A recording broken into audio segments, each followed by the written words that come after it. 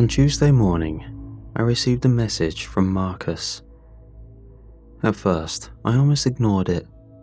Marcus and I hadn't spoken in years, and the preview just showed my name followed by a question mark. I figured it was some old contact cleaning thing, or maybe he was trying to reconnect out of the blue. But then I opened it. Hey, I don't know if you heard. Ethan died last night. I read it again, then again. It didn't feel real. Somehow, it still felt like he still existed out there. I typed back before I really knew what I was asking. What happened? 5 minutes felt like 5 hours as I stared at my phone. Then, I saw the typing bubble. They're saying suicide. That was it. I sat there for a long time after that. Ethan and I hadn't spoken in almost 6 years. Not properly, anyway. There had been the occasional message from him, a text every now and then, a Facebook notification where he tagged a few of us in something. I hadn't replied to most of them. It wasn't because I hated him, nothing like that. It was just easier not to. Especially when I knew what the conversation would eventually turn into. It always did. The last message he'd sent me was about 8 months ago. I remember it clearly because I stared at it for a long time before deciding not to respond.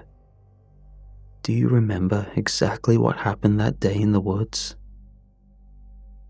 No hello, no catching up. Just that.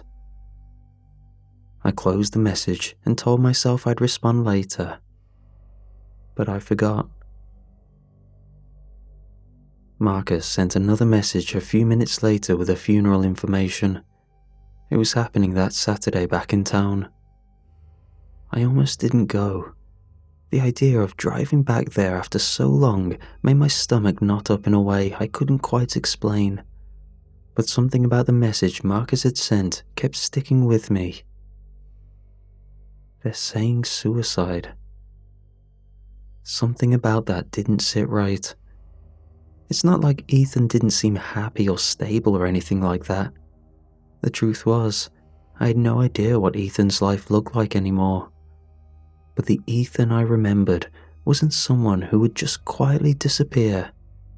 If anything, he was the one who refused to let things stay buried. Especially that. Saturday came faster than I expected. The town looked smaller than I remembered when I drove in. Streets that had once felt wide and endless now seemed narrow and oddly quiet. Stores I remembered were gone or replaced by things that didn't belong there. The church was exactly the same though. Same brick walls, a crooked sign out front with changeable letters. Cars lined the gravel lot when I pulled in. For a moment, I just sat in my car with the engine off. I almost turned around and left. Instead, I got out. Inside, the place smelled faintly like old wood and flowers. Quiet conversations echoed softly under the high ceiling. Most of the people there were older than I remembered. Parents, teachers, neighbors. People who had known us when we were kids. I spotted Marcus sitting near the back of the room, his hands shoved deep into the pockets of a dark jacket. He looked older than I remembered. He saw me and gave a small nod. I walked over. We stood there awkwardly for a moment before either of us spoke. "Hey," he said. "Hey."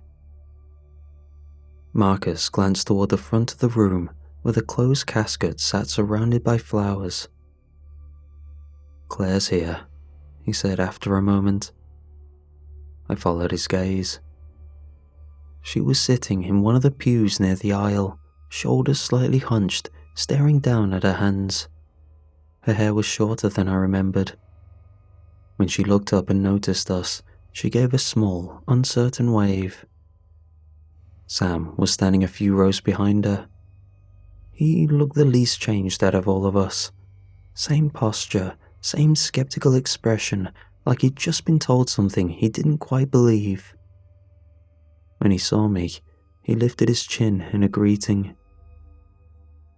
The four of us hadn't been in the same room together in over 10 years, not since the summer before high school started. Back when everything still felt simple, back before we all agreed to stop talking about what happened. No one mentioned it now. We stood together near the back while people filtered in and found their seats. Conversations between us stayed small and safe. Work, where people lived now, how long it had been since we'd been back in town.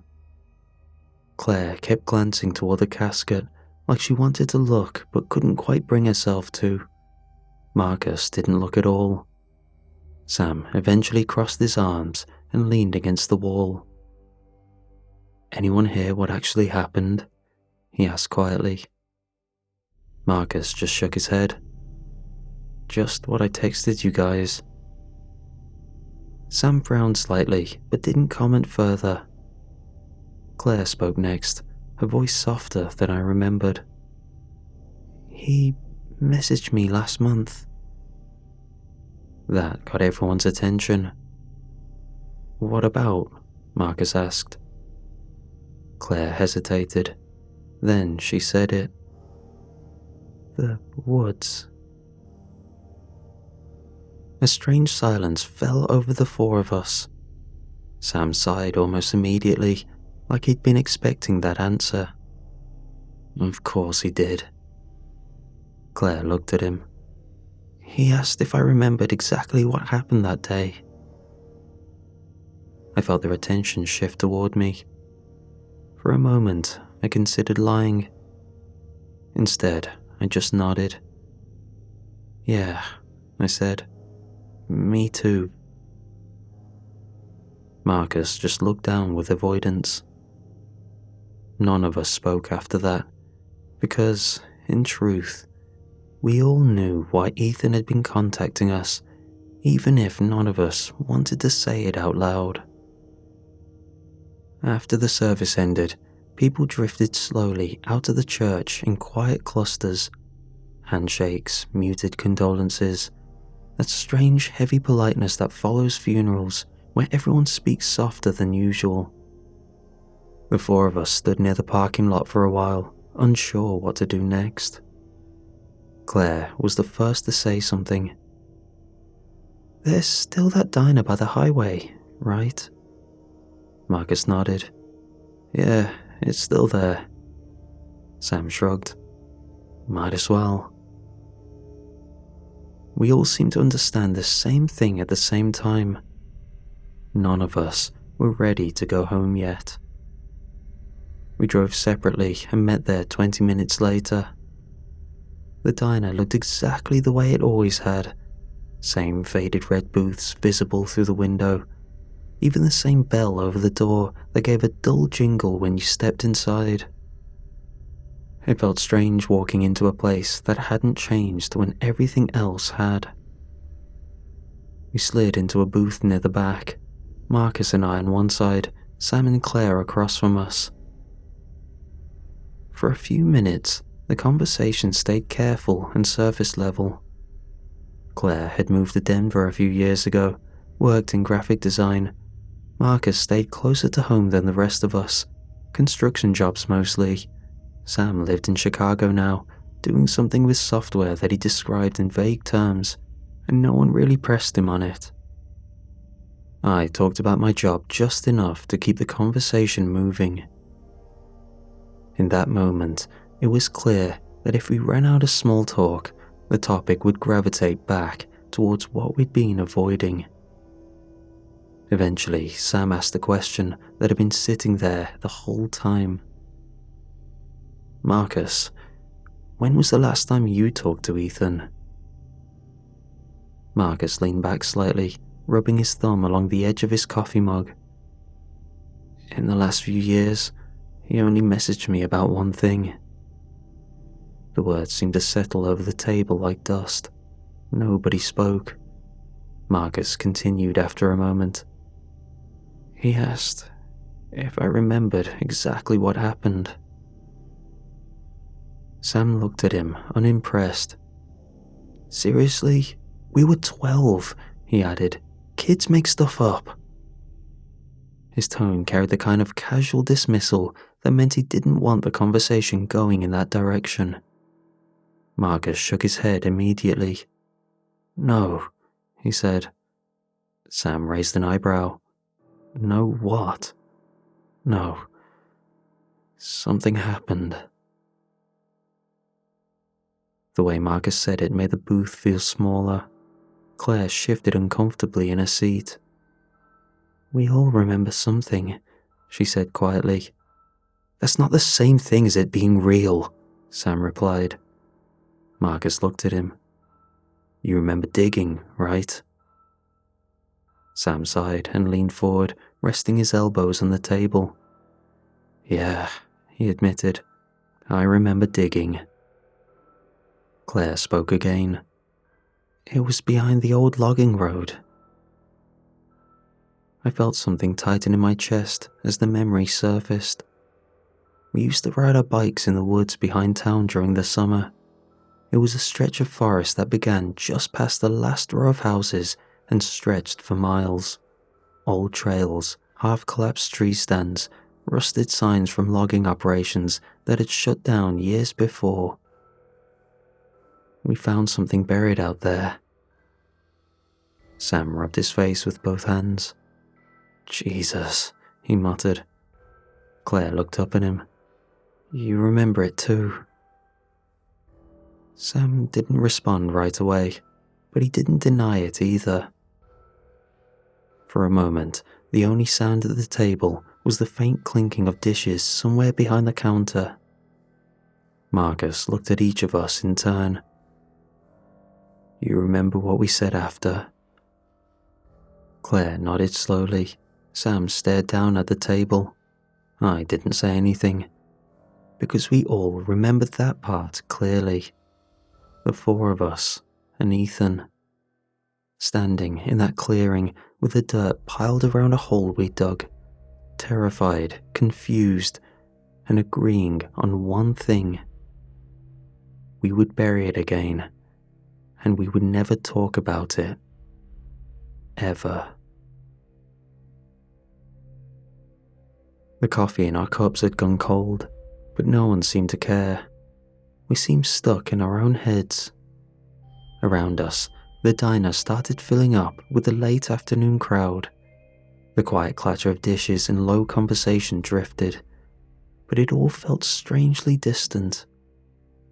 Marcus was the one who finally broke the silence. What do you actually remember? He asked. He wasn't looking at anyone in particular when he said it. Sam leaned back in the booth. What do you mean? You know what I mean, Marcus said. That day, what do you remember happening? Sam gave a tired laugh. Man, that was 20 years ago. Yeah, Marcus said, but do you remember it? Another pause settled over the table. Then they all looked at me. I hadn't realized until that moment that I'd been avoiding thinking about it. Even hearing the woods mentioned earlier had brought back only fragments, shapes without details, feelings without context. But when Marcus asked the question directly, the memory came back all at once. Not clearly, but enough. I stared down into my coffee and said, It was summer. Sam rolled his eyes a little. That narrows it down. No, I said. I mean, it was one of those really hot days. All 5 of us biked out there, Ethan in front because he was the fastest, Marcus and Sam arguing about something behind him, Claire riding next to me. The logging road had already been half reclaimed by the forest back then, tall grass growing through the gravel, branches leaning over the trail so you had to duck under them. We ditched the bikes where the road ended and walked the rest of the way. I could see it clearly now. The clearing. Ethan was the one who spotted it first. "There," he said slowly. "That patch of dirt." Claire looked up immediately. "You remember that too?" I nodded. There was this spot where the ground looked like it had been disturbed, like something had been dug up and filled back in. The dirt wasn't packed down the same way as the rest of the forest floor. The grass hadn't grown back properly. It looked like someone had buried something recently. Even back then, we knew it. Ethan had walked over and kicked at it. "I remember that," Marcus said quietly. "He started digging," I continued. None of us had tools, obviously. We were 12, so we used sticks, branches, our hands, anything that could find purchase. The dirt came up easier than it should have, packing under our fingernails. Sam shifted in his seat. "Yeah," he said. "We were digging for a while." I nodded. Then, we hit something. I could still remember the dull clunk as Ethan's stick struck something hard beneath the dirt. We cleared the soil away until we could see part of it. "It was metal," I said. Sam frowned immediately. "No, it wasn't." I looked up at him. "Yes, it was." "No," he said firmly. "It wasn't metal." Claire leaned forward slightly. "What do you mean?" Sam rubbed the back of his neck. "It was wood." The three of us stared at him. "Wood?" Marcus asked. "Yeah," Sam said. "Like a crate or a box or something." "That's not what I remember," I said. "It's what it was," Sam replied. He leaned forward now, more animated. "It had boards, like old boards, and there was a symbol carved into the top." "What symbol?" Claire asked.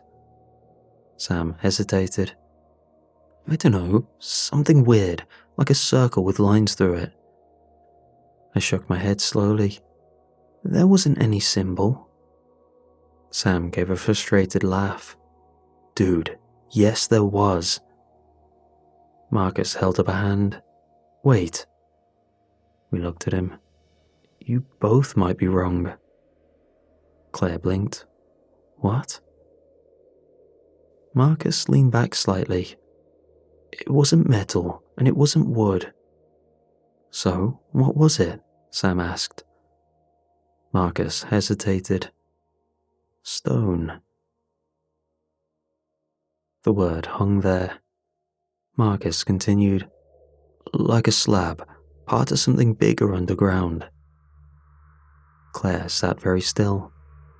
"That's actually closer to what I remember, but not right." Sam threw his hands up. "Okay, that makes zero sense." Claire ignored him. "I remember Ethan brushing dirt off something flat," she said slowly. "Like a lid." "Exactly," Marcus said. Sam shook his head. "No, it was a crate, I'm telling you." I tried to picture it again, the object beneath the dirt. But the more I thought about it, the less certain I felt, because the memory that stood out the most wasn't the object itself. It was the sound. "We heard something," I said. Claire nodded immediately. "Yes." Sam frowned. "What sound?" I looked between them. "A knocking sound." Marcus tilted his head slightly. "What?" "Like something hitting the inside of the thing," I said. 3 or 4 dull taps. Knock, knock, knock. Claire shook her head slowly. "That's not what it was." "Then what was it?" I asked. Claire's voice dropped when she answered. It was breathing. Sam scoffed. No, it wasn't. Yes, it was, Claire insisted. She looked at me.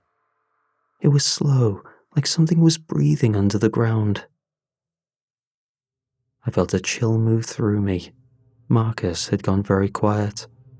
Finally, he said, "You're both missing something." Sam leaned back again. "Oh, here we go." Marcus didn't respond to the sarcasm. "You're all remembering the digging," he said, "and the sound. But that's not the part that stuck with me." Claire looked at him. "What part?" Marcus took a slow breath. "The part before we left." None of us said anything. Marcus looked at each of us in turn. "You remember we left the woods, right?" "Obviously," Sam said. Marcus nodded. "Yeah, but something happened right before that." Claire frowned. "What do you mean?" Marcus looked down at the table. Then he said quietly, "Ethan, talk to it." The words seemed to pull the air out of the booth. Sam stared at him. "No, he didn't." "Yes, he did," Marcus said. I felt my stomach tighten. "What do you mean he talked to it?" Marcus rubbed his palms together slowly. He leaned down into the hole. He paused, thinking about how to phrase what he was about to say. And he said something. "What did he say?" Claire asked. Marcus shook his head. "I don't remember exactly." Sam laughed nervously. "You're seriously saying Ethan had a conversation with a hole in the ground?" Marcus didn't smile. "He said something first," Marcus repeated. "And then..." Claire leaned forward. "And then what?" Marcus looked up at us. "And then..." Something answered. For a little while after Marcus said that, none of us spoke. The noise of the diner seemed louder suddenly, forks clinking against plates, someone laughing near the counter, a truck rumbling past outside. Normal sounds, things that didn't belong next to the sentence we just heard. Sam finally broke our silence. "That's not possible," he said flatly. Marcus shrugged slightly, but there wasn't any humor in it. "I'm just telling you what I remember." Sam looked at the rest of us, waiting for someone to back him up. No one did. Claire was staring down at the table again, fingers tracing circles on the laminate surface. "That's not the part I remember," she said quietly, "but I do remember something else." She reached into a bag and pulled out a phone. "Ethan had been messaging me for months." Marcus nodded. "Same here." Sam frowned. "About the woods again?" Claire unlocked her phone and scrolled through something before turning the screen towards us. "It wasn't just the woods." It was a conversation thread with Ethan. Most of the messages were short, sent days or sometimes weeks apart, but they all had the same tone. Questions. Claire pointed at one near the middle. "Did we bury it again?" Another a few lines down. "Did we actually close it?" Further down the thread. "Do you remember what it said?" Sam shifted in his seat. "That doesn't mean anything," he said, though his voice wasn't as confident as before. Marcus pulled his phone out next. "He sent me the same kind of stuff." He opened one of the conversations and slid the phone across the table. More questions, short, direct, almost frantic. "Are you sure we covered it back up? Did you hear it too? Think about it carefully. Do you remember what it said?" I felt a tightness building in my chest. "Did he ever say why he was asking?" I said. Marcus shook his head. "Not exactly," he hesitated, then added, "But he did say something else." "What?" Claire asked. Marcus looked around the table before answering. "He had been going back out there." Sam frowned. "Out where?" "The woods." Claire blinked. "Recently?" Marcus nodded. "Last few months." Sam scoffed weakly. "Why would he do that?" Marcus didn't answer right away. Instead, he leaned forward slightly. "The last message he sent me," he said, "wasn't a question about our memories." "What was it?" I asked. Marcus looked down at his phone again. Then he read it out loud. "What if we didn't bury it? What if it buried itself again?" No one said anything for a moment after Marcus read the message. It just sat between us. Outside the diner window, the sky had started turning that dull grey colour it gets before evening. The parking lot lights flickered on one by one, casting long reflections across the glass. Sam rubbed his face with both hands. "This is ridiculous," he said eventually. "We're sitting here trying to piece together 20-year-old memories because Ethan sent a few weird texts." Marcus didn't respond. Claire was staring at Ethan's messages again. "What if he wasn't just remembering things wrong?" she said quietly. Sam looked at her. "What do you mean?" Claire set her phone down on the table. "What if he was trying to figure something out?" Sam let out a short laugh. "About what? Some imaginary box we dug up when we were 12? Marcus leaned forward. "You heard the messages." "Yeah," Sam said. "I heard them." "And?" Marcus asked.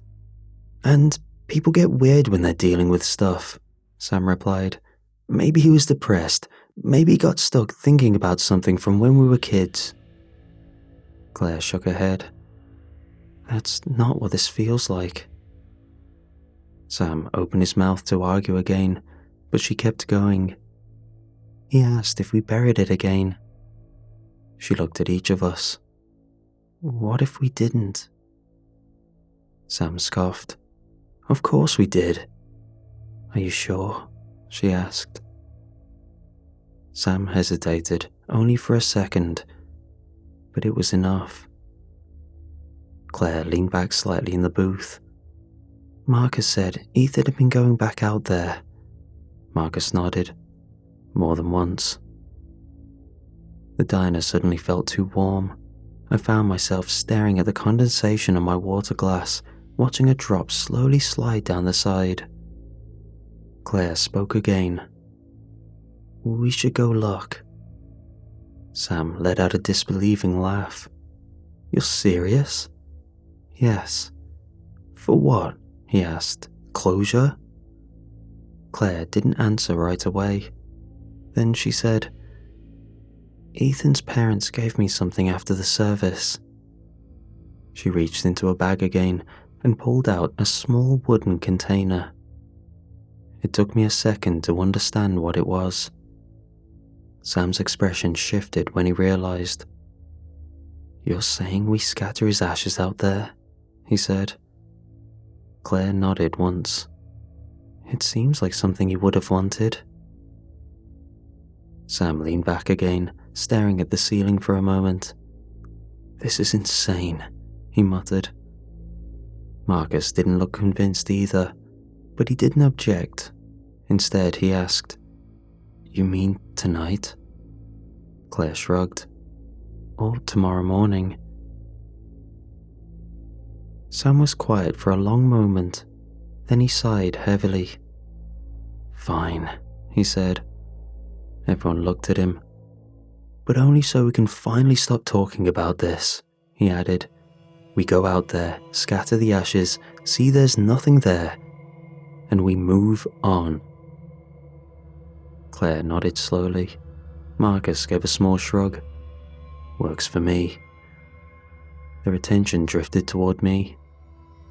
I hadn't spoken since Claire first suggested it. The thought of going back to those woods after all this time made something twist in my stomach. But the truth was, I'd been thinking the same thing since Marcus mentioned Ethan returning there.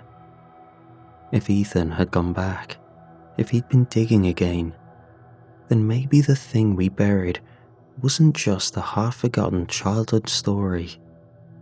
Maybe it was still there, waiting. I swallowed and nodded. Okay, I said.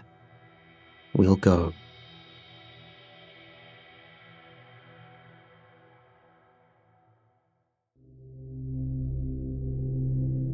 We decided to go the next morning. No one said it outright, but I think all of us preferred daylight for what we were about to do. We met just after 9 in the same gravel lot behind the diner.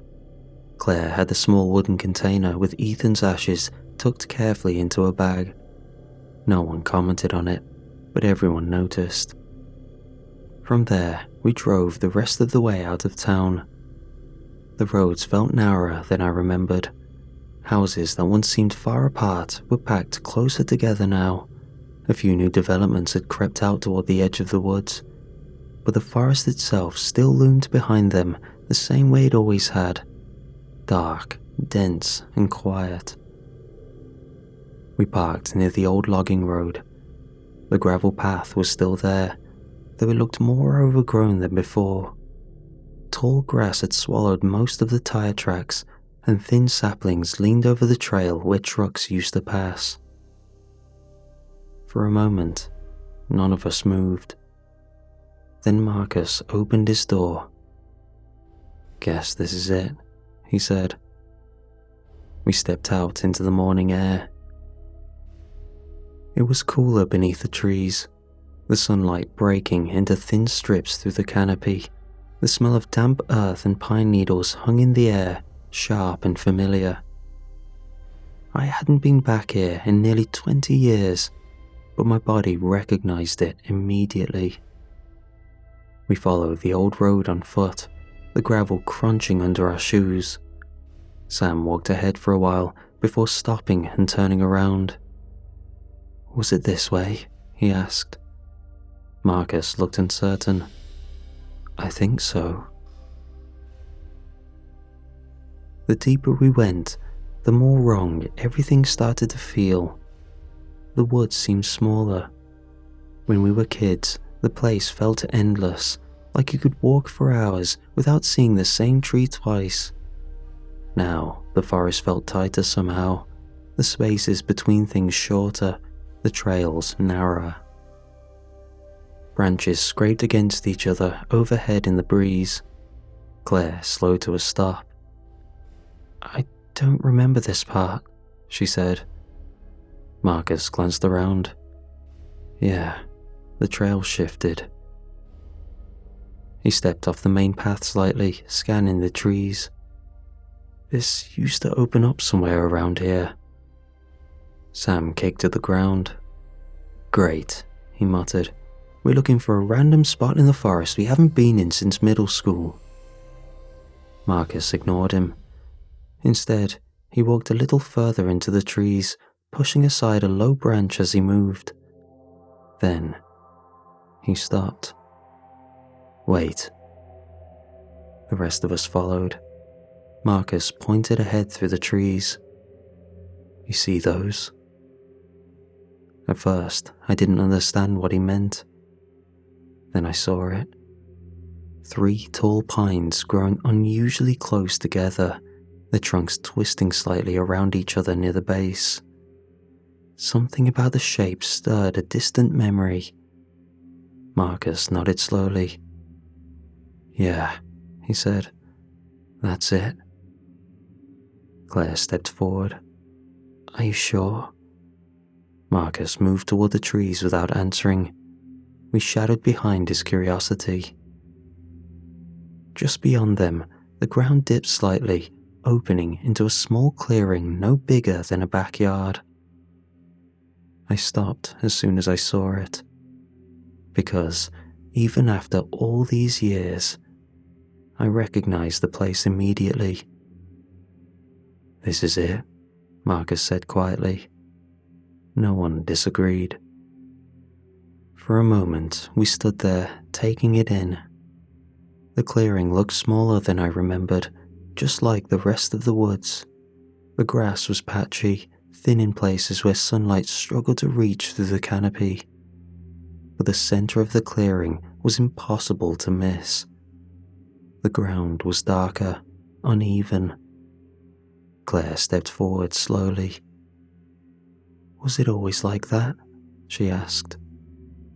I shook my head. No.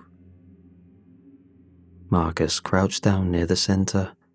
He didn't even have to brush the dirt away to see it. The soil was loose, recently disturbed, like someone had been digging there not long ago. Marcus stayed crouched near the center of the clearing, slowly dragging his fingers through the loose dirt like it was testing it. It's fresh, he said. Sam frowned. Fresh how? Marcus lifted his hand. Dark soil clung to his fingertips. This hasn't been like this for long. I stepped closer. Now that I was standing over it, the shape of the ground was obvious. Someone had dug here recently. The earth was piled unevenly around the center, the way dirt looks when it's been shoveled out and pushed aside in a hurry. But the hole itself wasn't open anymore. The middle had sunk inward, like whatever had been dug out had collapsed back into itself. Claire noticed something first. Wait, she said. She walked a few steps to the side of the clearing and bent down. When she stood back up, she was holding an empty beer can. Ethan didn't drink, Sam said automatically. Claire turned the can in her hand. The metal was dirty and slightly dented. Someone did. Marcus stood up and started looking around the edge of the clearing. He didn't have to look long. Here, he said. Leaning against one of the trees was a shovel, or what was left of one. The wooden handle had snapped cleanly in the middle, leaving the metal blade half buried in the dirt where it had fallen. The pale wood inside hadn't darkened yet. Sam walked over and picked up the broken handle, turning it in his hands. So, someone came out here, dug a hole, broke a shovel and just left, he said. Marcus didn't answer. He had already stepped back toward the center of the clearing. The shallow pit was easier to see up close. Someone had definitely dug there. The dirt around the edges had been thrown outward in rough piles, and the middle had sunk into a dark hollow where the soil had collapsed inward, like the ground had given way after the digging stopped. Marcus crouched again. Ethan was here, he said quietly. No one argued. Sam crossed his arms. Okay, he said. Let's say he was.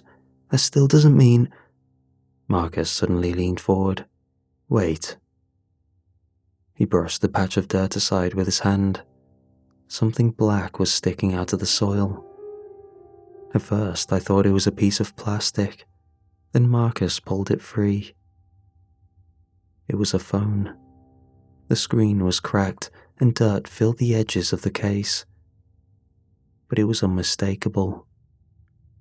Claire stepped closer. That's his, she said. Marcus turned it over slowly in his hands.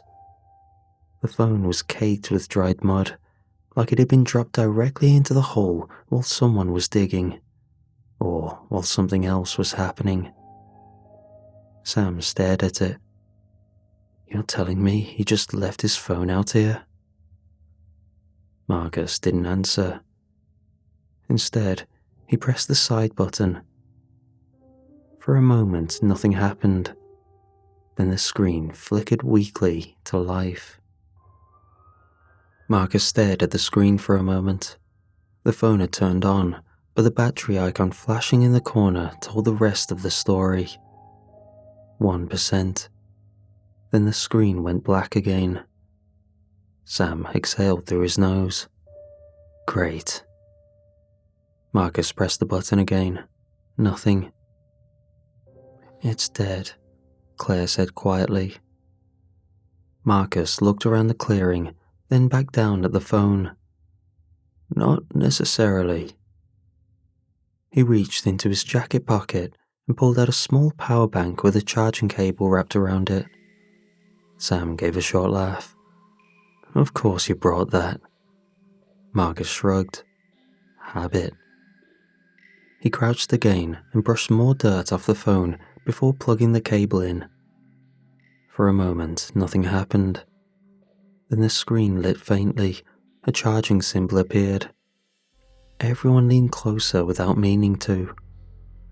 Marcus set the phone carefully on the ground between us. "Give it a minute," he said. So we waited. The woods were quiet in that strange way forests get when the wind stops. Not silent exactly, just muted. The occasional creak of branches shifting somewhere deeper in the trees, a bird calling far off in the distance. But the clearing itself felt strangely still. Sam paced a few steps away, kicking at loose dirt. "This proves he was here," he said. "That's all." Claire didn't answer. Her eyes stayed fixed on the phone. Marcus crouched beside it, arms resting on his knees. I noticed he kept glancing at the shallow pit beside us, like he was expecting something to change while we waited. I tried not to look at it. After a few minutes, the phone vibrated softly. The screen came fully to life. Marcus picked it up and unlocked it.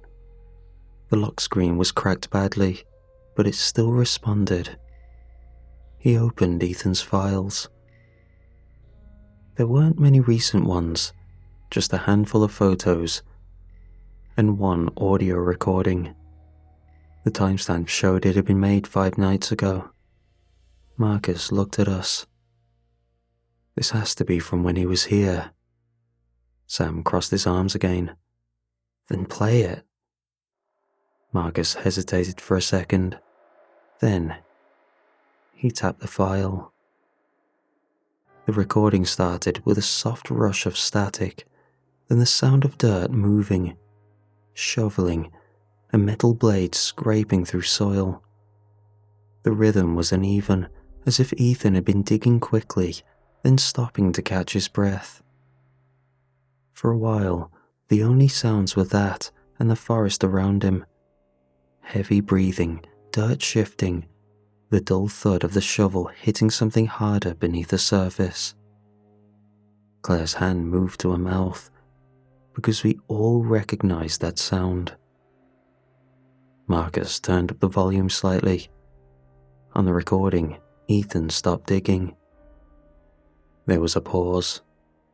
Then his voice, breathless and excited. "I found it again." The 4 of us looked at each other. The recording went quiet. For several seconds, there was nothing except Ethan breathing into the phone microphone. Then, something else. A faint movement, a scraping sound under the dirt, like something shifting beneath the ground. Sam frowned. "What is that?" No one answered. On the recording, Ethan moved closer to whatever he'd uncovered. His breathing grew louder, closer to the microphone. Then he spoke again. His voice had changed, lower, unsteady. "You remember us?" The sentence made the clearing feel suddenly colder. For a moment, there was nothing. Then the audio warped slightly, like interference had passed through the microphone. A low vibration hummed through the recording, and underneath it, a voice, so faint it almost blended into the static. Marcus turned the volume up all the way. The words were barely there, distorted, but we could still make them out. "You opened the door." Claire made a small sound beside me. The recording crackled sharply. Then it stopped. For a few seconds, none of us moved. Marcus was still holding the phone out in front of him, like the audio might start playing again if he waited long enough. It didn't. The woods felt different now. I think it collectively dawned on us how far removed we were from safety. Sam was the first to speak. "That could be anything," he said quickly. His voice sounded a little too loud in the clearing. "Audio glitches happen all the time. Phones pick up weird background noise." No one responded. Marcus slowly lowered the phone. "You heard what it said," he muttered. Sam shook his head. "I heard something that sounded like words." Claire was staring at the shallow pit again. "What if we've been remembering this wrong the whole time?" she said. Sam sighed. "Claire, no, listen." She stepped closer to the disturbed ground. "What if we didn't find it?" Sam frowned. "What?" Claire looked back at us. "What if it found us?" The question hung in the air. Marcus slowly nodded. "That's kind of what it felt like." Sam looked between us like we'd all suddenly lost our minds. "You're seriously going to jump to that conclusion because of a creepy voice recording?" Marcus ignored him. "I keep remembering something," he said. He rubbed at the back of his neck. "That day when we were digging." Claire turned toward him. "What?" Marcus looked down at the collapsed pit. Ethan leaned into the hole. He was talking. "You already told us that," Sam said. Sam shifted uncomfortably, like he'd been holding something back. All this unanswered energy was breaking him down, and he was at his breaking point. Sam hesitated.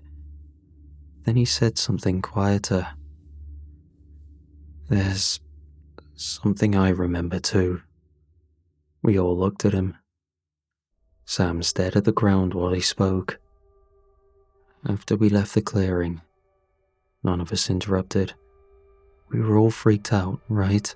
Just trying to get back to the bikes." Marcus nodded slightly. "Yeah."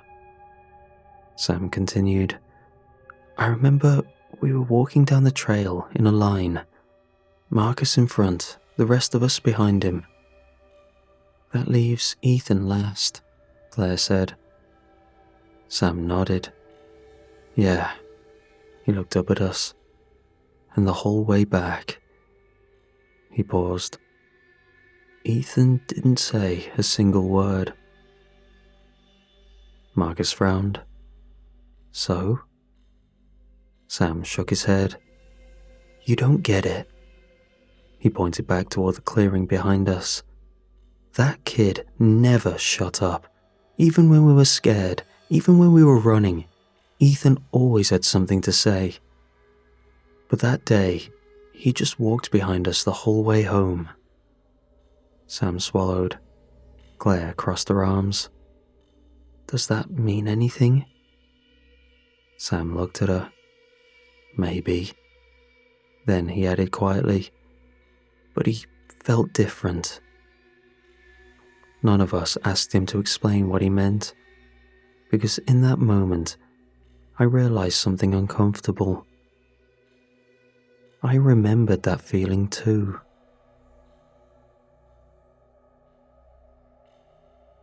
The four of us stood around the shallow pit, the phone still in Marcus's hand, the broken shovel lying half buried beside it. The clearing felt smaller than it had a few minutes ago, like the trees had leaned in a little closer without us noticing. Sam kicked a loose clump of dirt into the hole. Look, he said, his voice tight. Even if Ethan came back here and dug this up again, that doesn't mean... But he didn't finish the sentence, because something had been bothering me since we listened to that recording. A small detail that kept turning over in my head. I looked at Marcus. When Ethan leaned into the hole, I said slowly, "You said he was talking." Marcus nodded. "Yeah." And something answered. That's what I remember.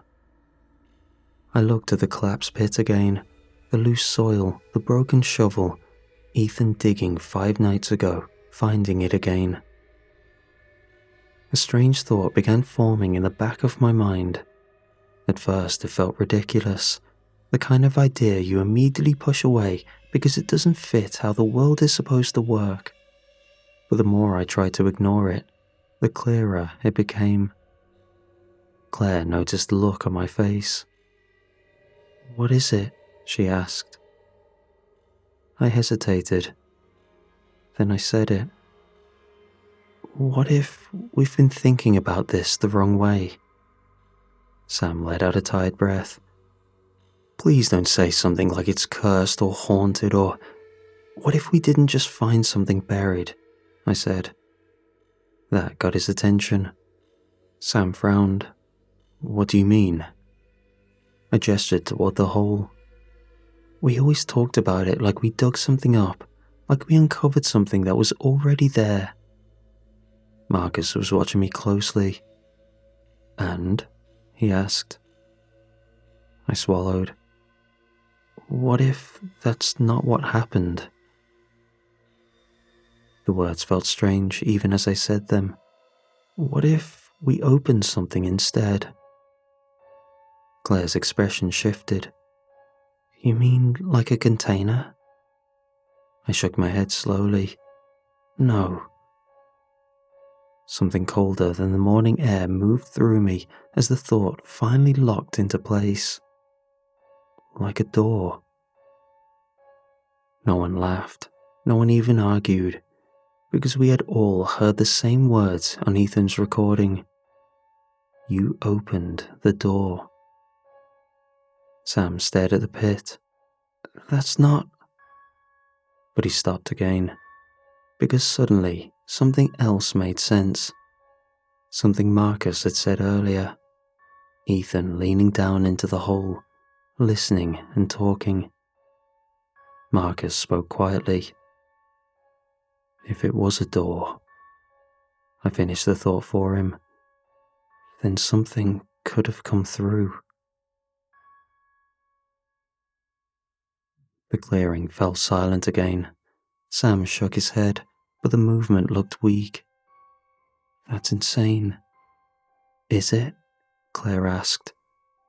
She nodded toward the phone still in Marcus's hand. "We heard something talking."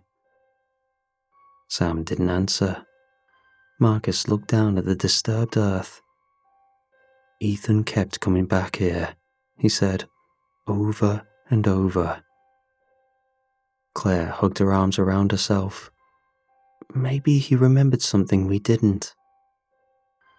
A memory surfaced suddenly in my mind of the way Ethan had stayed behind us the whole time. Quiet. I felt a slow, creeping realization settle over me. We had opened something, and whatever had been inside hadn't stayed there. It had followed us out of the woods, followed us all the way back to town. But not with all of us. Just one. I looked at the others and finally said the thing none of us had considered before. It didn't stay in the ground, I said. My voice sounded distant in my own ears. It came with us. Claire's eyes widened.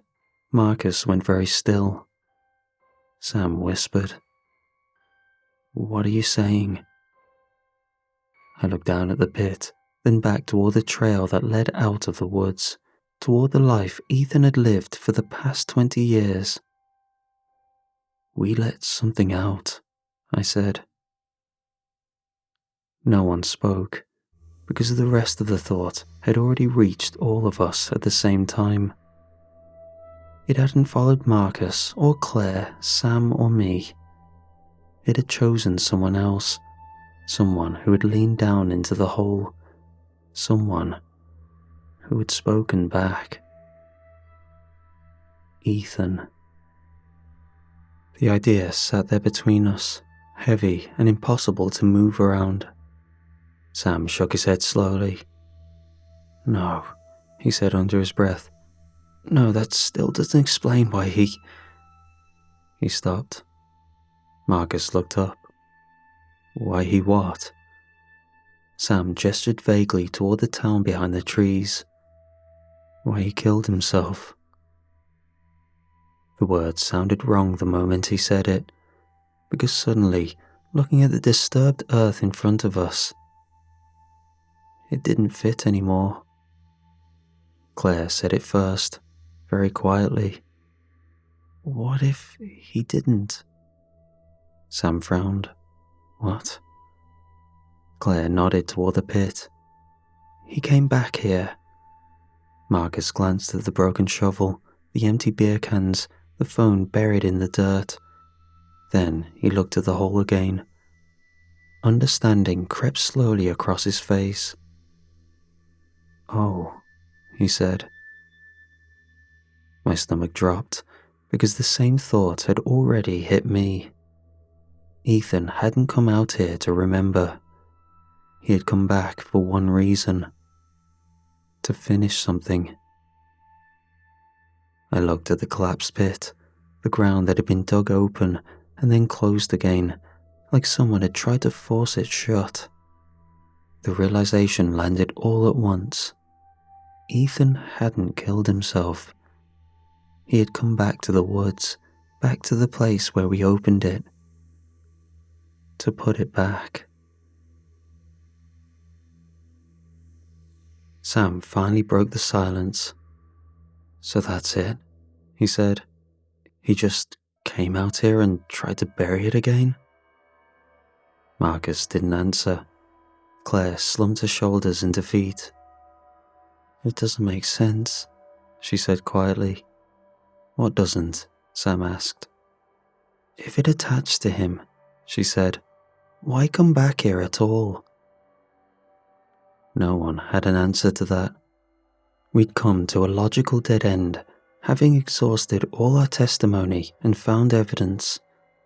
With barely a word, we'd decided to head back to somehow process all this in future therapy sessions. We'd almost reached the edge of the clearing when all 4 of our phones vibrated at the same time. The sound was so sudden it made Claire jump. Sam pulled his phone out first. "What the?" Marcus was already looking at his screen. I checked mine. We had all received the same message. From Ethan. For a moment, none of us moved. The timestamp said the message had been sent 5 nights ago, but the delivery notification just read now. Marcus looked back toward the trees behind us. "No signal in the clearing," he said slowly. Claire nodded. Once we started walking, the message had finally gone through. Sam stared at the screen. "It's a video."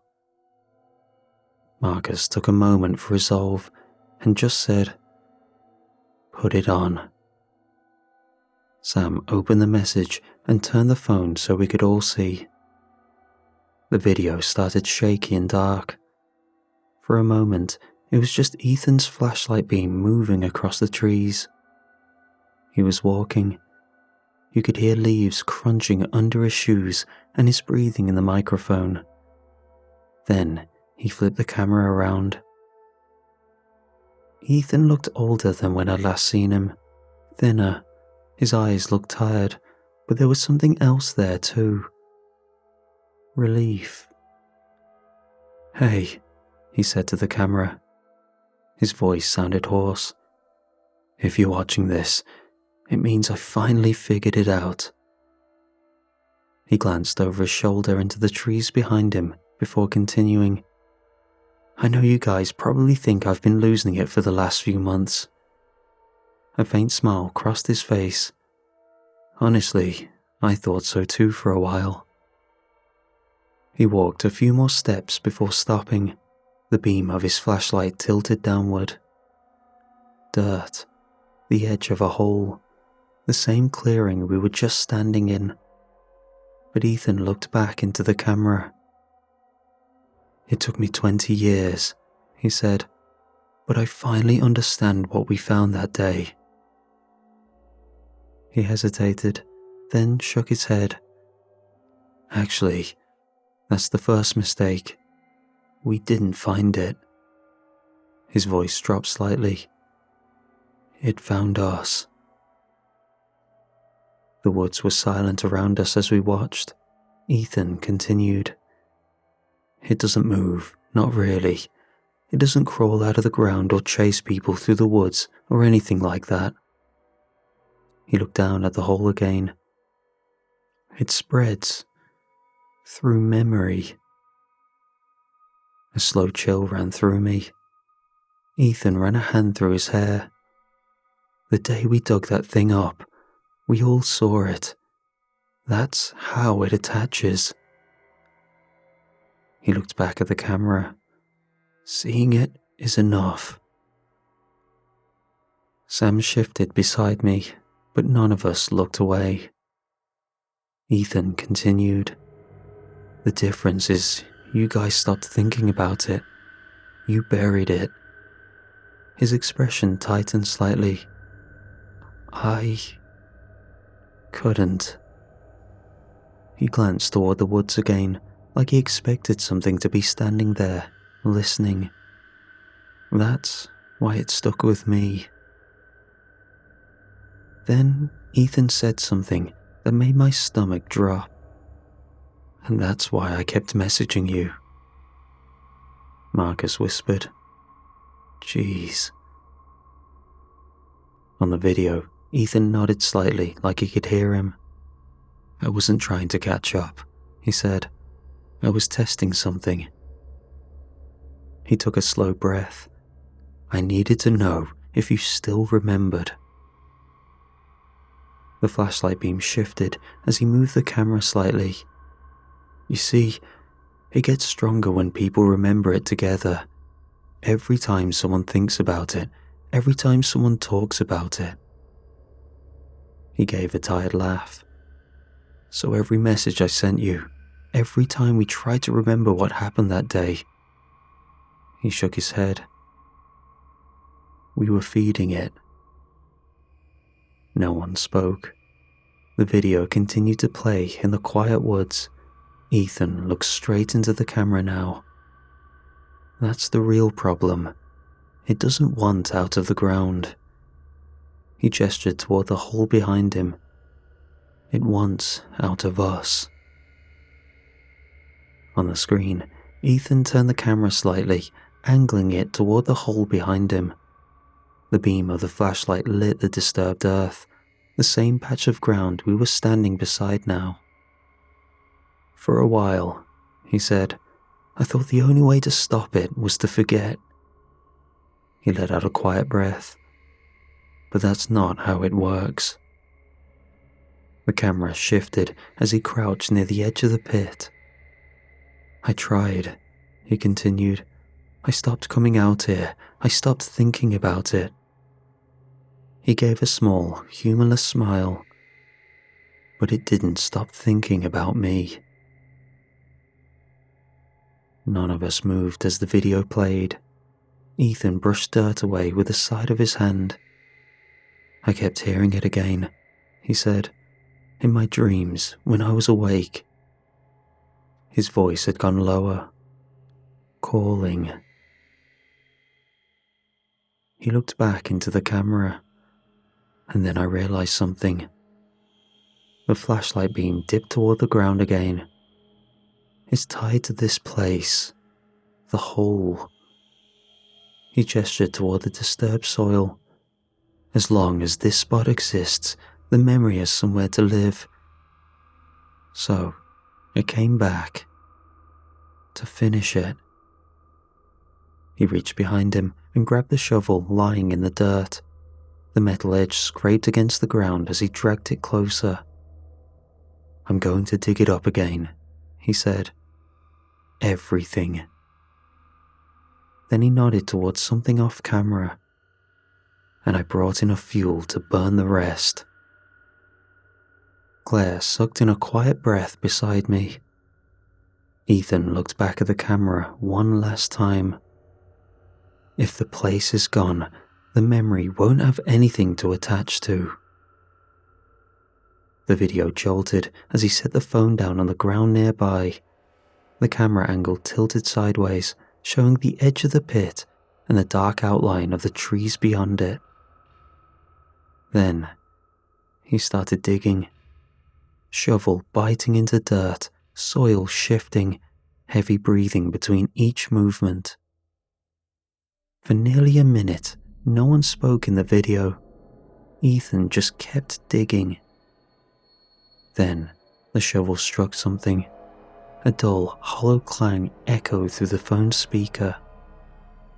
Ethan froze. On the video, he leaned forward slightly, peering down into the hole. His breathing had slowed. I can hear it again, he said quietly. A faint distortion flickered through the audio. At first, it sounded like wind brushing against the microphone. Then, something else.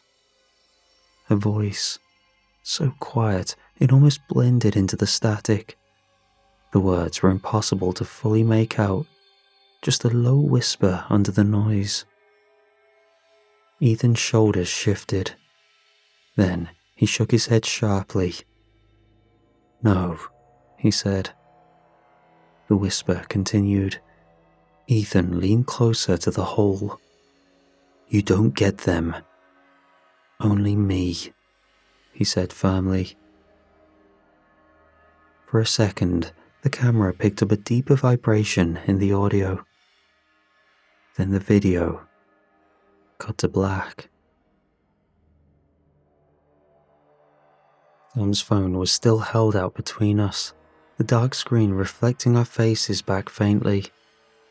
The woods around us felt unnaturally still, like everything had paused to let the last thing Ethan said settle in. Marcus was the first to look away. He stepped forward slowly, back to the clearing, the dry leaves under his shoes crunching louder than they should have. His eyes drifted back toward the collapsed pit in the middle of the clearing. When he reached the edge of the hole, he crouched down again. The broken shovel blade was still lying there where we'd found it earlier. Marcus picked it up. For a second, he just held it, staring into the loose dirt. Then, he started digging, like he already knew what he was going to find and didn't want to rush getting there. The metal edge scraped against the soil as he pulled it back toward himself. Dirt shifted and slid inward where the ground had collapsed earlier. Sam watched for a moment before finally saying, Marcus. But Marcus kept going. Another shallow scoop of dirt pushed aside. The rest of us moved closer without meaning to. After a few seconds, the color of the soil started to change. At first, I thought it was just the lighting under the trees. Then Marcus paused and brushed the dirt aside with his hand. The ground beneath it was darker, almost black. Charred. Marcus wiped his palm against his jeans and dug again, pushing more of the loose soil away. The smell hit a second later, faint but unmistakable. Burnt wood. Claire stepped closer. "Oh," she whispered. Under the thin layer of fresh dirt, the ground was completely blackened, like it had been scorched. Pieces of something brittle and dark broke apart as the shovel edge touched them. Burnt wood fragments. Sam crouched beside him now. "Jeez," he muttered. Marcus uncovered another section. Something metallic caught the light. He pulled it free from the soil. The metal was twisted and warped, blackened by heat. The edges curled in strange directions like it had melted and hardened again. Marcus stared down at it for a long moment before slowly setting it aside.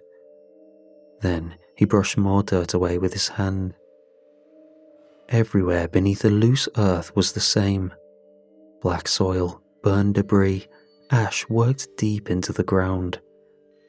It wasn't the kind of damage you get from a small fire. Whatever Ethan had done here, it had burned hot enough to scar the earth itself. Claire's voice came quietly behind us. "He didn't just dig it up." Marcus shook his head slowly. "No." He looked down into the pit again, at the charred soil, at the fragments of whatever had once been buried here. Standing there in the clearing, looking down at the blackened ground where something terrible had once lived, I realized something that made my chest tighten. Ethan hadn't been trying to prove we were wrong. He had been trying to save us. Marcus was still kneeling at the edge of the pit, the broken shovel blade resting beside him. The charred earth beneath the dirt looked darker now that we'd uncovered more of it, like the ground itself had been permanently stained.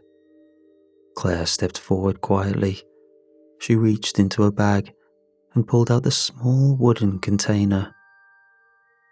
For a second, she just held it there, turning it slightly in her hands. No one asked what she was doing. She opened it. A thin grey dust shifted inside. Ethan.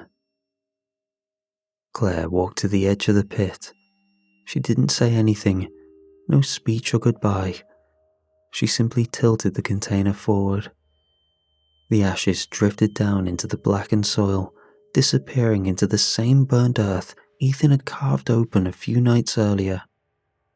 Marcus lowered his head slightly. It felt less like a funeral, and more like finishing something Ethan had started. The ashes had settled into the blackened soil, blending with the charred earth until there was no clear line between them. The clearing looked ordinary again now that the digging had stopped. Just another patch of dirt beneath the trees. Eventually, Marcus stood up. "Guess that's..." Sam started, but the sentence faded out before he finished it. We turned toward the trail. Marcus took a few steps, then stopped. "Wait." We all looked back at him. He was staring at the pit again, his brow furrowed like he'd just remembered something important. "What did it look like?"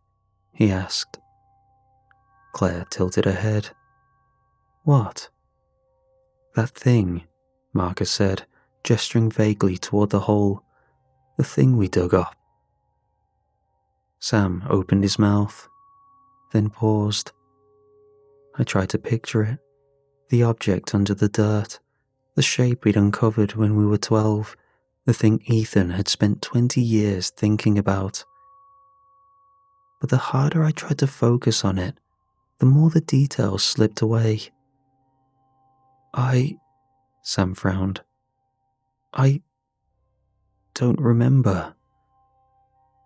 Claire crossed her arms, staring into the pit.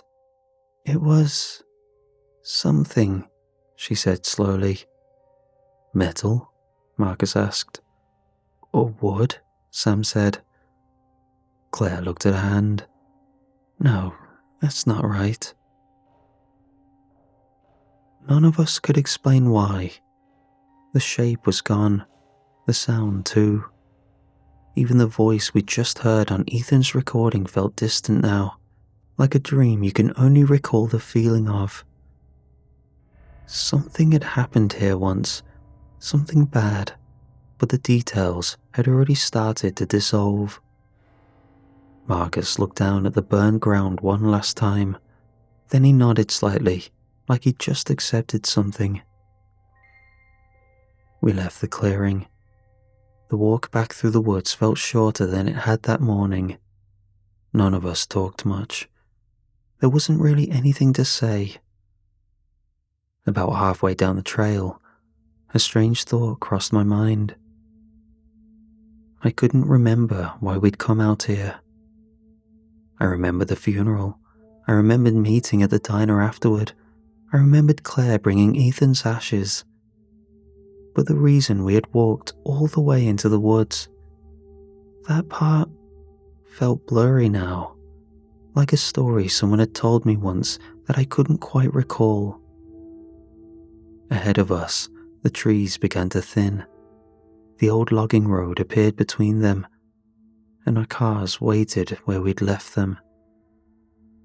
By the time we reached them, the woods were just the woods again, and whatever Ethan had saved us from, none of us could remember it anymore.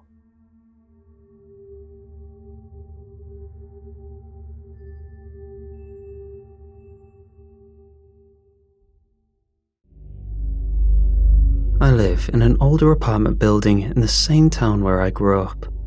The place was built somewhere in the 1960s, back when everything was made out of concrete and steel. You can tell it's been patched up and repainted more times than anyone can count. Like many buildings from that era, it also has a shared basement.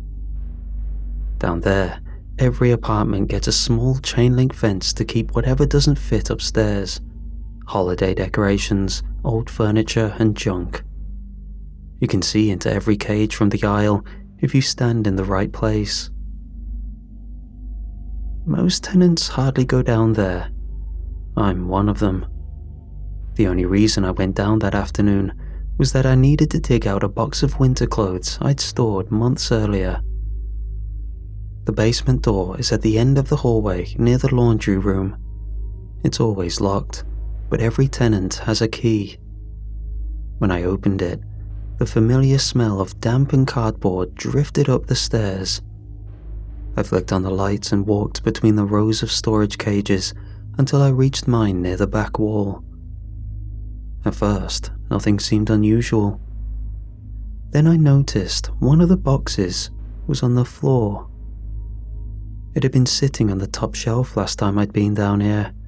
I remembered putting it up there because it was filled with old books and weighed too much to keep moving around.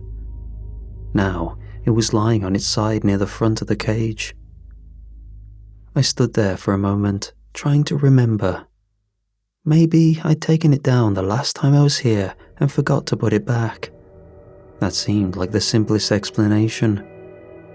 So I stepped inside, lifted the box back onto the shelf, and didn't think much more about it.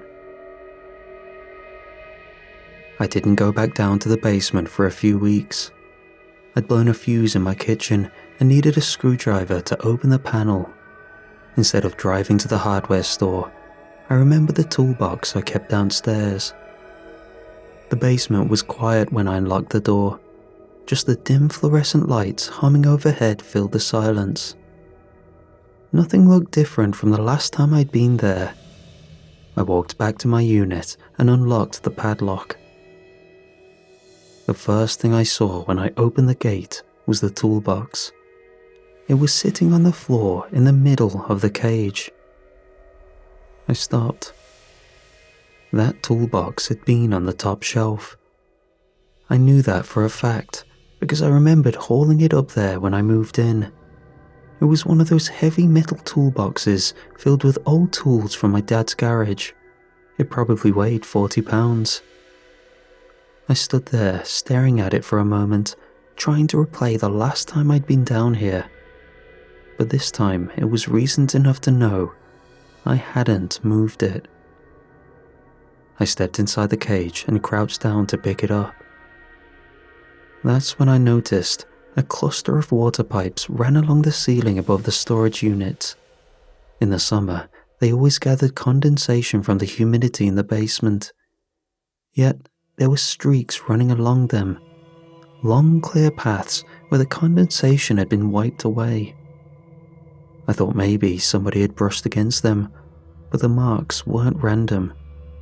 They were long and narrow, and there were several of them running along the pipes in uneven lines. I stood there for a second, looking up at them.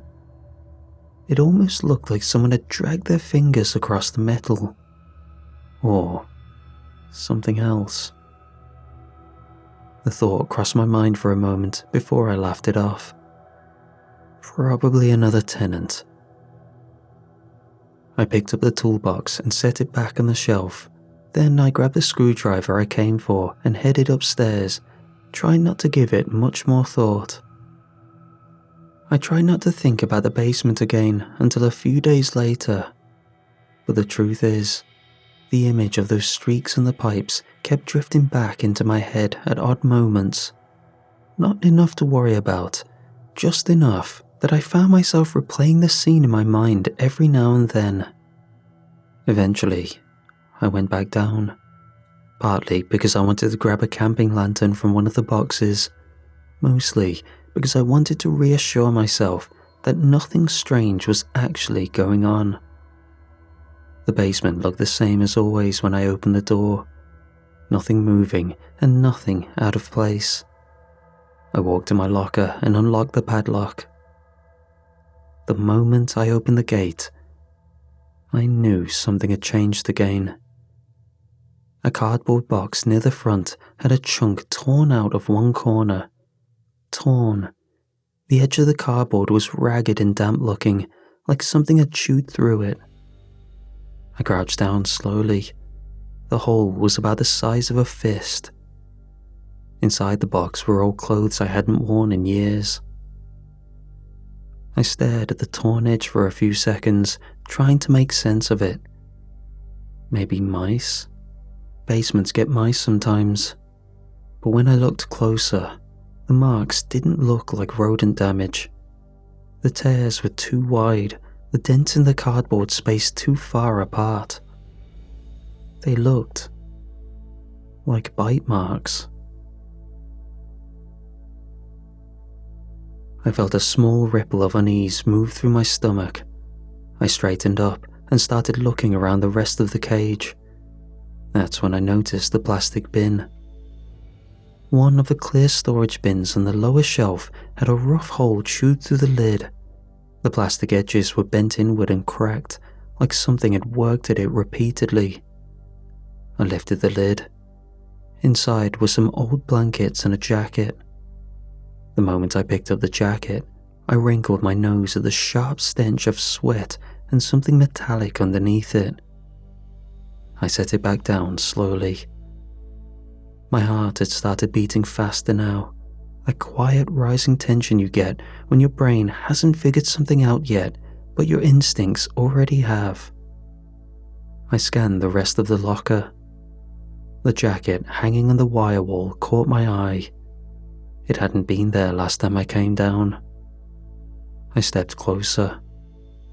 The sleeves had been twisted together into a tight knot around the hanger, not loosely tangled, twisted over and over until the fabric had wound itself into a thick rope. I grabbed the sleeves and tried to pull them apart. They didn't move. Whoever had done it had twisted the fabric so tight it took me several minutes to slowly work the knot loose. I stood there holding the jacket when I heard the noise. A slow scrape somewhere behind the storage cages. I froze. The noise came again through the narrow spaces between the units.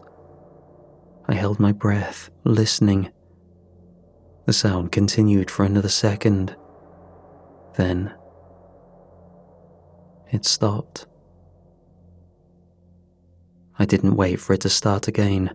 I dropped the jacket back onto the shelf, stepped out of the cage, and locked the gate without taking my eyes off the dark rows of storage lockers around me.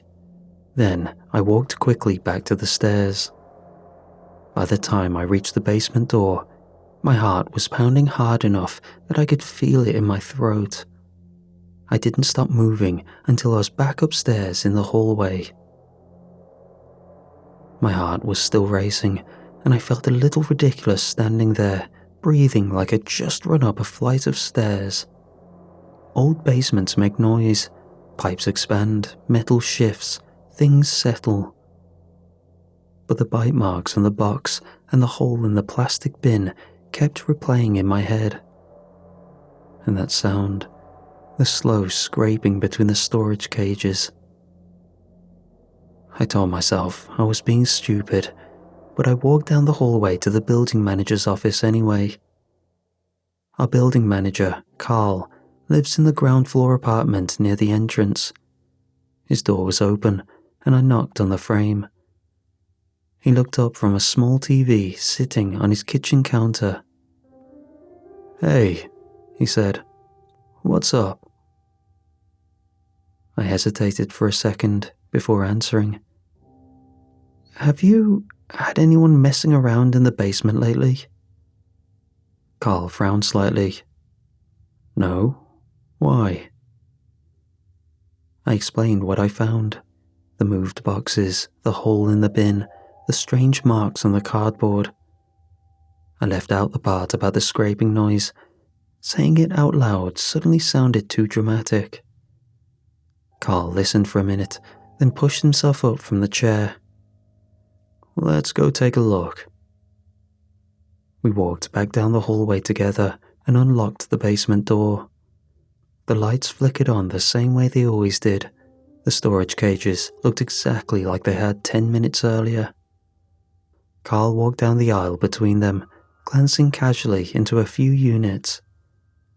"Door's still locked," he said after a moment, pointing back toward the stairwell. "No sign anyone forced it." We stopped in my locker. I showed him the chewed box and the damaged bin. He crouched down to look at the cardboard for a second. "Probably mice," he said. "That big?" I asked. Carl shrugged. "Rats, maybe?" He stood and dusted off his hands. "Or another tenant moving stuff around. Happens all the time.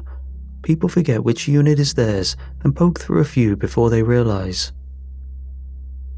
I looked around the basement again. It felt different standing there with someone else beside me. Less tense, less like something was hiding in the dark spaces between the cages. Carl clapped me lightly on the shoulder. "Don't worry about it," he said. "If it keeps happening, let me know." I nodded. "Yeah, okay." Walking back upstairs, I felt a little embarrassed for making it sound like something serious. It was probably just what Carl said, a rat, or someone moving things around and not remembering where they put them back. By the time I got back to my apartment, I'd almost convinced myself that was all it was. I stayed away from the basement for a while after that, because the whole thing had left me feeling a little foolish. Carl had looked around, found nothing, and explained it away in about 30 seconds. The longer I avoided thinking about it, the easier it was to believe him. Weeks passed before I had any reason to go back down. It was a Saturday afternoon, and I was looking for a small folding table I'd stored when I moved in, something I could use on my balcony. I unlocked the basement door and stepped inside. The smell hit me first. Basements always smell a little stale, but this time there was something stronger mixed in with it. Not quite rot, not quite garbage, something animal. I paused at the bottom of the stairs. The lights flickered on overhead, revealing the same rows of storage cages stretching down the room. But something was different. I walked slowly down the aisle toward my locker, scanning the cages on either side. A section of fencing near the middle of the basement had been bent outward. Not cut, the wire had been forced apart in a wide, uneven hole big enough for someone to crawl through. I stopped and crouched down to look at it. The metal links were warped and twisted, like something had pushed through them with a lot of force. I stood there for a second, my mind automatically trying to picture what kind of tool someone would need to do that. Bolt cutters would leave clean edges. This wasn't clean. This looked like the metal had been torn open. I kept walking. 2 cages later, another hole appeared. Same thing, wire mesh bent outward from the inside. The uneasy feeling in my chest started creeping back. When I reached my locker, the gate was still locked. That should have made me feel better. It didn't. I unlocked it and stepped inside. The first thing I noticed was the food box. I kept a few random things down here. Old camping supplies, some bottled water, and a couple of canned goods that had ended up in storage during a move. 2 of the cans were gone. Another one sat on the shelf with the top crushed inward. Crushed, like someone had squeezed the metal hard enough to split it open. I picked it up slowly. The lid had been forced inward in a jagged circle, the metal bent down into the can. My fingers brushed the edge and came away sticky. Empty. Something had eaten the contents. I set it back down and stepped out of the locker, looking around the basement again. That's when I noticed the pipes. A network of thick heating pipes ran along the ceiling above the storage cages, wrapped in pale insulation that had long since yellowed with age. Across one stretch were long dark streaks. Something had dragged itself along the insulation several times. The marks were irregular, smeared in places where whatever had moved across the pipes had shifted its weight. They ran along the length of the ceiling for nearly 15 feet before disappearing into a dark section of the basement. I followed them with my eyes until they ended near the far corner. That's where I saw the bones.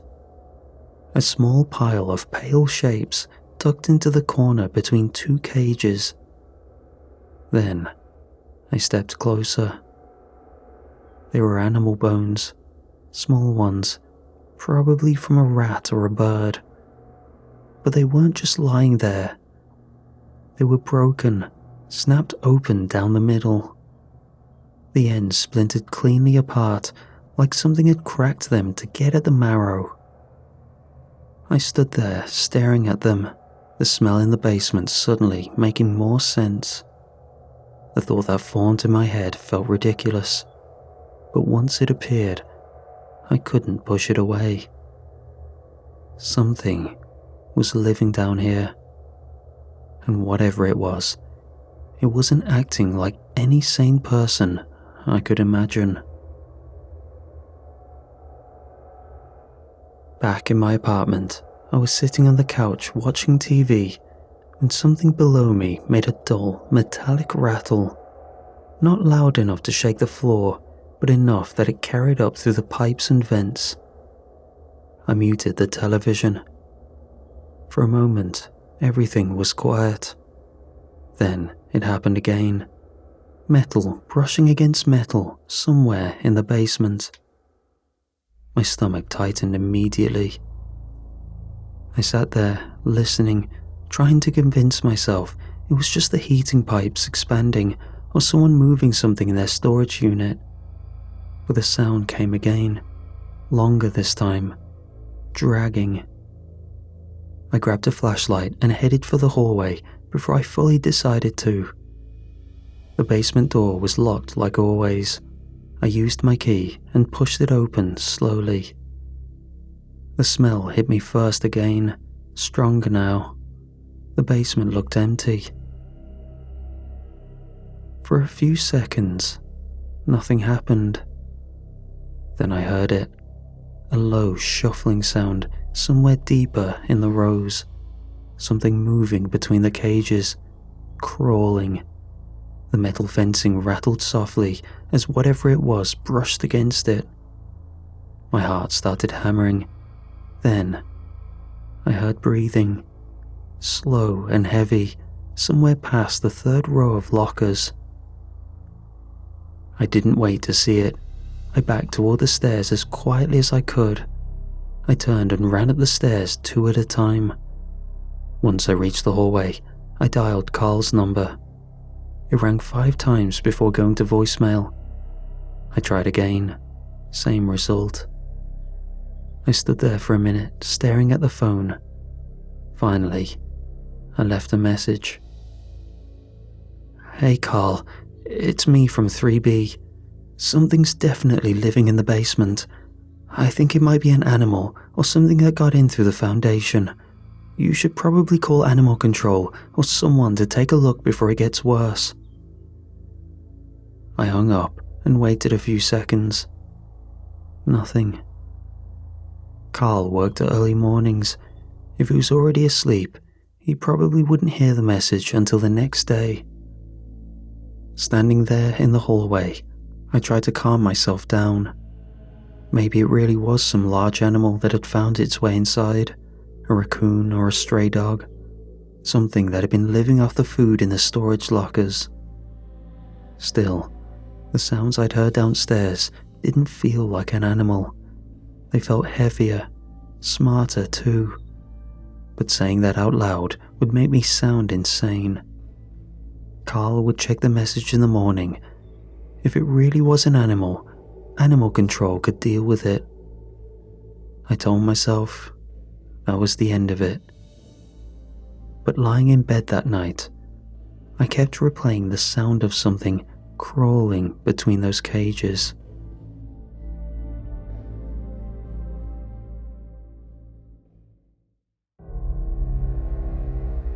The next morning, I heard back from Carl. "This is outside my scope of duties. Send some pictures so I can escalate this." It was short and official sounding, different from how he normally talked. I could only take it as him being dismissive, ready to pass on the responsibilities. So, I had to go back down to the basement. The basement lights flickered on, and I was greeted by the usual row of cages. But now that I knew what I was looking for, I started noticing things I'd missed before. The bent fencing made a path, so I followed the damage more seriously into the basement. One cage led to another, each one connected by a hole where the metal had been bent outward. The holes lined up in a rough path that ran through the middle of the storage rows. A route. I crouched down and stepped through one of the openings, careful not to catch my jacket on the twisted wire. Inside the neighboring cage, more boxes had been opened. A suitcase sat half unzipped on the floor, clothes spilled out across the concrete. I moved through another hole in the fencing, then another. Each cage looked more disturbed than the last. Boxes torn open, food containers scattered. The smell from before was stronger here, sweat and metal, something stale and sour hanging in the air. Eventually, the trail ended in a storage unit near the back corner of the basement. I thought the cage was empty. Then, I saw the pile. Clothes were stacked in the middle of the floor. Shirts, jackets, towels, blankets, dozens of them, arranged into uneven towers that rose nearly 3 feet high. I stood there, staring at them. The stacks were careful, each piece of clothing folded and placed on top of the next like someone had spent hours arranging them. Next to the clothes were empty food containers, plastic tubs and water bottles, a few crushed cans. They had all been gathered together in a neat cluster against the wall. The realization crept slowly into the back of my mind. This wasn't random. Something had been organizing this space, living in it. It didn't look like they were arranging for storage. It looked like a nest. I took another step into the cage.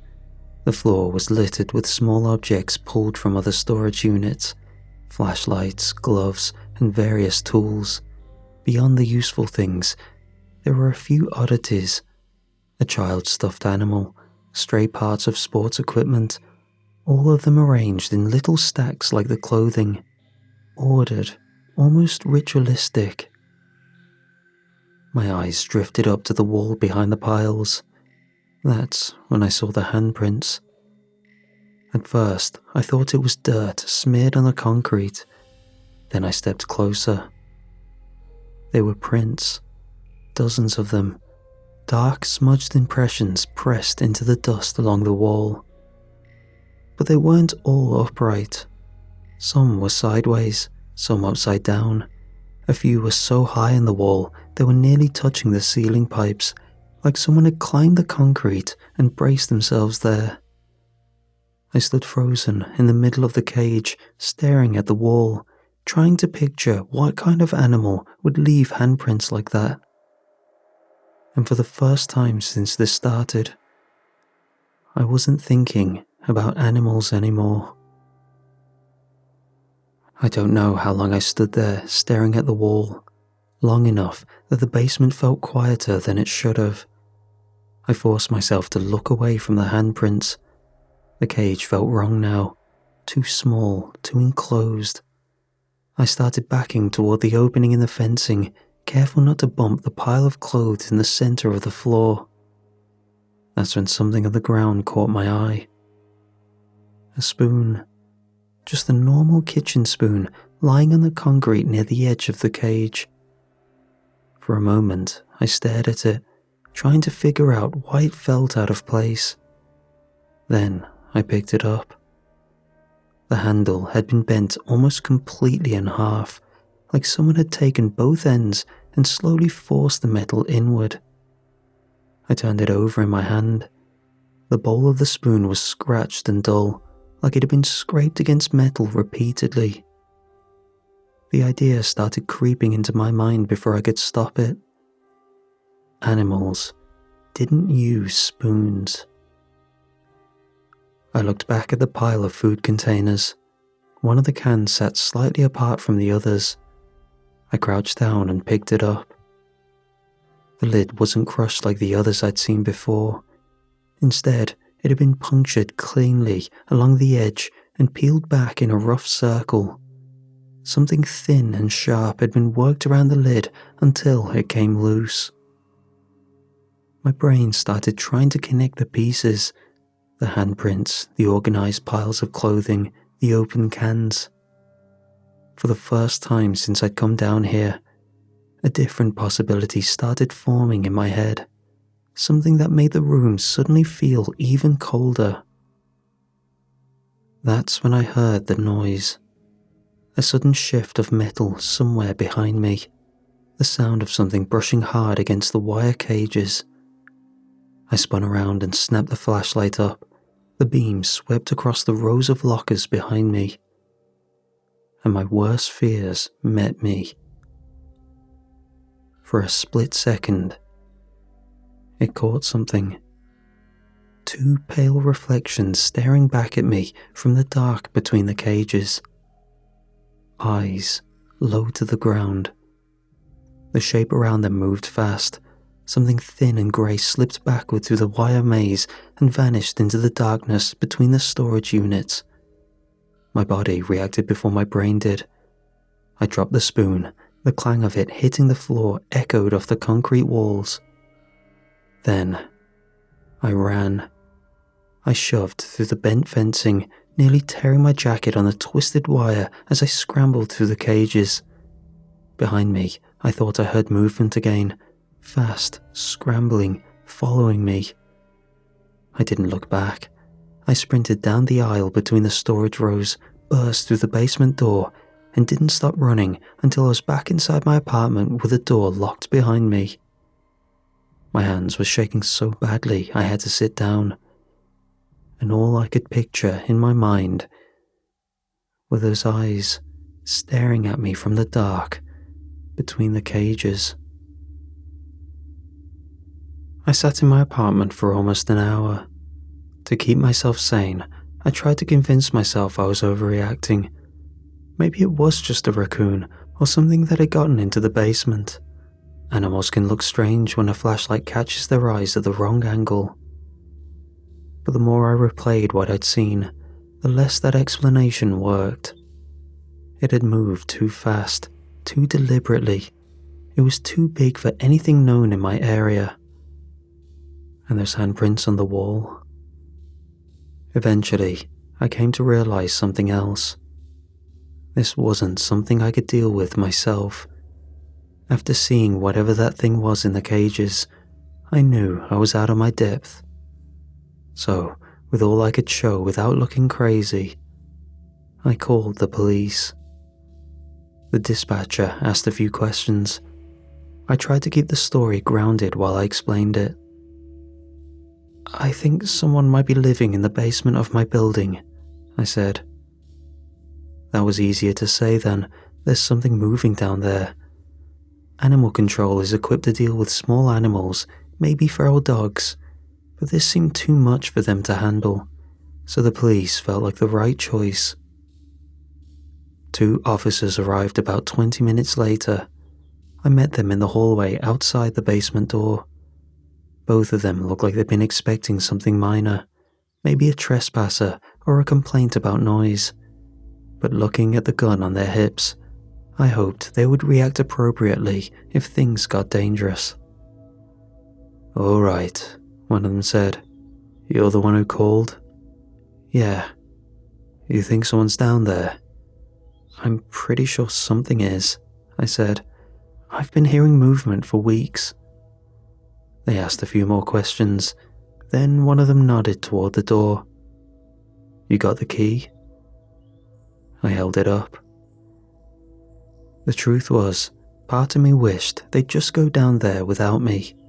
Let them check it out while I waited upstairs, but the other part of me knew I had to show them where everything was. The cages, the holes in the fencing, the nest. So, I unlocked the door. The 3 of us stepped down the basement stairs together. The fluorescent lights flickered on as we reached the bottom. The basement looked exactly as it had earlier that day. Rows of storage cages stretching into the dim corners of the room, dust hanging in the air, nothing moving. One of the officers swept a flashlight slowly across the aisle between the units. "You said you heard movement back here?" "Yeah," I said quietly, "toward the back corner." We started walking. The officers moved carefully, the lights scanning across the wire fencing and stacked boxes inside the cages. One of them stopped when he saw the first hole in the mesh. "What happened here?" "I didn't do that," I said. "Those started showing up a few weeks ago." He leaned closer to inspect the twisted metal. "Looks like it was forced open." "That's what I thought." We kept moving deeper into the rows. Soon we reached the section where the cages connected into that strange crawl route I'd followed earlier. The piles of clothes were still there, the stacks of random objects, the nest. The second officer let out a low whistle. Someone's definitely been staying down here. I opened my mouth to explain the handprints on the wall. That's when something moved. A sudden metallic rattle echoed through the cages to our right. All 3 flashlights snapped in that direction. Something darted across the floor inside one of the storage units, too fast to make out clearly. "Hey!" one of the officers shouted. The shape scrambled through one of the holes in the fencing and vanished into the neighbouring cage. Boxes tipped over as it passed, metal shelves rattled, then something heavy dropped from one storage unit into another. The sound echoed through the basement. I caught a glimpse of it when the flashlight swept across the aisles. For a split second, the beam illuminated a thin shape moving through the cages. It was filthy, its clothes hanging off him in loose grey layers that looked like they'd been scavenged from half the lockers in the basement. Its body was unnaturally thin, but the way it moved was what made my brain struggle to process it. It was on all fours, crawling. One hand hugged around the wire mesh as it pulled itself through a hole in the fencing with shocking speed. Then it climbed straight up the side of a storage shelf, moving with a quick, practiced motion like it had done it hundreds of times before. The flashlight caught its face for a brief moment. Sunken eyes, skin stretched tight across sharp cheekbones. And the final piece of the puzzle clicked into place to paint a morbid picture. It wasn't a creature. It was a man. He dropped down into another unit and disappeared into the dark rows beyond. One of the officers started after him, but the maze of cages slowed him down immediately. "Stop!" he shouted, but the sounds of movement were already fading, scraping metal, shifting boxes. Then silence again. The basement went still. The officer stood there for a moment, listening. Finally, one of them turned back toward me. "Well," he said, breathing a little harder now. "You were right. Someone had been living in the basement. And judging by the pile of food containers, the twisted wire cages, and the strange tunnels running between the lockers, he'd been living here for months." We searched the basement for almost 40 minutes, checking every storage cage and every corner behind the rows of lockers, but the holes in the fencing connected more units than anyone realized, and whoever he was had clearly been moving through them for a long time. The officers didn't find him. Eventually, one of the officers told me they were calling it in.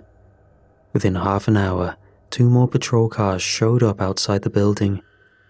They cleared the basement completely and told everyone in the building to stay inside their apartments while they searched again.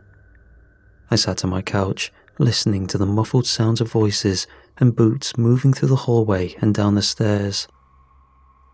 At one point, there was a loud crash from below, then shouting, the sound of metal rattling violently. I didn't see what happened, but about 10 minutes later, I heard someone being dragged up the basement stairs. I opened my apartment door just a few inches and looked into the hallway. 2 officers were pulling the man between them. He was thinner than I realized when I saw him in the basement. His clothes hung off him in layers of mismatched jackets and shirts that had obviously come from different storage lockers. His face was gaunt, eyes wide. He thrashed against the officers as they pulled him toward the building entrance. Just fighting, wild, desperate movements like an animal trying to tear itself free.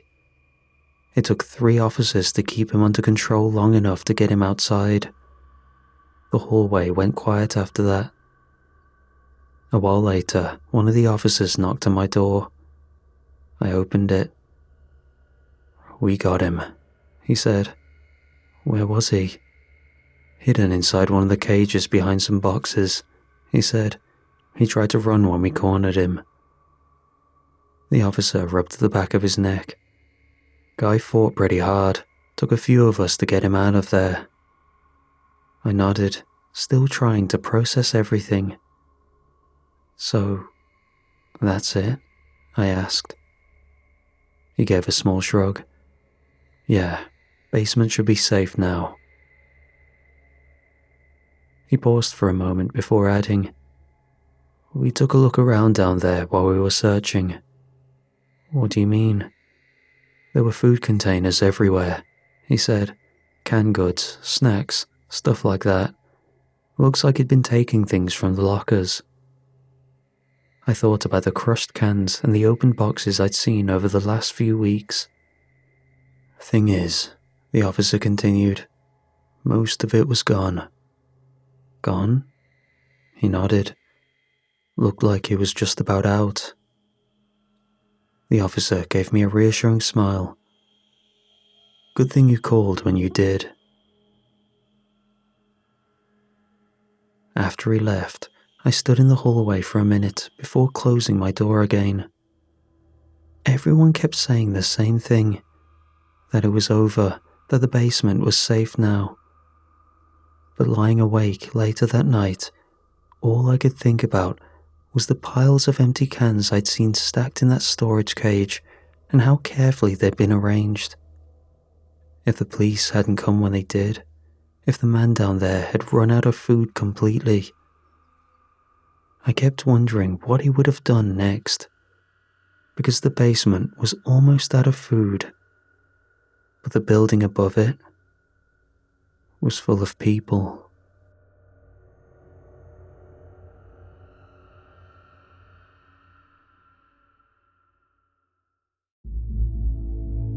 The moving truck backed into the gravel drive just as the late afternoon sun slanted through the oaks, turning the old Victorian farmhouse gold and shadow.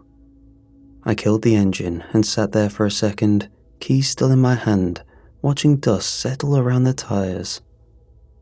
6 months since Sarah's accident, and this was the first place that didn't feel like a temporary crash pad. Sophie was already out of the car, sneakers crunching on the stones, pointing at the wraparound porch like she'd discovered a castle. "Dad, look, there's a swing." I forced a smile. "Yeah, Bug, we can fix it up." Money was tight. Sarah's life insurance had covered the funeral and the first few months, but not much else. The house had come to me through a will, left by her grandmother, Eleanor, who'd raised Sarah alone after her husband walked out. Eleanor had died 5 years ago, leaving the place untouched. We couldn't afford much else, and the realtor said the market was soft. Renovate, sell, start over somewhere smaller, somewhere brighter. That was the plan. Inside, the air smelled of old wood and faint lavender. The wallpaper was peeling in long curls, the hardwood floor scratched from decades of feet. Sophie ran from room to room, claiming the one with the window seat as hers. I let her. She needed something to be excited about. That first night, we ordered pizza because the kitchen was still half-boxed. Sophie ate 3 slices, sauce on her chin, and asked for a story before bed. "Tell me about Grandma Eleanor," she said, tugging the quilt up to her chin. "Mommy said she was the best mommy ever." I hesitated. Sarah had always spoken of Eleanor with a mix of fondness and something sharper, something she never quite named. I pulled the rocking chair closer. "She was very careful," I said. "She loved your mom a lot, made sure she had everything she needed." Sophie's eyes were wide. "Did she tuck Mommy in every night?" "Yeah," I said, "every night." She smiled, satisfied, and fell asleep holding my hand. Later, while unpacking the hallway closet, I found a small photo album tucked behind a stack of moth-eaten coats. The cover was cracked leather. I opened it. The first picture was black and white. Eleanor, maybe 30, sitting at a kitchen table with a young Sarah, 5 or 6, on her lap. Eleanor was smiling, but the smile was too wide, lips stretched thin over teeth, eyes bright and unblinking. Sarah's face was pinched. Her mouth was open, a spoonful of something halfway in. Eleanor's hand was firm on the back of Sarah's head, pressing the spoon forward. The caption, written in neat cursive: "Good girls finish their supper." I stared at it too long. The smile didn't reach Eleanor's eyes. It was the kind of smile you give when you're trying to prove something to yourself. I closed the album and shoved it back on the shelf. Creepy family history, nothing more. Downstairs, the house settled around me. Old timbers creaking, wind moving through the eaves. I told myself it was just grief making everything feel heavier. Sophie was asleep. We were here. We were going to be okay. I turned off the kitchen light and went to bed, telling myself the faint smell of milk and bleach in the hallway was just the old house. It had to be. For the first time in months, I let myself hope that maybe, just maybe, this place could be a second chance. The renovation started small, ripping up the peeling linoleum in the kitchen, pulling down the water-damaged drywall in the hallway. I figured we'd patch things up enough to sell the place by summer. Sophie helped where she could, handing me tools with serious little nods, proud to be Daddy's helper. On the third day, I pried open a section of baseboard under the main staircase to check for rot. Behind the trim was a narrow panel, nailed shut and painted over years ago. I worked the crowbar until it popped free with a dry crack. Inside was a crawl space, barely 3 feet high, dark and dusty, smelling faintly of milk gone sour and something chemical. A few old jars and a child's shoe sat inside the opening. I stared at it for a long moment, then nailed the panel back in place. I told myself I'd deal with it later. The house was full of weird little corners. That night, I went to bed exhausted, Sophie already asleep down the hall. I left the bedroom door cracked the way she liked it, and sleep came fast. I woke at 2:57 a.m.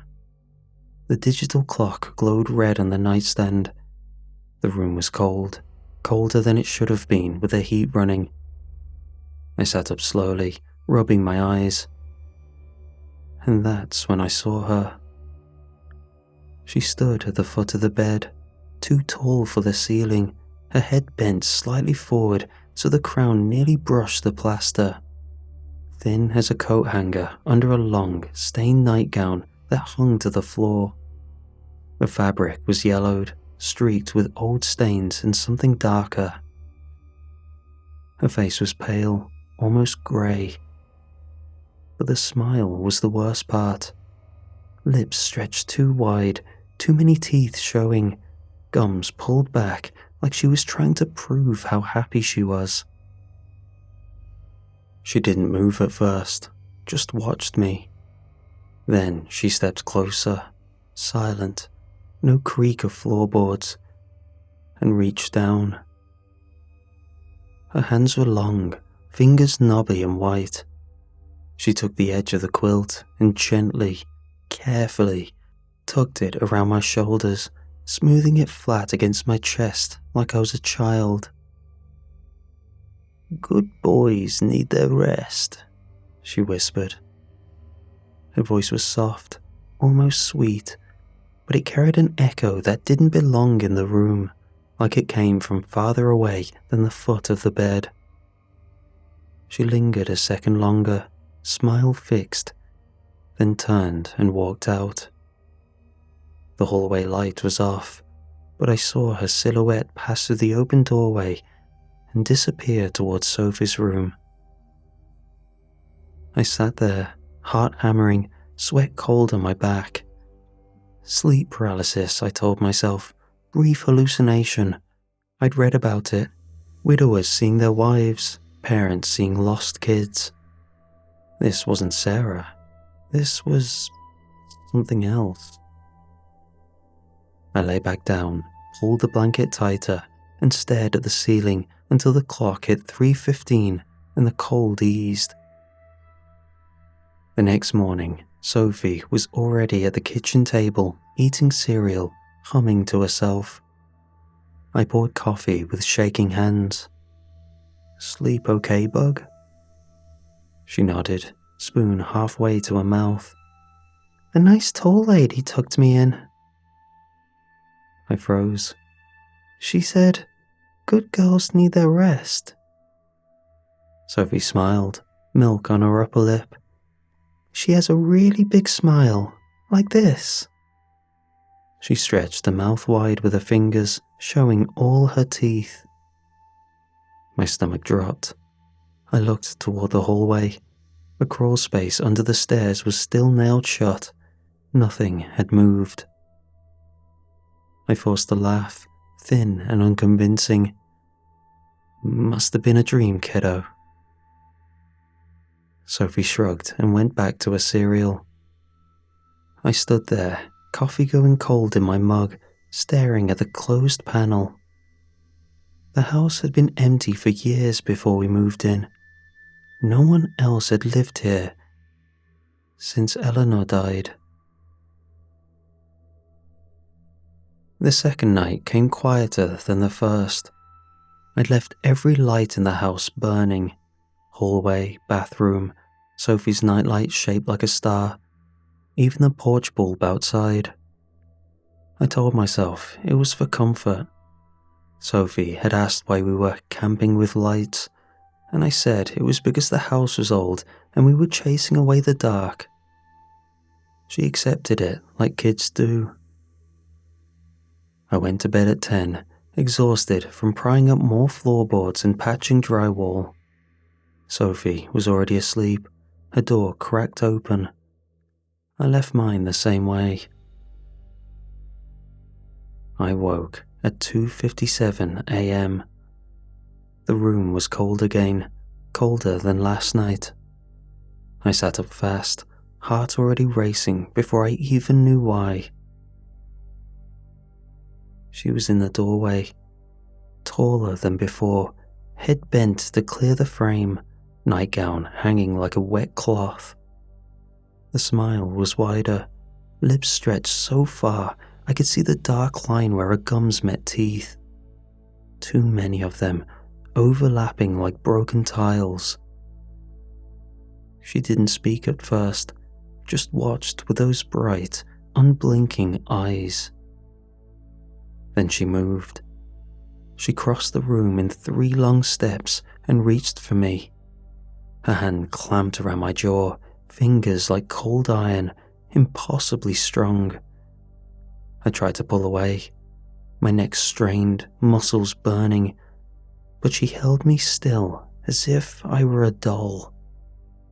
With her other hand, she produced a chipped porcelain bowl from nowhere, old floral pattern, the kind Eleanor would have used. Inside was cold milk and torn hunks of white bread, sodden and dripping. "Good boys finish their supper," she whispered, voice soft and sing-song.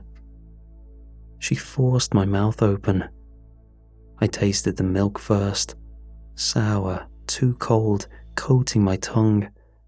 Then the bread, wet, heavy, was shoved in until it filled my cheeks. I gagged, tried to spit, but a grip tightened. Fingers dug into my jaw hinges, forcing my teeth apart wider. I thrashed, My left hand clawed at her wrist, skin smooth, unnaturally cool, with no give. My right hand swung wild, catching the bedpost. 2 fingers bent backward with a sick snap. Pain exploded up my arm, white hot. She kept feeding. Bread after bread, milk poured straight down my throat. I choked, coughed, milk bubbling out of my nose. My stomach heaved. I tried to scream, but nothing came but wet gurgles. The bowl emptied. She set it aside and smiled wider, teeth gleaming in the clock light. "Good boy," she said. "All done." She released me. I fell forward, vomiting onto the sheets. Milk, bread, bile. My broken fingers throbbed, useless. I gasped, retched again, tears streaming. From the hallway came small footsteps. Sophie appeared in the doorway, rubbing her eyes, hair wild from sleep. "Daddy?" She saw the mess, the spilled milk pooling on the floor, the vomit, my shaking hands clutching the sheets. The smiling woman was gone. No sound of retreat, no creak of stairs, just gone. I wiped my mouth with the back of my arm, forced my voice steady. "It's okay, Bug. Just a nightmare. I had a bad dream and got sick." Sophie's eyes were wide. She looked at the milk, the broken fingers I was trying to hide, the soaked sheets. "Was it the tall lady?" she asked quietly. My heart stopped. I swallowed bile. "No, sweetie, just a bad dream. Go back to bed. I'll clean up." She hesitated, then nodded slowly and padded back down the hall. I sat there in the dark, broken fingers curled against my chest, tasting sour milk and fear. The smile hadn't wavered once, not when she fed me, not when I fought, not when I vomited. It never wavered. And now I knew it could kill me, not with claws or teeth. With care, with good boys finish their supper. I looked towards Sophie's room. The hallway light flickered once, then stayed steady. I didn't sleep again that night. I just sat up, broken hand cradled in my lap, listening for footsteps that didn't come. The morning after the force feeding, I could only taste sour milk and bile, no matter how much I brushed my teeth. Sunlight poured through the bedroom curtains in thin, dusty bars. My hand was a swollen purple mess, fingers taped crookedly with electrical tape, throbbing every time my heart beat. The sheets were stiff with dried vomit and spilled milk, the room still smelling faintly of sour dairy and fear. I sat up slowly, ribs aching from where I'd hit the floor, and looked at the clock. 7:42 a.m. The room felt normal, no cold spots or whispers. Daylight had come, and the house felt quiet, like any other old farmhouse on a sunny morning. I exhaled hard. Maybe the thing only came at night. Maybe it was tied to the dark, to the hours when grief and exhaustion made everything feel realer than it should.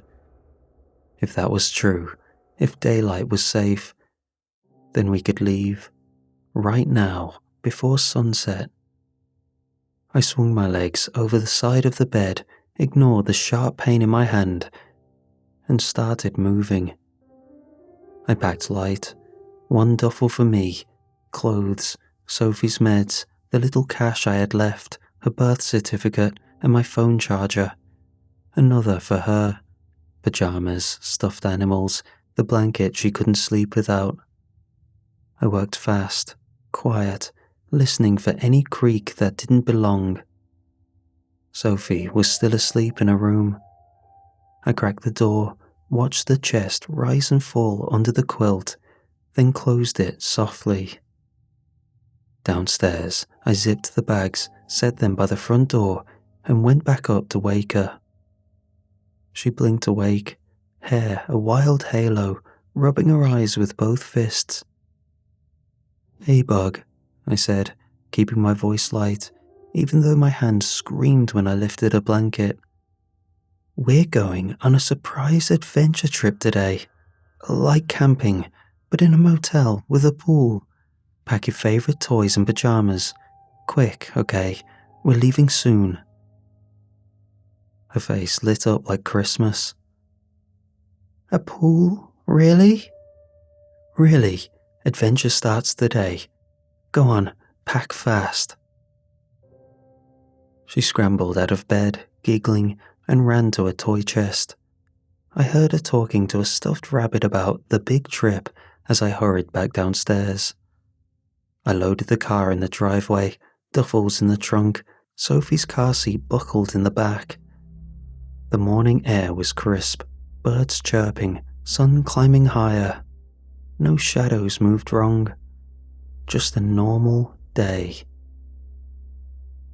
I slammed the trunk shut and called toward the house. "Sophie, come on, Bug, time to go." Silence. I called again, louder. "Sophie, adventure's waiting." Nothing. A small, cold prickle started at the base of my neck. I stepped back inside, voice sharper now. "Sophie!" The hallway was empty. Her backpack lay at the bottom of the stairs, empty, toys scattered across the floor like they'd been dropped in a hurry. A single milky white footprint, still fresh, led from the bottom step up into the shadowed landing above. I froze. From the darkness at the top of the stairs came a soft, wet sound. Drip, drip, drip. Then a voice. Not Sophie's, but close enough to twist my guts, sweet and sing-song, echoing down the stairwell. "Grandma says, naughty boys don't get to play with their toys." The air turned cold. I looked up. She stood at the top landing, taller than the ceiling allowed, head bent forward, nightgown dripping sour milk onto the wood. Her smile stretched wider than yesterday, teeth gleaming in the morning light that shouldn't have reached her.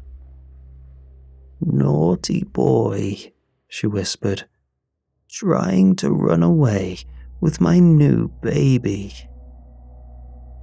A long arm lashed out, faster than anything that tall should move. It caught me across the chest and slammed me backward. I hit the stairs hard, tumbling down in a tangle of limbs and pain. My broken fingers smashed against the railing, fresh agony exploded up my arm. I landed at the bottom in a heap, gasping. From upstairs, Sophie's excited laugh cut off mid-tone, sharp and sudden, like a switch flipped. The front door slammed shut behind me with a sound like bones breaking. The lock clicked, the windows fogged over from the inside. All exits sealed. I lay on the floorboards, staring up at the ceiling, chest heaving, hand throbbing. Sophie was silent.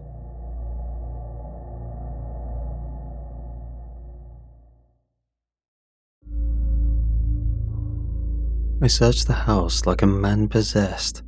Every closet, under every bed, behind every curtain. I called Sophie's name until my throat felt like sandpaper. Nothing. No sign of her except that abandoned backpack at the bottom of the stairs, toys scattered like she'd been playing one second and gone the next. Then I saw the footprints. Small, perfect child-sized prints made of sour milk leading from the stairs straight to the sealed crawlspace panel under the landing. The milk was still fresh, still glistening on the wood. I dropped to my knees and pressed my ear against the painted panel. Faint breathing, slow, shallow, but alive. "Sophie," I whispered, voice cracking. "Bug, I'm here. Daddy's here." A soft, muffled sound came back. Her breathing hitched, like she was trying not to cry. Then the voice rolled through the house, gentle and patient, the way my own grandmother used to speak when I was small and scraped my knee. "Good boys stay and learn, dear. Behave yourself, and you'll get your toy back." The hallway lights flickered once, and in front of me was a tattered paper note.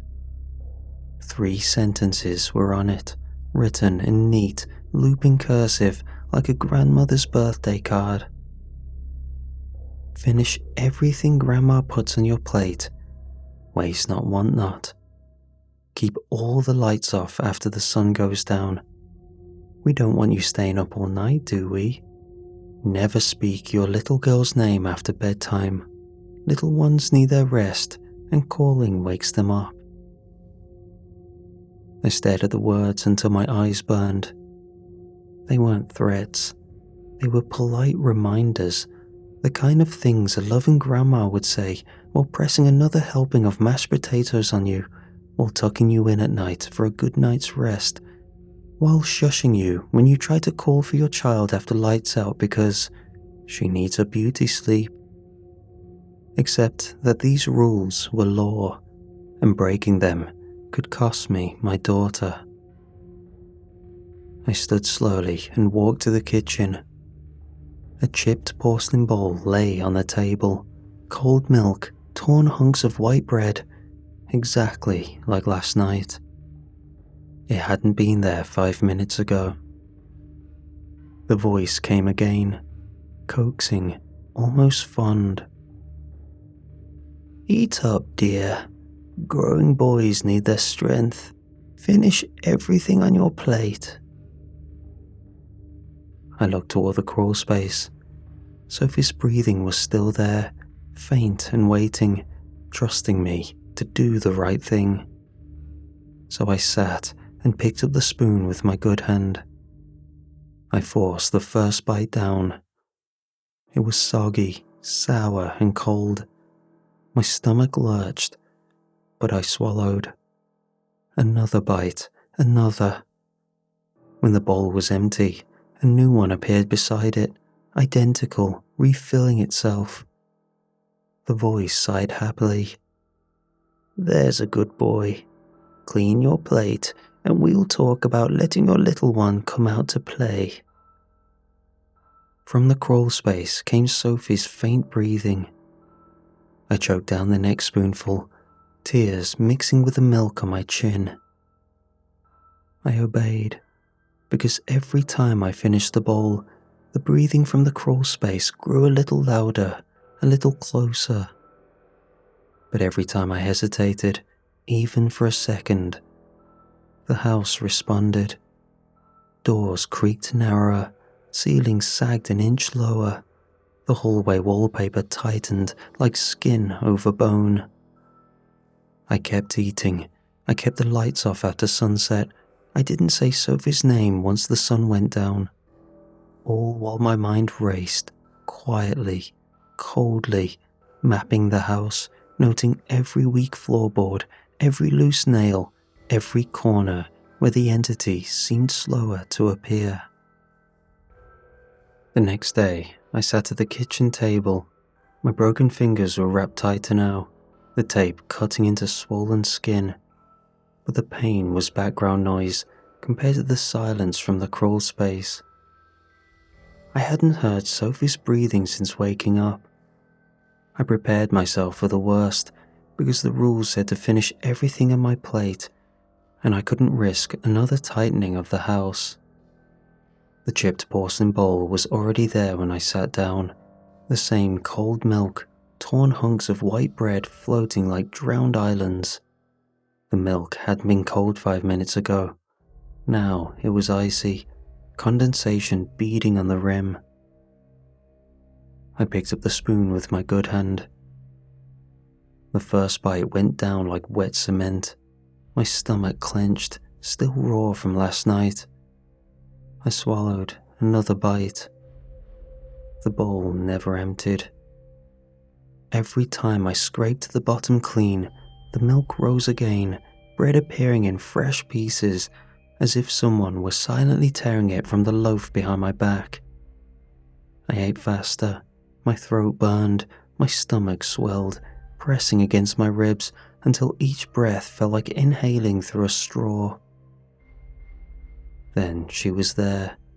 The smiling grandma stood at the far end of the table, head bent under the light fixture, nightgown dripping slow drops of sour milk onto the floorboards. Her smile stretched wider. "You're not eating fast enough. Are you not hungry?" she said, voice soft and fond, the way a grandmother might chide a picky eater.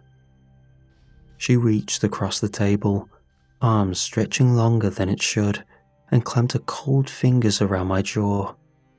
The grip was iron. I tried to pull away, my neck strained, muscles tearing.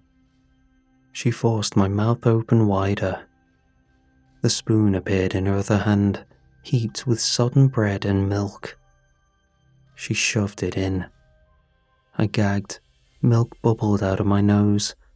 I choked, coughed, tried to spit, but her fingers tightened, holding my jaw shut until I had to swallow or drown. Bite after bite, bowl after bowl. My stomach ballooned, painful, distended, pressing against my ribs. In my struggle, I felt something crack inside. A rib gave with a wet snap.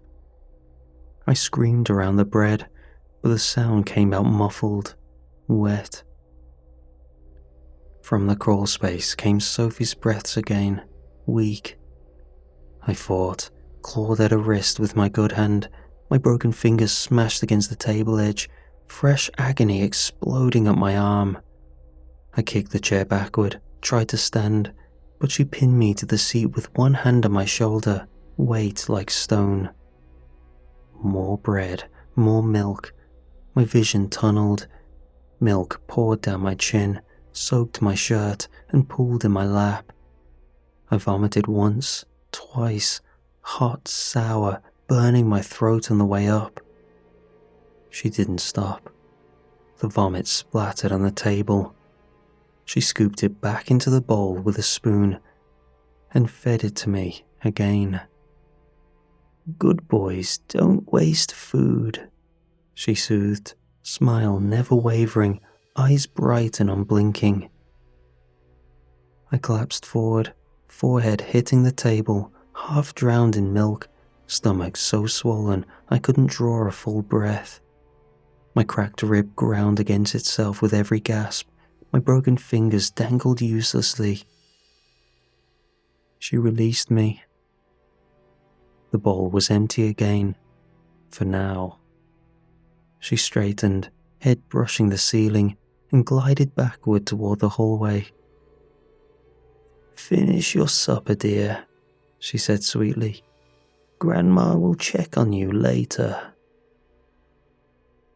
She vanished into the shadows. I slid to the floor, milk pooling around me, tears mixing with the mess on my face.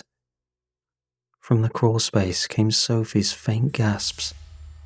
I pressed my forehead to the cold floorboards and sobbed, quiet, broken and helpless. I had to keep going, because every time I obeyed, I bought her a few more hours, and every time I fought, the house closed in tighter. I was playing the perfect grandson, while my body broke, while my daughter waited in the dark, while the smiling grandma smiled and waited for me to finish my plate. The endless supper left me broken on the kitchen floor. I lay there for what felt like hours, staring at the ceiling beams, listening to the house breathe around me. Sophie's faint breathing from the crawl space had gone quiet again. Just silence. I was done. I had nothing left. No fight and no plan. Just a hollowed out shell that had tried to be a good boy and failed. If obeying forever meant she'd be let out someday, safe, whole, even if she called that thing Grandma, then fine. I'd eat every bowl, I'd keep the lights off, I'd never say a name after dark again. Whatever it took. I dragged myself across the floorboards on my elbows, broken hand trailing uselessly behind me, milk smeared in my wake. The crawl space panel under the stairs loomed ahead, sealed tight, painted wood smooth and unyielding. I reached it, collapsed against it, and pressed my forehead to the cool surface. I could hear her breathing again, so faint, so far away. It sounded like she was underwater. "I'm sorry, Bug," I whispered, voice cracking. "I'm so sorry. I tried. I really tried." Tears mixed with the milk on my face. I closed my eyes.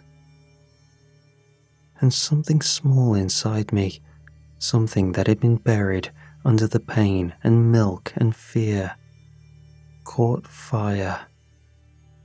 No, not like this. I would not let that smiling thing raise my daughter. I would not let it teach her to finish her plate, to keep quiet after dark, to call it Grandma. Sophie was mine. She was Sarah's. She was ours. And if the only way to get her back was to crawl into the dark and die trying, then that was what I'd do. I opened my eyes. The panel was still there, nailed shut, but the nails looked just loose enough to pull open. I pried at the edge with my good hand, splinters dug into my palm. I wedged my fingers under the wood and pulled. The panel came away with a dry crack. The crawl space gasped open, narrow, barely 2 feet high.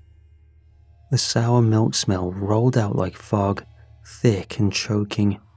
Dust motes drifted in the hallway light. I didn't hesitate. I squeezed in on my belly, shoulders scraping plaster, broken fingers dragging uselessly behind me. The space was tight, tighter than it looked. My cracked ribs screamed with every inch. Dust rained down into my eyes, my mouth. The milk smell coated my tongue. Behind me, the panel snapped shut on its own. Boards groaned, the crawl space tightened immediately, walls pressing in, ceiling dropping, like the house was exhaling and closing around me. I kept crawling, forward into the dark, because Sophie was in there somewhere, and I was coming for her. Rules be damned, I was going to get my daughter back, or die trying. The crawl space swallowed me whole. Darkness was thick. It filled my mouth, my nose, my ears. My broken fingers dragged uselessly behind me, scraping plaster and wood, sending fresh jolts of pain up my arm with every inch, like someone was slowly twisting a blade inside my chest. I crawled on elbows and knees, shoulders wedging against the narrow joists, forcing me to exhale completely to squeeze forward. The walls felt like they were breathing in time with me, closing tighter each time I inhaled. I kept moving, because Sophie was in here somewhere, Her faint breathing echoed ahead like a heartbeat in the dark. Then, the voice came, soft, grandmotherly, sweet as milk. "Come along, dear. Grandma will make you both perfect." It wasn't from one direction. It rolled through the beams, the plaster, the dirt under my palms, everywhere at once. I froze, breath catching. The space behind me groaned, floorboards creaked, dust rained down into my eyes. Wet dragging sounds followed, nightgown fabric rustling against wood, milk dripping in thick, slow plops. "Good boys don't leave their toys behind," she whispered, closer now. "Grandma is very disappointed." Panic clawed up my throat. The passage narrowed, shoulders jammed hard. I had to twist sideways, ribs screaming, to inch forward. The walls pressed to my chest like a closing coffin. I couldn't breathe, couldn't turn. Just crawl, forward, always forward. Her long fingers brushed my ankle, cold, knobby and wet. I lunged, clawed through a tighter section where the joist pinched even closer. Plaster tore at my shoulders, skin splitting, blood slicked my shirt. I pushed harder, elbows bleeding, rib grinding, bone on bone, until I broke through into a small, hidden pocket chamber. The space opened just enough to let me roll onto my back. I gasped, sucking air that tasted like rot. And there she was, Sophie, waist deep in it, encased in a thick, off-white, lumpy mass that clung to her like wet dough. It looked exactly like old, milk-soaked bread left to rot, spongy and curdled, pale yellow in places, faintly sweet-sour, the surface slowly pulsing as if digesting her. Strands of it wrapped over her arms, her chest, her closed eyes.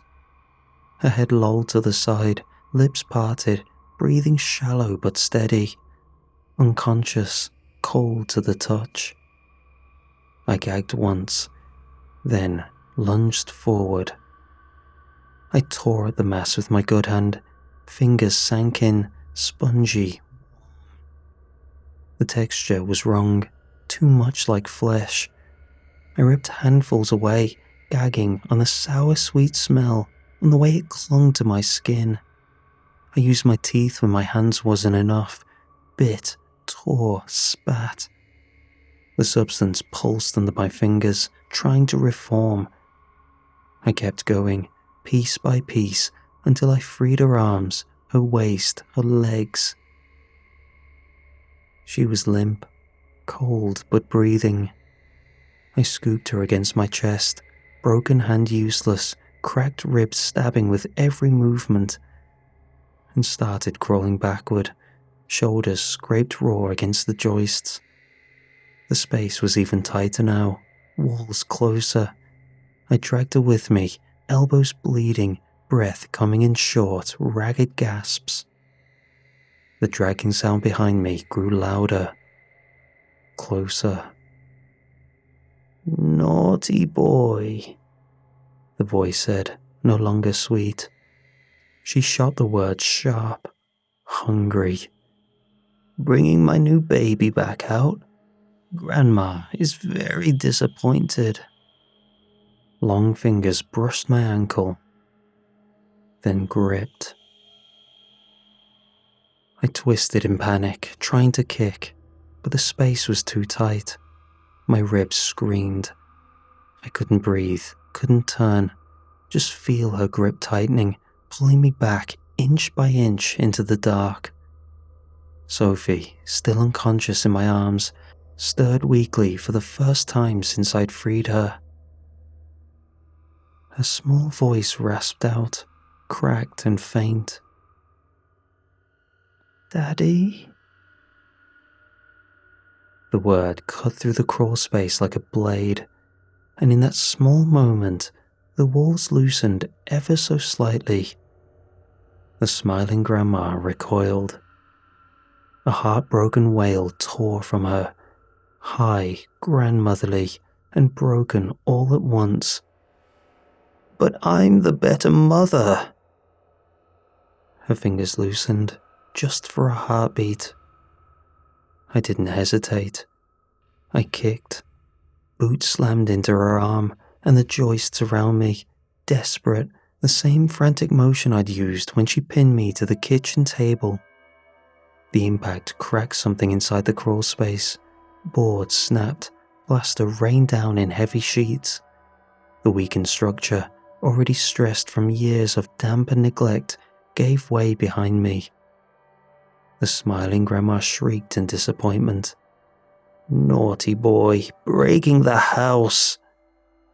The collapse roared forward, joists buckling, dust choking the air, milk-soaked bread mass splattering like wet concrete. Her fingers slipped from my ankle as the tunnel caved. I hauled Sophie forward through the chaos, shoulders tearing against splintered wood, ribs stabbing with every inch. Debris rained on my back, a board cracked against my skull. I kept moving.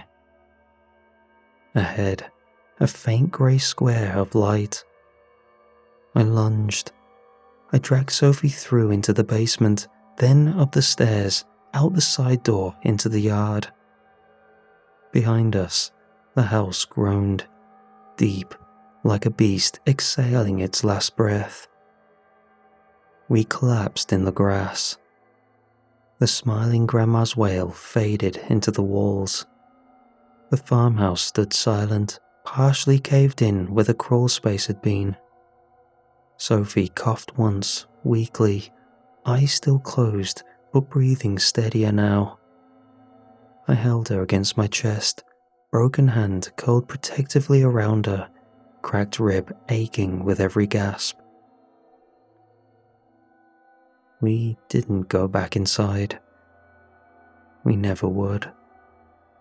We spent the night in the car at a distant gas station lot, doors locked, lights on. The next day, I drove us far away to relatives and never looked back. The farmhouse was condemned and demolished by the county 2 weeks later.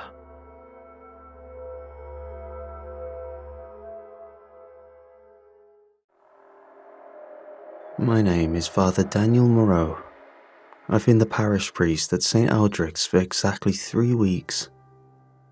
I'll be honest, when I was ordained, I had dreamed of something grander.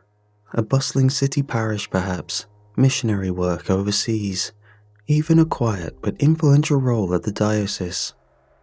Instead, the bishop sent me here, a sleepy little village tucked between rolling farmland and dense woods, where the biggest events are harvest festivals and the occasional argument over whose turn it is to arrange the altar flowers. Sometimes I wonder why. Was it a test of humility, a gentle correction for my pride? Or simply because no one else wanted the position? I've tried not to dwell on it. God places us where we are needed, not always where we want to be. Still, I've settled into the rhythm. Every Saturday afternoon, I sit in the confessional from 2 until 5, listening to the gentle, ordinary sins of good people. Stolen glances, white lies, petty jealousies, missed masses. They are small-town burdens, manageable ones, the kind that let a young priest feel useful without being overwhelmed.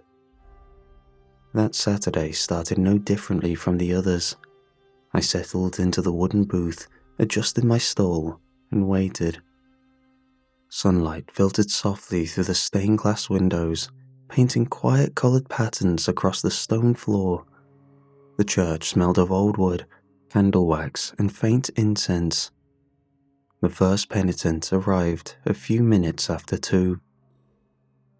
It was a girl, Emily, a 17-year-old from the end of the village, A voice came through the screen, soft and trembling, the way young people speak when they're trying very hard not to cry.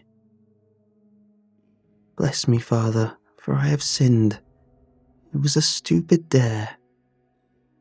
She paused, breathing shallow. "Last Friday night, my two best friends and I were at my house. We were bored, you know. We turned off all the lights in the bathroom and I stood in front of the mirror. We dared each other to say Bloody Mary 3 times. I laughed the whole time. I didn't believe in any of that stuff. Not really." Another long glance. But when I opened my eyes, there was a face behind me in the reflection. Pale, really pale. It didn't have eyes, just these dark, empty holes piercing through me. It wasn't my face. It wasn't any of our faces. It was just there, standing right behind me. Her voice cracked. I screamed and ran out of the bathroom. My friends thought I was joking at first. But ever since that night, every night around 2 in the morning, I see something.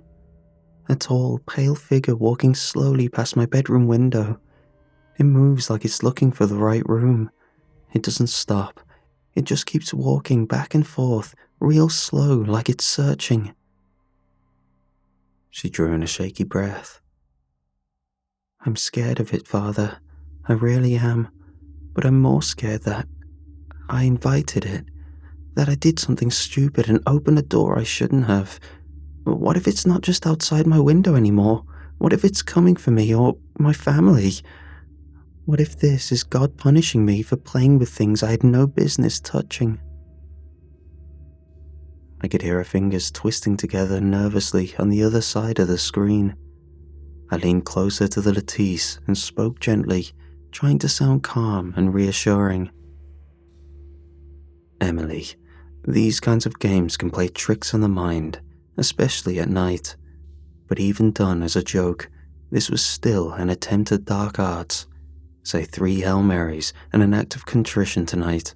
Pray for protection and try to get some rest. God is merciful. He doesn't punish children for silly dares." She whispered a quiet, "Thank you, Father," but I could still hear the fear lingering in her voice as she left the confessional. I sat back, frowning slightly. Just a frightened girl with an overactive imagination, I told myself. But something about the way she described that pale figure stayed with me. Not 10 minutes after Emily left, the confessional door creaked open again. This time it was the old Mr. Hargrove, the dairy farmer. I could smell hay and cattle on him, even through the screen. His voice was rough, weathered by decades of early mornings and hard work. But today, it carried a tremor I had never heard from him before. "Bless me, Father, for I have sinned." He cleared his throat, then continued slowly. 4 nights ago, my best hunting dog, Rex, finally passed. He was old, 14 years. I buried him out behind the barn, proper-like, with a cross made from fence posts, said a few words over him. But ever since, I've been hearing things. He paused, as if reluctant to speak the next part out loud. Slow, deliberate scratching, right under the barn floorboards. Not like rats, it was too steady. The other morning, I went out and nailed extra planks down over the spot. The next morning, every nail was pushed up from below, clean out of the wood.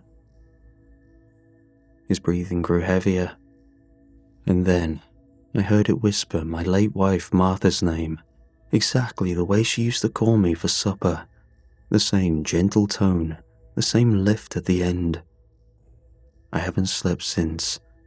I keep thinking, maybe I didn't give Rex a proper Christian burial. Maybe I disturbed something that should have been left alone. Maybe this is punishment for treating a good dog just like another chore instead of giving him the respect he deserved. He fell silent, waiting.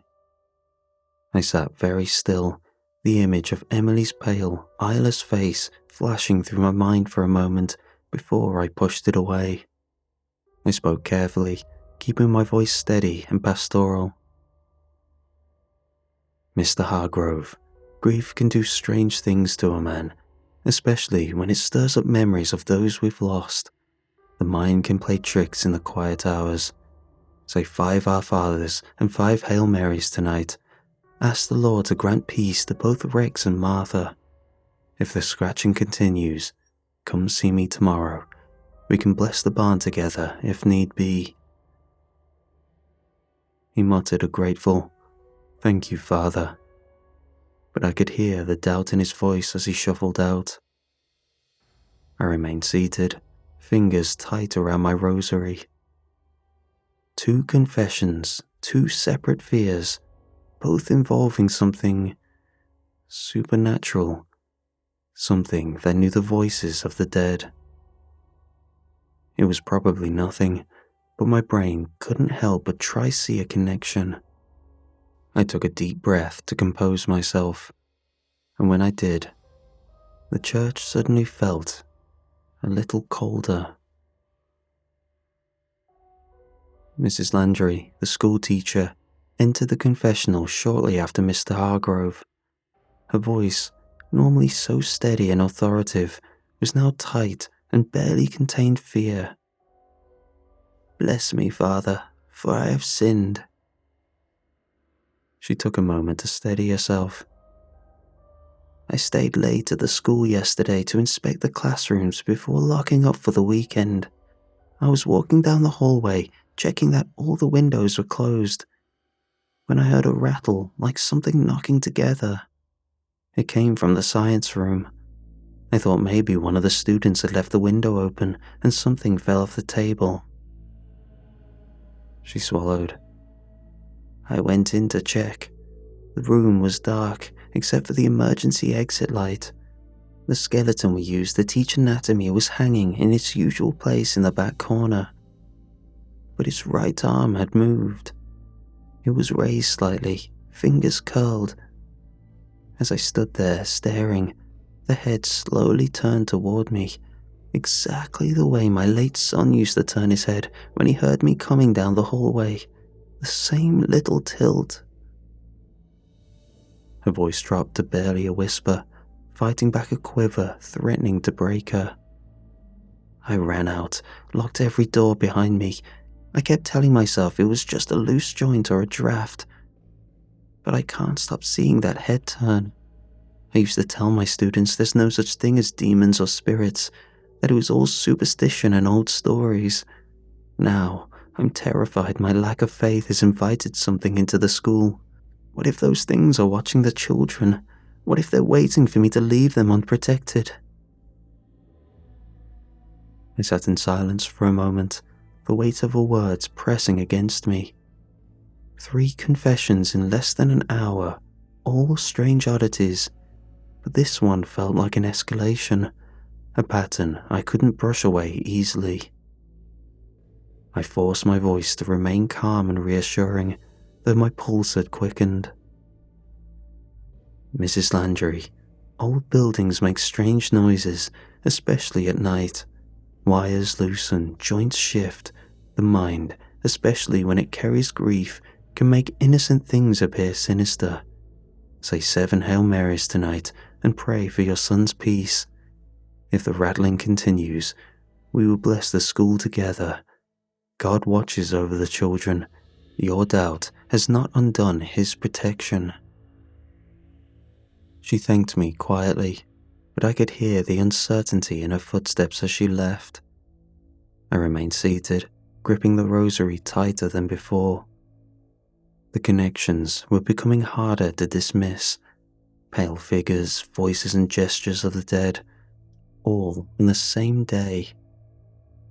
I wiped a bead of sweat from my brow and hoped the next confession was something normal. The mayor's wife, Mrs. Whittaker, entered the confessional shortly before 4 o'clock. Even through the screen, I could hear that she had been crying. "Bless me, Father, for I have sinned." Her voice trembled with quiet, respectable fear.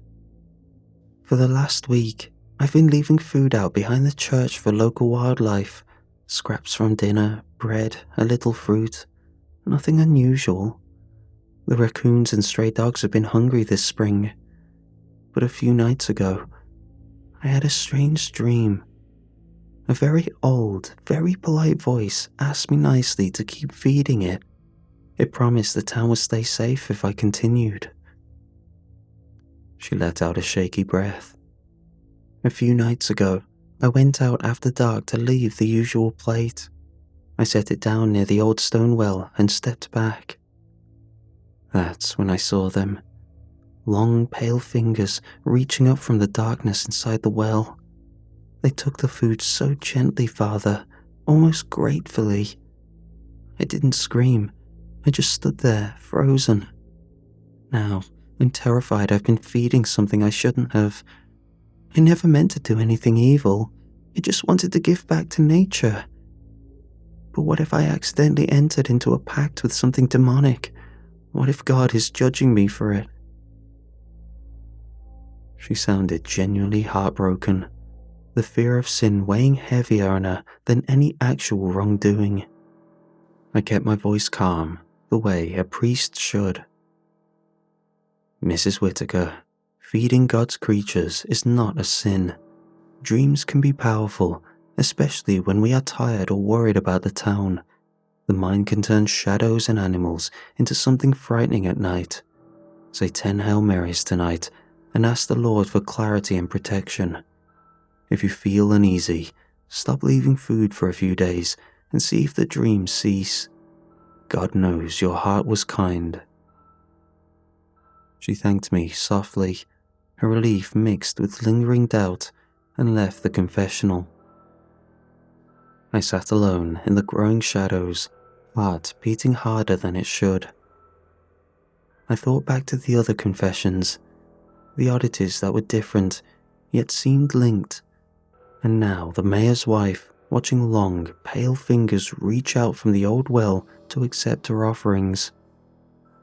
I was new here, barely 3 weeks at this quiet parish, yet on my first busy Saturday of confessions, every single person seemed to be describing pieces of the same presence. A chill settled deep in my chest. I closed my eyes and whispered a quiet prayer for strength, but my hands would not stop trembling. The last confession of the afternoon came from Mr. Kowalski, the hunter. He smelled of gun oil and pine, and his voice carried the rough edge of a man who was not easily frightened. "Bless me, Father, for I have sinned." He shifted uncomfortably on the wooden kneeler. 2 nights ago, I was out after dark, tracking a deer I'd wounded earlier. I was moving through the tree line behind the old mill when I saw something standing there. I struggled to say what it was, but there was no denying it. A skeleton. Just bones hanging upright like someone had propped it up. At first I thought it was a prank or some kids messing around with that plastic teaching skeleton from the school. But then, it moved. His breathing grew heavier. It turned its head toward me, then it raised one bony arm and started waving, slow and deliberate. And then it spoke, a slurred, raspy voice saying, "Run, run," over and over. I didn't think. I just raised my rifle and fired 3 times. The bullets hit it square in the chest. It didn't fall. It just tilted its head like it was confused, still waving that arm. He swallowed hard. I ran, Father. I ran all the way home. Now, I'm convinced I shot at something that cannot die, something unholy. And because I answered with violence, I may have cursed the whole village. What if whatever I wounded is angry now? What if it comes for all of us because of what I did? I sat behind the screen, my mind racing. A skeleton, waving, telling him to run. That was another confession involving bones or pale figures that moved when they shouldn't. 4 stories touching the dead or the unnatural, all in a row. I forced my voice to stay calm and measured, though my pulse was hammering. Mr. Kowalski, the woods at night can play cruel tricks on even the most experienced hunters. Fear and darkness can make ordinary objects appear alive. Say 10 Hail Marys and an act of contrition. We will pray together for protection over the village. If you see anything again, come to me immediately. God's mercy is greater than any curse. He thanked me gruffly and left, but the heavy thud of his boots echoed long after he was gone. I remained in the confessional, heart pounding, the rosary beads digging into my palm. 5 confessions. A girl who saw a pale face after a mirror ritual, a farmer hearing scratching and a call in his dead wife's voice under the barn, a teacher whose classroom skeleton turned its head like a missing son, the mayor's wife watching long pale fingers take food from the well, and now a hunter shooting at a moving skeleton that told him to run. On this ordinary Saturday, every soul who came to me seemed to be describing fragments of the same nightmare. A terrible thought settled over me like cold water. What if God had not sent me here to tend a peaceful flock? What if he had sent me here because something dark was stirring in St. Aldrich's, and I was meant to confront it? My hands would not stop shaking. I sat alone in the empty church as evening fell, the last of the daylight bleeding out through the stained glass windows in long, dying streaks of crimson and violet. The confessional door stood open behind me, the screen still warm from the last penitent. I'd closed the main doors, the eerie sounds of the outside were gone, but the silence felt heavy. I could not stop replaying the 5 confessions in my head. 5 ordinary people, 5 unrelated sins, or so it had seemed at first. I rose from the pew, legs unsteady, and walked to the small rectory library at the back of the church. In the bottom drawer of the old oak cabinet, the one the previous priest had warned me never to open without good reason, were the restricted texts, volumes of diocese kept under lock and key, not for public eyes. I lit a single candle and began to read, flipping through accounts of local folklore, old warnings about restless spirits, and handwritten notes on strange happenings in rural parishes. One passage spoke of spirits that could slip through small openings, mirrors, gaps beneath floors, and grow stronger when people paid attention.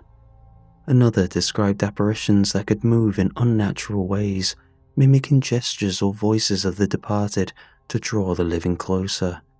Another warned that once such a presence was noticed and acknowledged, it could spread through a community like a shadow lengthening at dusk, feeding on fear and guilt until it claimed everything. My stomach tightened. I kept reading, cross-referencing, making frantic mental connections. The mirror ritual had drawn its attention.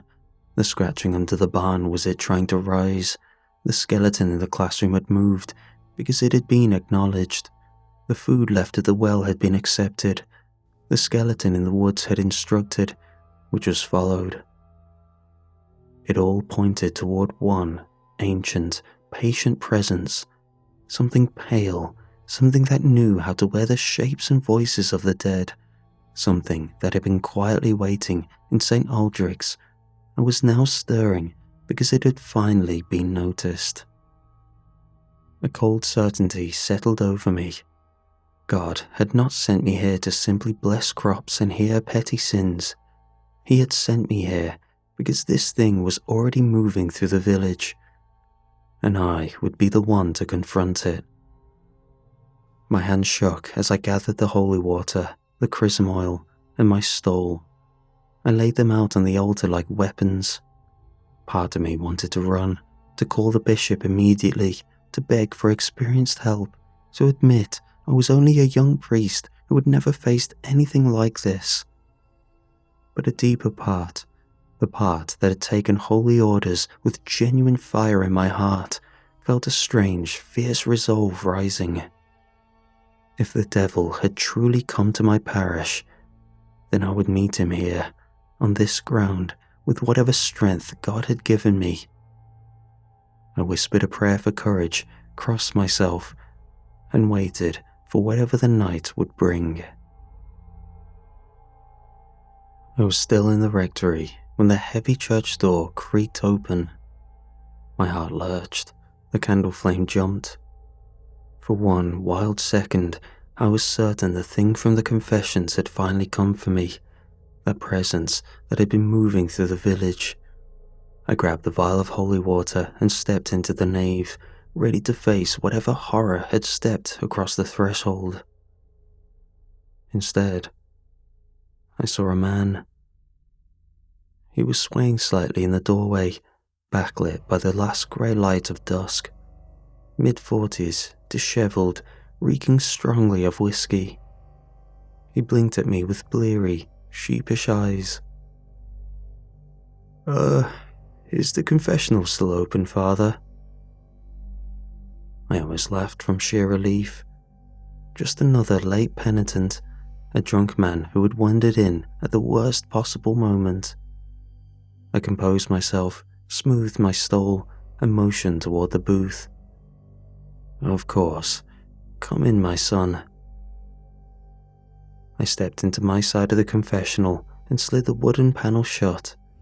The familiar lattice screen settled between us. I could hear him fumbling to kneel.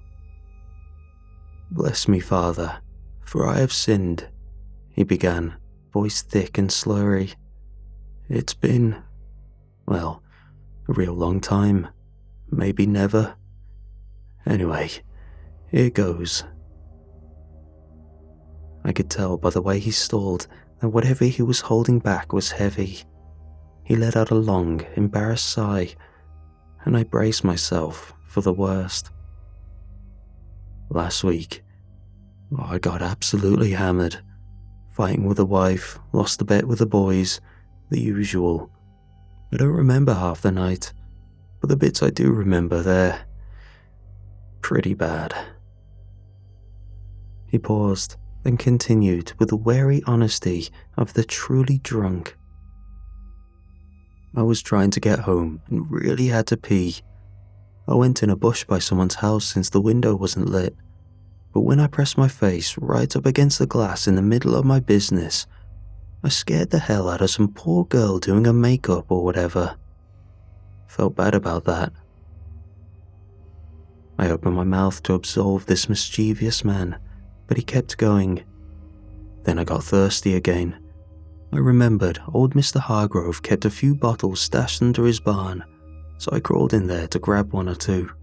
I know, that was stealing, but where I usually squeezed back out was blocked off with fresh nail boards. I pulled them up from underneath and cut my hand pretty badly on a nail. I was yelling, my hand, because it hurt like hell. Mr. Hargrove must have heard me, but he didn't come help, just left me down there. Thought that was pretty rude, so I might have cussed him out a bit while I was crawling out. Sorry about that too. I only got a word out before he went on. Then I got tired, real tired. Saw the school was still open. Janitor must have left the side door unlocked. Figured I'd sit down for a minute inside where it was warm. But then I heard footsteps. Knew I shouldn't be in there, and ended up hiding behind that big plastic skeleton in the science room. Got all tangled up in it, arms everywhere. When I finally tried to leave, the doors had locked behind me, so I had to break a window to get out.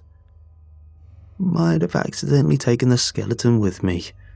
Thought it'd be funny to carry around for a bit. Is it a sin if I just thought it was funny? My smile froze. The classroom skeleton, the head that turned, the waving arm. I tried to stop him, ask him questions, but he continued, oblivious.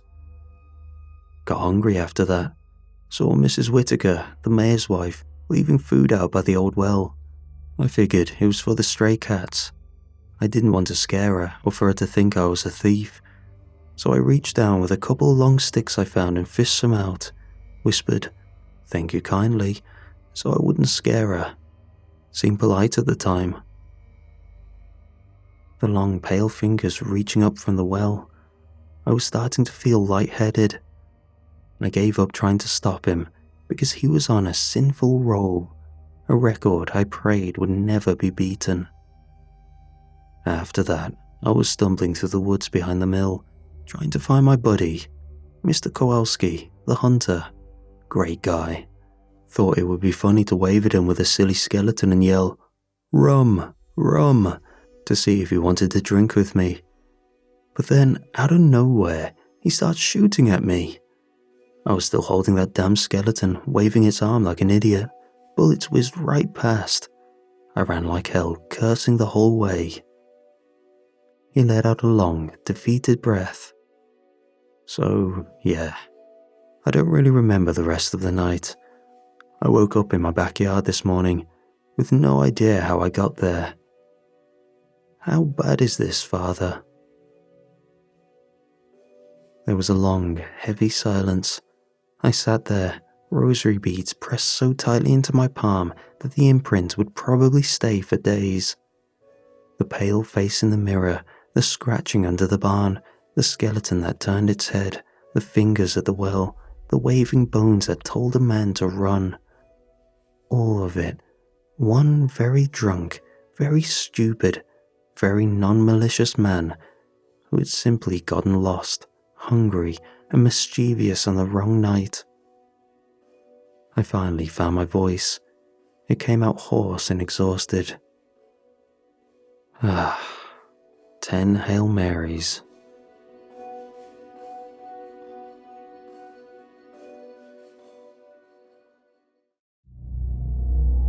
I've been a paramedic in Chicago for 6 years now. If you've never worked emergency medicine in a major city, let me paint you a picture. It's chaos. Beautiful, terrible chaos. You get used to the overdoses in gas station bathrooms, the car accidents on the Dan Ryan at rush hour, the cardiac arrests in cramped apartments where you're doing compressions while family members scream in your ear. You learn to compartmentalize, to be able to eat your lunch 30 minutes after watching someone die. You learn that most people's worst day is just another Tuesday for you. My partner, Magnus, has been doing this for 15 years. He's seen everything twice over. Gang shootings, house fires, you name it. Magnus is the guy who stays calm when everyone else is losing their minds. He's the guy who can talk down a psych patient having a violent episode or crack a joke dark enough to make you forget the smell of burnt flesh. He's taught me more about this job than any textbook ever could. But here's the thing about Magnus that always struck me as odd. About once a month, we get a call that doesn't make it into our official reports. I noticed the pattern about 2 years in. We'd respond to something, usually weird, usually in a part of the city that feels just slightly off, and Magnus would handle everything. He'd always drive on those calls, wouldn't let me take the wheel, even when it was my turn in the rotation. And afterward, the paperwork would be minimal.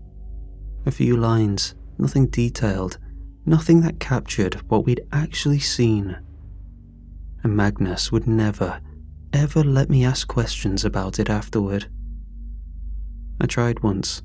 We'd responded to a call in an abandoned building where we found a guy who'd been dead for at least 3 days, but the 911 call had come from his phone 10 minutes before we arrived. I started to say something back at the station, and Magnus just looked at me with this expression I'd never seen before. It wasn't angry. Scared. "Let it go," he said. That was it. Let it go. So I did, because Magnus had kept me alive more times than I could count, and if he said let it go, I let it go. One night, Magnus called in sick. In 6 years of working together, I'd never known Magnus to call in sick. The guy came to work with a broken finger, with his marriage falling apart. But that night, at 9:47 p.m, I got a text. Not feeling great, taking the night off. Be careful out there. I was partnered with Jake for the shift, a rookie who'd been on the job for maybe 8 months. Nice kid, eager but talked too much. We'd handled 2 calls already.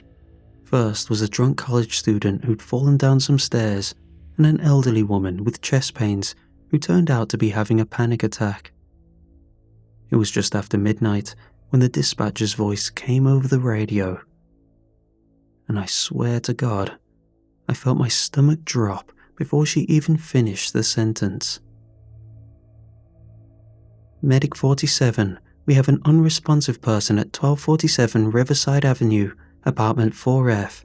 Police are not on scene. Repeat, no police on scene. It was the tone, flat and emotionless. Jake reached for the radio to confirm, but I grabbed his wrist. He looked at me, confused. Let me, I said. I picked up the radio. Dispatch, this is Medic 47. Can you repeat that address? A pause, longer than it should have been. 1247 Riverside Avenue, apartment 4F. Copy that. Medic 47 en route. I hung up the radio and started the engine. Jake was staring at me. You okay? You look like you've seen a ghost. I didn't answer. I was too busy trying to remember if Marcus had ever told me what to do if I got one of those calls without him. He hadn't. I pulled out of the station, and for the first time in 6 years, I understood exactly why Marcus always drove. Because when you're behind the wheel, you can't run. 1247 Riverside Avenue was a mid-rise apartment building in Lakeview. You could tell it had seen better days, but it wasn't quite run down enough to be condemned. Brick facade, probably built in the 70s, with a security door that buzzed open without anyone asking who we were. Jake grabbed the jump bag and monitor while I took the oxygen kit. Standard response. Nothing felt different yet, except for the knot in my stomach that wouldn't go away. The elevator was broken. Of course it was, so we took the stairs to the 4th floor. Jake was talking the whole way up, something about a call he'd run last week. But I wasn't listening. I was trying to focus on the routine, one foot in front of the other. The 4th floor hallway was long and narrow, lit by flickering fluorescent lights that gave everything a sickly yellow tinge. Apartment doors marched down both sides. 4A, 4B, 4C on the left, 4D, 4E, 4G on the right. I stopped. Jake nearly walked into me. What's wrong? Where's 4F? He looked at the doors, then back at me. What do you mean? I pointed. 4E, then 4G. There's no 4F. Jake walked down the hall, checking each door number. That's weird. Maybe it's a typo. Maybe they meant 4E. I pulled out my radio. Dispatch, Medic 47. Can you confirm the apartment number? We're showing no apartment 4F at this location. Static. Then 1247 Riverside Avenue, apartment 4F, 4th floor. Dispatch, there is no apartment 4F. The hallway goes from 4E to 4G. Another pause, longer this time. I could hear keyboard clicking in the background. Medic 47, our system shows apartment 4F, 4th floor. The call came from inside that unit. I looked at Jake. He shrugged, already moving back toward the stairs. Maybe it's on a different wing. These old buildings can be weird. Yeah, I said. Weird. We checked the other side of the hallway. Same thing. No 4F. Jake suggested we try 4E. Maybe the caller got confused. I was about to agree when I decided to walk the hallway one more time, just to be sure. 4A, 4B, 4C, 4D, 4E. And there it was. 4F. I stopped so abruptly, Jake walked into me this time. Dude, what? He saw it too. The door was there, brass number screwed into dark wood. 4F. The paint was older than the other doors, more worn. And it was open, slightly ajar, maybe an inch, enough to see darkness inside. That wasn't there before, Jake whispered. I know, Jake. My hand was on my radio. I should call this in. I should tell dispatch that something is very wrong here. But what would I even say? That a door appeared out of nowhere? They'd think I was on something.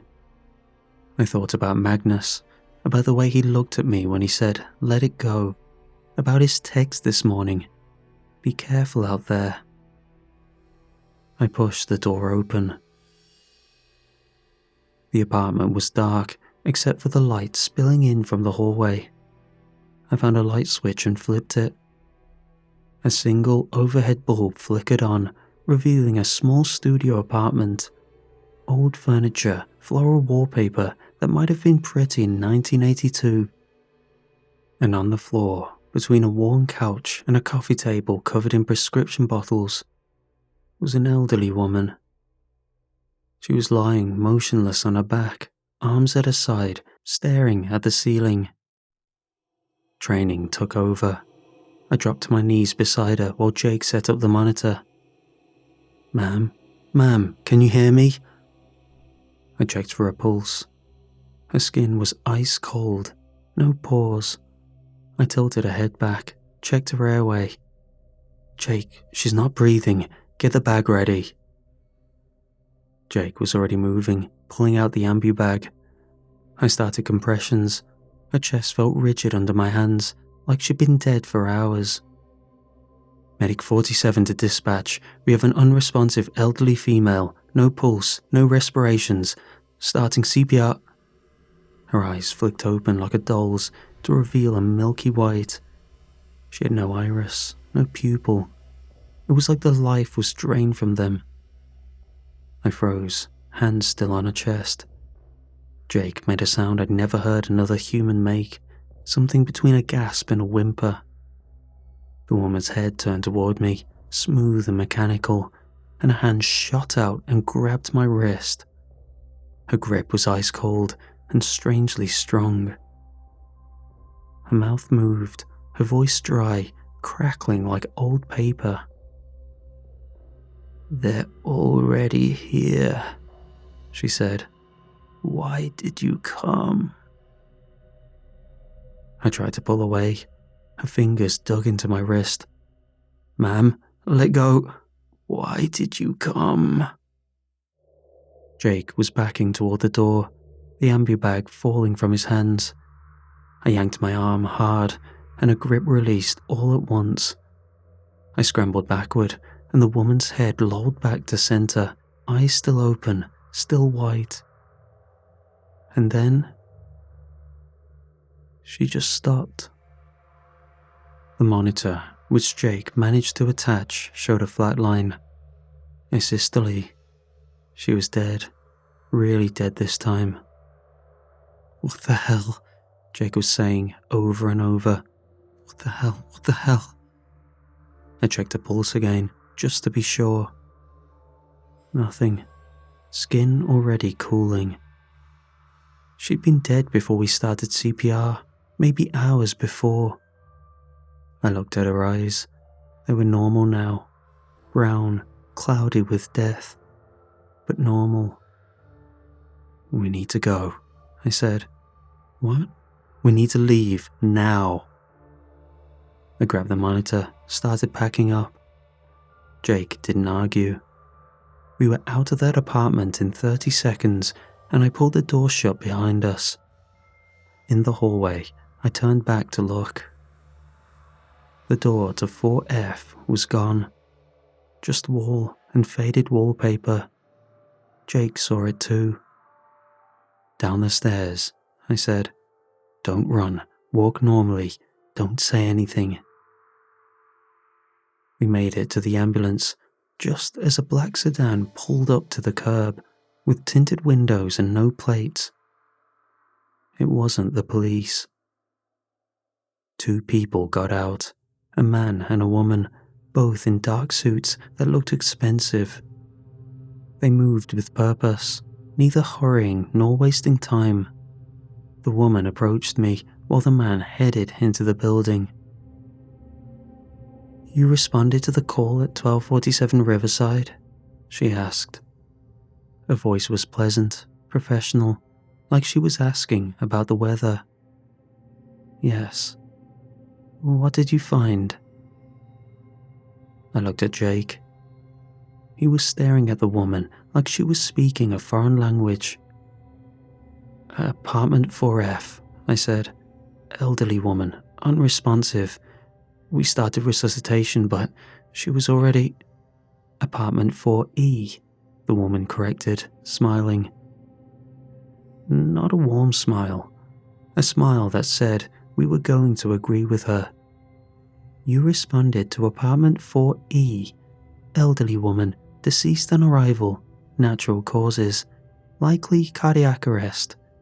You assessed the patient, confirmed she was beyond resuscitation, and cleared the scene.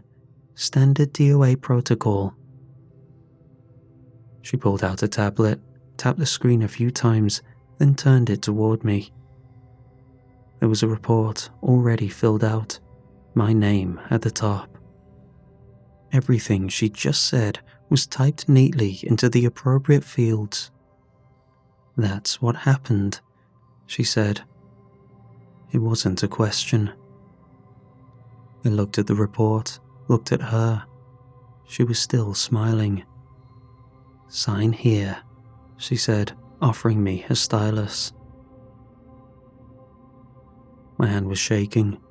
I could feel Jake staring at me, waiting to see what I'd do.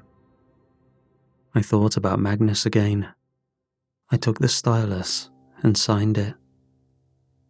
"Excellent," the woman said, taking the tablet back. "You did good work tonight. The family appreciates your professionalism during a difficult time." "What family?" Jake blurted out. The woman looked at him for the first time, really looked at him. Jake went pale. "The family of the deceased," she said slowly, like she was explaining something to a child. "In apartment 4E? You should go back to your station now. I'm sure you have other calls waiting." She walked back to the sedan. The man emerged from the building a moment later, carrying a black bag I hadn't seen him take in. They got in the car and drove away. Jake and I stood there for a long moment, and we drove back to the station in complete silence. Jake kept opening his mouth like he was going to say something, then closing it again. My wrist still hurt where the woman, the dead woman, the woman with white eyes, had grabbed me. I found a bruise there, 5 finger-shaped marks, dark purple against my skin. They didn't fade for 2 weeks. Magnus was at the station when we got back. I saw him through the bay doors as I pulled in, sitting at the table in the common room with a cup of coffee, looking completely fine, like he'd been waiting. Jake practically ran inside, mumbling something about needing to use the bathroom. I heard him lock himself in and turn on the faucet.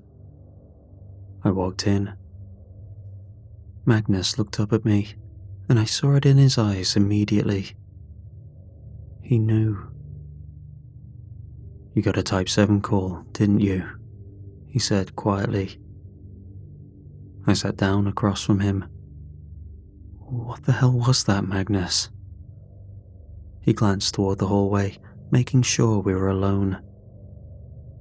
"The system flags certain calls, Type 7s. They get routed to experienced crews, people who can handle irregularities." Irregularities? Things that don't fit in normal reports. Heart attacks that aren't medical, accidents that aren't accidental, calls from addresses that shouldn't exist. He leaned forward. "There are things in this city that don't belong in the daylight. Most people never see them. But sometimes, something breaks through. Someone calls 911, and someone has to respond. So they send us.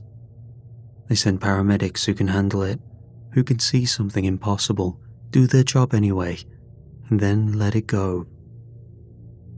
He looked at me hard. "You did good tonight. You signed the report. That's exactly what you're supposed to do." "What happens if I hadn't signed it?" Magnus went very quiet. He stared into his coffee.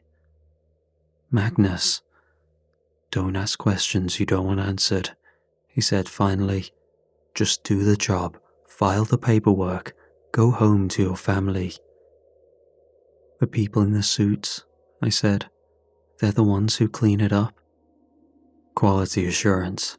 They handle everything, make sure it doesn't get into the news, doesn't cause panic. They have protocols, procedures, and pre-filed reports." He paused. "They've been doing this for decades, maybe longer." "How many paramedics have worked Type 7s?" "Dozens over the years. Most handle it like you did. See something wrong, do their job, sign the paperwork, go home. They get hazard pay and don't ask questions." His jaw tightened. "The ones who do ask questions transfer to other departments or take early retirement or have accidents." The way he said accidents made my blood run cold. "I've been doing this for 15 years, Magnus continued. "Stopped counting the Type 7s at 100. I was told to call in sick tonight. I hoped they'd reassigned your call to someone with more experience, but they sent you anyway." He stood up and put a hand on my shoulder. "Because you're good at your job. You stay calm, you can handle it. And you've proved them right." He headed for the door, then stopped. "Go home, get some rest. Next shift, we'll be back to normal chaos. Overdoses and car accidents, regular stuff." He looked back at me. "Don't upset the balance. Just do your job, sign the paperwork, and go home." Then he was gone. Jake emerged from the bathroom a few minutes later, pale but composed. "Are we going to talk about what happened?" he asked. I thought about Magnus's warning, about the woman in the suit and her pleasant smile. "No," I said, "we're not." Jake nodded and left without another word. I sat alone in the common room, staring at the bruises on my wrist. 5 finger-shaped marks, dark purple against my skin. Somewhere in this city, right now, there were things that didn't belong, things that broke the rules of reality. And there was an entire system designed to make sure no one ever knew about them. I was part of that system now, whether I wanted to be or not. A week passed, 7 shifts of normal calls. A stabbing in Englewood, a 3-car pileup on Lakeshore Drive, an elderly man with pneumonia, 2 overdoses, a diabetic emergency. Jake and I didn't talk about the apartment. Magnus acted like nothing had happened. The bruises on my wrist faded to yellow, then disappeared. I almost convinced myself that it would be a one-time thing. Then, on a Tuesday night at 11:34 p.m., the dispatcher's voice came over the radio with that same careful, flat tone. Medic 47, we have multiple casualties at downtown station, red line platform, track 3, fire and police are en route. Magnus was driving. He let out a deep breath, but he didn't say anything, just flicked on the lights and sirens. Multiple casualties, I said. Train derailment? Dispatcher didn't say. They always say. Magnus didn't respond. We arrived before fire or police. The station entrance was still open, and a few late-night commuters were heading down the stairs, completely oblivious. Magnus grabbed the jump bag and trauma kit. I took the monitor and oxygen. We descended into the station. It was surprisingly empty for a Tuesday night, just a CTA worker at the booth reading something on his phone. He didn't look up as we passed. The platform was deserted. Fluorescent lights hummed overhead. Somewhere, water dripped. The electric sign said the next train would arrive in 4 minutes. And on the tracks, 5 people were lying motionless. They were arranged almost neatly, parallel to each other, like they'd laid down deliberately.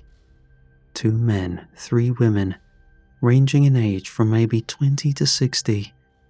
Different races, different clothing, nothing connecting them that I could see.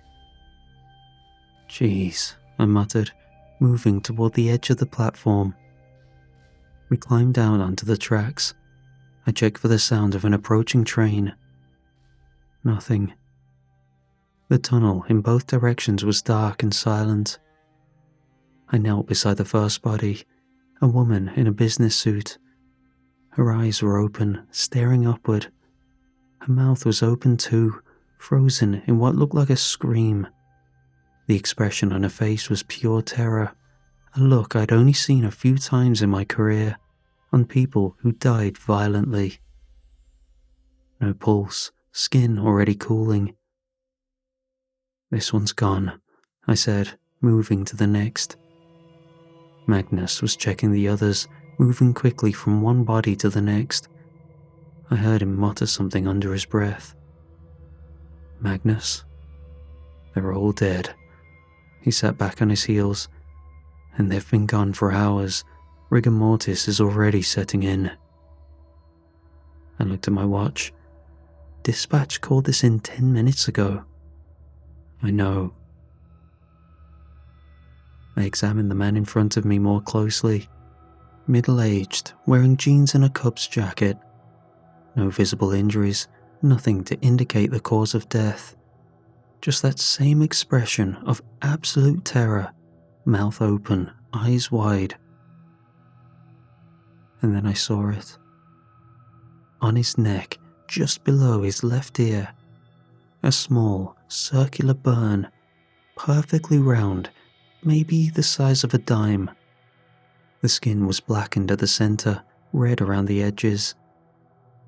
Magnus, I pointed. Look at this. I checked the woman in the business suit. Same mark, same location, left side of the neck, just below the ear. They all have it, I said, moving to the third body. All of them have the same... Magnus moved fast, pulling a sheet from the trauma bag and draping it over the nearest body. Don't look too close. What? Magnus, this is evidence. We need to document...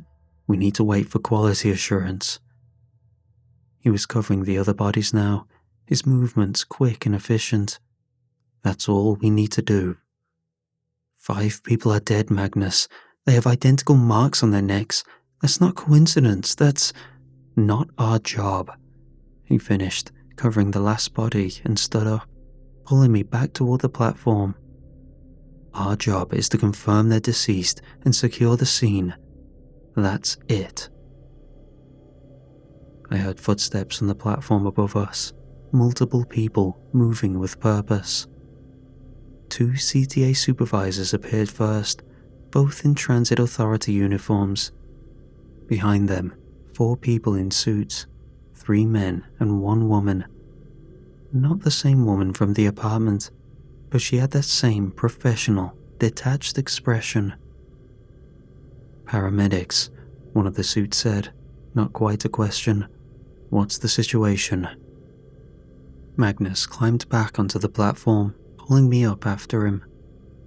5 deceased individuals on the tracks, no visible cause of death, no train involvement. The woman in the suit nodded, like this was exactly what she'd expected to hear. She gestured to the others, and they climbed down onto the tracks, pulling back the sheets Magnus had just placed. One of them had a device I didn't recognize, something that looked like a Geiger counter but wasn't. He waved it over each body, checking her readout. Confirmed, he said quietly. All 5. The woman turned back to us. Thank you for responding. We'll take it from here. What about the police? I asked. Fire department. This is a crime scene. There's been a malfunction with the emergency call system, she said smoothly. A false alarm triggered, multiple dispatch codes. Fire and police have been notified and the response is not needed. There are 5 dead people. There are no casualties, she interrupted, still smiling that same professional smile. You responded to a false alarm at downtown station. Equipment malfunction. You found the platform empty. That's what happened. Magnus put a hand on my shoulder, a warning. I looked back at the tracks. The suits were already moving the bodies, working with practiced efficiency. One of them was taking photographs with a camera that had no flash. Another was collecting samples from something on the platform. Equipment malfunction, the woman repeated. You can file your report back at the station. We were dismissed. Marcus led me back through the station, past the CTA worker who still hadn't looked up from his phone, up the stairs to street level. The ambulance was where we'd left it. Get in, Magnus said. I got in. We drove 3 blocks in silence before I finally spoke. What killed them? I don't know. Magnus, I don't know, he repeated, harder this time. And I don't want to know. Neither should you. They had burns on their necks, all of them, same location, same size. I know. So what does that? What kills 5 people with no visible trauma except a small burn? Magnus's jaw was tight. Something we're not equipped to handle. Something that quality assurance will figure out and contain and make sure never happens again. He glanced at me. That's how this works. We respond, we confirm, we report. They handle the rest. They're covering it up. They're preventing panic. There's a difference. I thought about those faces, that terror. Whatever those 5 people had seen before they died, it had been bad enough to literally freeze the fear on their faces. How many calls like this have you worked? I asked. Magnus was quiet for a long time. Enough to know that asking questions doesn't change anything. It just makes it harder to sleep at night. We got back to the station at 12:47 a.m. There was a report already waiting in my inbox, pre-filled just like last time. False alarm, equipment malfunction, platform was empty, cleared scene at 12:15. I signed it. But when I got home that morning, I couldn't sleep. I kept seeing those 5 bodies lined up on the tracks, those open mouths, those wide eyes, that perfect circular burn. And I kept thinking, somewhere in this city, something had killed 5 people in a way that left almost no evidence, something that made experienced paramedics look away and suits with strange equipment show up within minutes, something that quality assurance wanted to make sure no one ever knew about. I lay in bed, staring at the ceiling, listening to the distant sound of the L train rumbling past. I wondered how many other people had died like that, wondering how many more would. I started looking through old reports during my downtime at the station, not trying to draw attention, just pulling up calls from the database while Magnus was out on runs or during slow nights when no one was paying attention. The pattern emerged quickly once I knew what I was looking for. Calls with minimal documentation, a few lines, barely any detail, no follow-ups and no patient transport, just cleared scene or unfounded or referred to other agency. And they were always handled by the same names: veteran paramedics, people who'd been on the job for 10, 15 or 20 years. I started tracking the names. Richards, 14 years on the job, transferred to fire prevention in 2019. Klein, 18 years, early retirement in 2021. Peters, 11 years, transferred to training division in 2020. The pattern was consistent. Worked the job for years, handled dozens or hundreds of these minimal documentation calls, then suddenly leave field work. One name kept appearing more than others: Sophie Wu.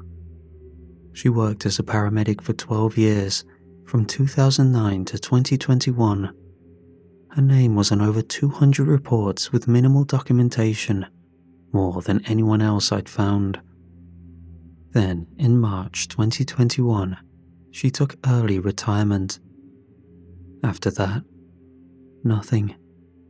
Her name just disappeared from the system entirely. I found her obituary on the 3rd page of Google results. Sophie Wu, 38, died in a single vehicle accident on I-290 on June 15, 2021. She is survived by her sister, Michelle Wu of Portland, Oregon. 3 months after early retirement. Car accident. I stared at the obituary photo. She looked tired, older than 38. I closed the browser and sat in the quiet station, listening to the hum of the fluorescent lights. How many Type 7 calls had Sophie Wu worked? 200 documented, probably more that weren't in the system. 12 years of responding to things that shouldn't exist, of signing pre-filled reports and not asking questions. And then, she tried to leave. I looked at the clock, 3:42 a.m. Magnus was due back from a call any minute. I cleared my browser history and went back to scrolling through my phone, pretending I'd just been killing time. But I couldn't stop thinking about that photo, about the look in Sophie Wu's eyes. She'd known something, and knowing had gotten her killed. The question was, how much could I learn before I ended up the same way?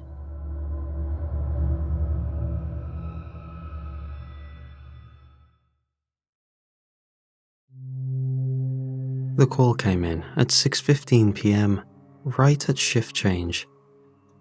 Structural fire, Westmont Towers, 1840 North Clark, 23rd floor, multiple units responding. We could see the smoke from 6 blocks away, dark clouds billowing from the upper floors of a luxury high-rise in Lincoln Park. By the time we arrived, it was a full response. 4 fire trucks, 2 ladder companies, police blocking off the street, and ambulances staged in a line. Chaos.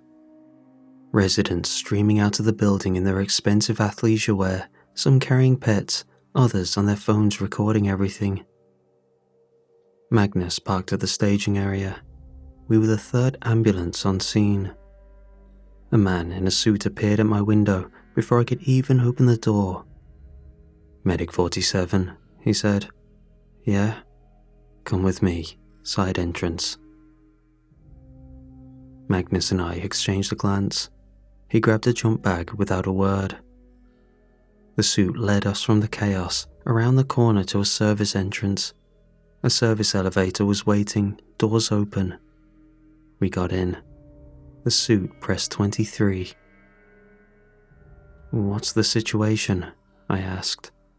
"Single occupant, unresponsive, 23rd floor. "What about the fire?" He didn't answer. The elevator rose in silence. I watched the numbers climb. The doors opened on the 23rd floor. No smoke, fire or heat. The hallway was pristine. Cream-colored walls, expensive light fixtures, the faint smell of whatever cleaning product rich people use. The suit led us to apartment 2304. The door was open. Inside, the apartment was immaculate. Floor-to-ceiling windows with a view of the lake, modern furniture, the kind you see in magazines. Everything clean and perfectly arranged. Except for the walls. Scorch marks covered every surface. Not random, but imperfect geometric patterns. Circles within circles, lines intersecting at precise angles, symbols I didn't recognize. The marks were burned into the paint, the drywall beneath blackened and cracked. And in the center of the living room, sitting in a leather armchair facing the windows, was a man. He was maybe 40, wearing a dress shirt and slacks. His hands were on the armrests, his head tilted back slightly. His eyes were open, staring at the ceiling. He wasn't breathing. Magnus moved forward, checking for a pulse. I set up the monitor and attached the leads. Flatline. "How long has he been down?" I asked the suit. "Unknown." I checked the man's skin. Normal temperature, no rigor mortis. He looked like he died minutes ago, not hours. But something was wrong. His expression was blank, completely empty, like someone had erased everything behind his eyes. Magnus pulled out a pen light and checked the man's pupils. Fixed and dilated. I looked around the apartment again. Those geometric patterns burned into every wall, the precision of them. Nothing else was damaged. My eyes landed on the coffee table. The man's phone was there, screen still lit. A text message was open. "Don't tell them what you saw." "Magnus," I said quietly, "look at this." He glanced at the phone, then quickly looked away, but I saw his jaw tighten. "What did he see?" I asked. Magnus didn't answer. He was checking the man's vitals again, but his hands were shaking.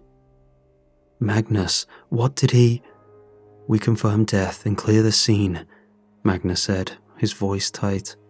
"That's all." Footsteps in the hallway. 3 more suits entered, along with 2 people in hazmat gear carrying equipment I didn't recognize. The lead suit, a different one, older, with grey at his temples, looked at us. "Status?" "Male, approximately 40 years old.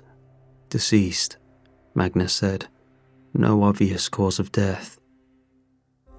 The suit nodded. "Gas leak explosion, single fatality, standard procedure." He gestured toward the door. "We'll take it from here." "Gas leak?" I said. "There's no damage except—" "Gas leak," the suit repeated, harder this time. You can clear the scene. Magnus was already packing up. I followed him out, glancing back once. The people in hazmat suits were spraying something on the walls. The scorch marks were disappearing, the geometric patterns fading like they'd never existed. Outside, the fire trucks were already leaving. The smoke, or whatever it had been, was gone. Residents were being led back into the building by police officers who were explaining that there'd been a small gas leak on the 23rd floor, quickly contained. No danger, everything was fine. And they believed it. I watched them nod, relieved, already pulling out their phones to text friends and family that everything was okay. We got back in the ambulance. Magnus drove. 3 blocks from the scene, he pulled a flask from under his seat and took a long drink. I'd worked with Magnus for 6 years. I'd never seen him drink on shift. Magnus, don't, he said. Just don't. He took another drink, then put the flask away and kept driving. I looked at my hands. They were shaking too. That text message kept playing in my mind. Don't tell them what you saw. Whatever that man had seen, it had killed him and burned impossible patterns into his walls. And now, it was like it had never happened at all. I found Magnus in the station locker room at the end of the shift, sitting on the bench with his head in his hands. I need to know what we're dealing with, I said. He didn't look up. No, you don't. Yes, I do. I sat down next to him. That man in the apartment, those 5 people on the tracks, the woman in 4F. I need to know what's killing them. It doesn't matter what, it matters to me. Magnus finally looked at me. He looked exhausted, older than I'd ever seen him. You think this city runs on laws and logic? He said quietly. Traffic laws and building codes and the natural order of things. He laughed, but there was no humor in it. It doesn't. There are things that live here alongside us. Old things, wrong things, things that don't care about our rules because they operate on different ones. I waited. He was finally talking. Quality assurance isn't a department, he continued. It's a protocol. When reality breaks, when something that shouldn't exist does exist, when the rules stop working, someone has to clean it up, contain it, make sure it doesn't spread. The people in suits. We call them adjusters. They modify records, memories, and sometimes evidence. They make the impossible possible to ignore. He rubbed his face. Paramedics like us, we're the first responders. We show up when reality's still broken, when the scene is still fresh. We confirm what we can. We document what really happened. Not in the official reports, but somewhere. Someone keeps track, and then we let the adjusters bury it. Why? The word came out harder than I intended. Why cover it up? 5 people died on those tracks. That man in the apartment saw something that killed him. Don't they deserve... Deserve what? The truth? Marcus stood up, pacing. Okay, say we tell the truth. Say we put it in the official record. 5 people killed by an unknown entity, geometric burn patterns of unknown origin, an apartment that appears and disappears. What happens then? I didn't answer. I'll tell you what happens. News picks it up, social media explodes, people start asking questions, demanding answers. And when they don't get answers that make sense, they panic. They stop taking the train, they stop going to work, they start seeing threats everywhere, because now they know really know that there are things out there that can kill them in ways that they can't understand or prevent. He turned to face me. The city collapses, not in a bang, but slowly. Fear spreads faster than any disease. Trust in institutions evaporates. And those things out there, those old, wrong things, they feed on that fear. They get stronger, more bold, and more people die. I felt cold. So we just pretend it's not happening. We contain it. We respond. We document for the people who need to know. And we let everyone else believe in gas leaks and equipment malfunctions and natural causes. His voice softened. This way, life goes on. People go to work, raise their families, and live their lives. They're safe because they don't know they're in danger. Ignorance isn't just bliss here. It's survival.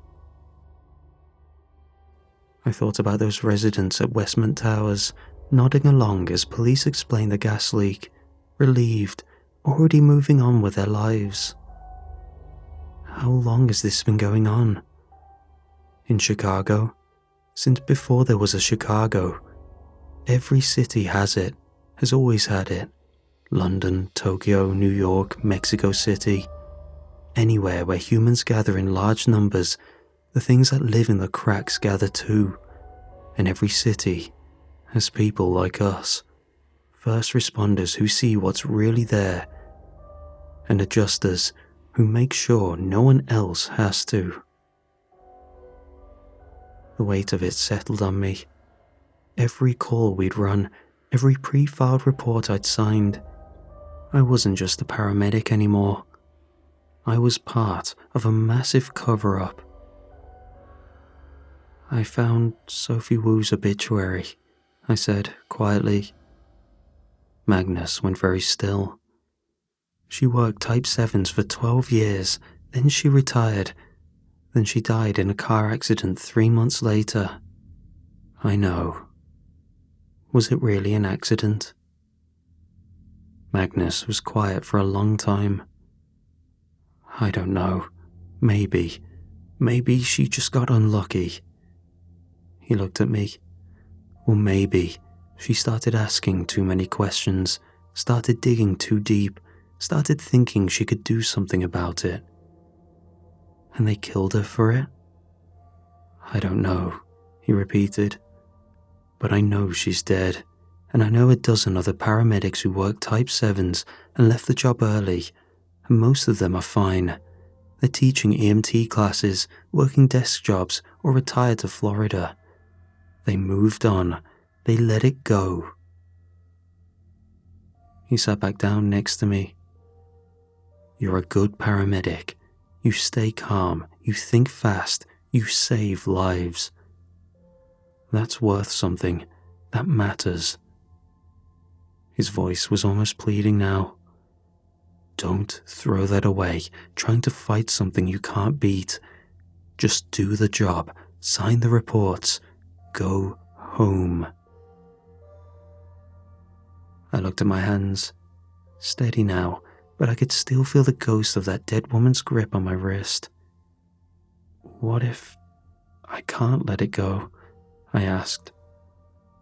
Magnus closed his eyes. Then you end up like Sophie Wu, one way or another. We sat in silence. Outside, I could hear the day shift arriving, voices in the hallway, someone laughing at a joke I couldn't hear. Normal life, going on like it always did, built on a foundation of lies and cover-ups and things that shouldn't exist. And I was part of it now. The question was, could I live with that? Or would trying to expose it kill me first? A text came 3 days after my conversation with Magnus. Unknown number. Meeting tomorrow, 2 p.m, 1515 West Monroe, Suite 800. Come alone. No signature and no explanation. I showed it to Magnus during our shift.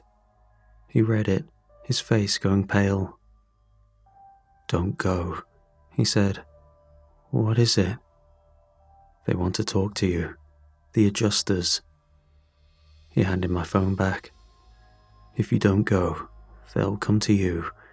If you do go, he trailed off. What? Just be careful what you agree to. 1515 West Monroe was a generic office building in the West Loop. Glass and steel. The kind of place that housed insurance companies and consulting firms. Nothing remarkable. Suite 800 had no name on the door, just the number. I knocked. The door opened immediately. A woman stood there, mid-40s, wearing a charcoal suit. Professional, put together. She smiled like we were old friends. Thank you for coming. I'm Director Reed. She gestured inside. Please. The office was small. A desk, 2 chairs, no windows. Completely anonymous.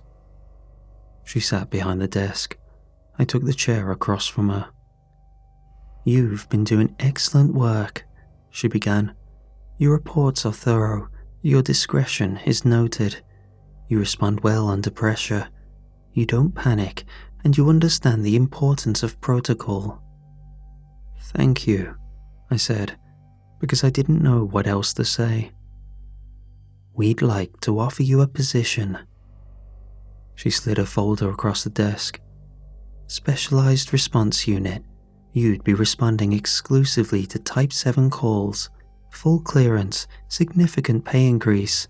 We're talking double your current salary. Better benefits, hazard pay, pension.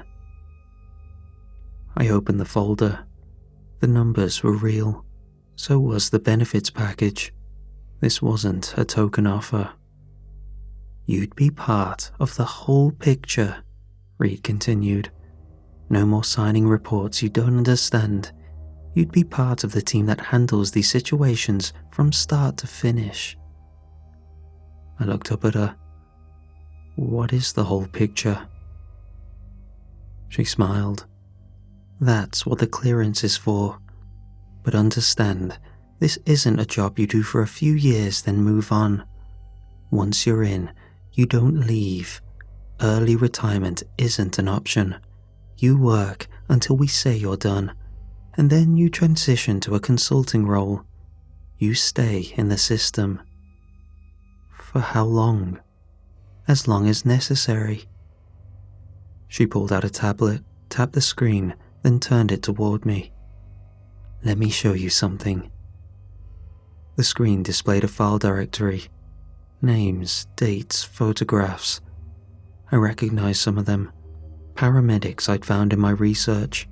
Peters, Kleins, Richards, and Sophie Wu. These are people who tried to walk away, Reed said quietly.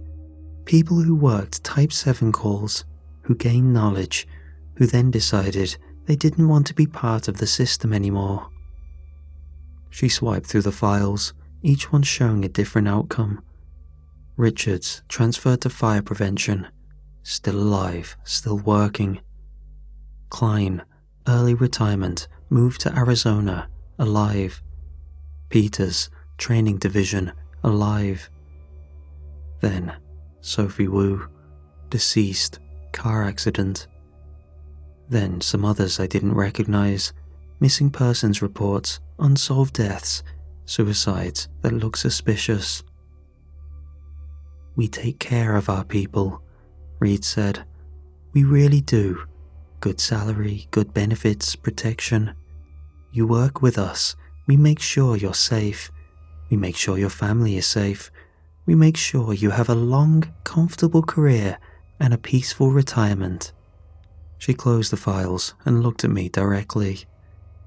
But only if you stay in line. Only if you follow protocol. Only if you understand that this knowledge comes with responsibility. She paused.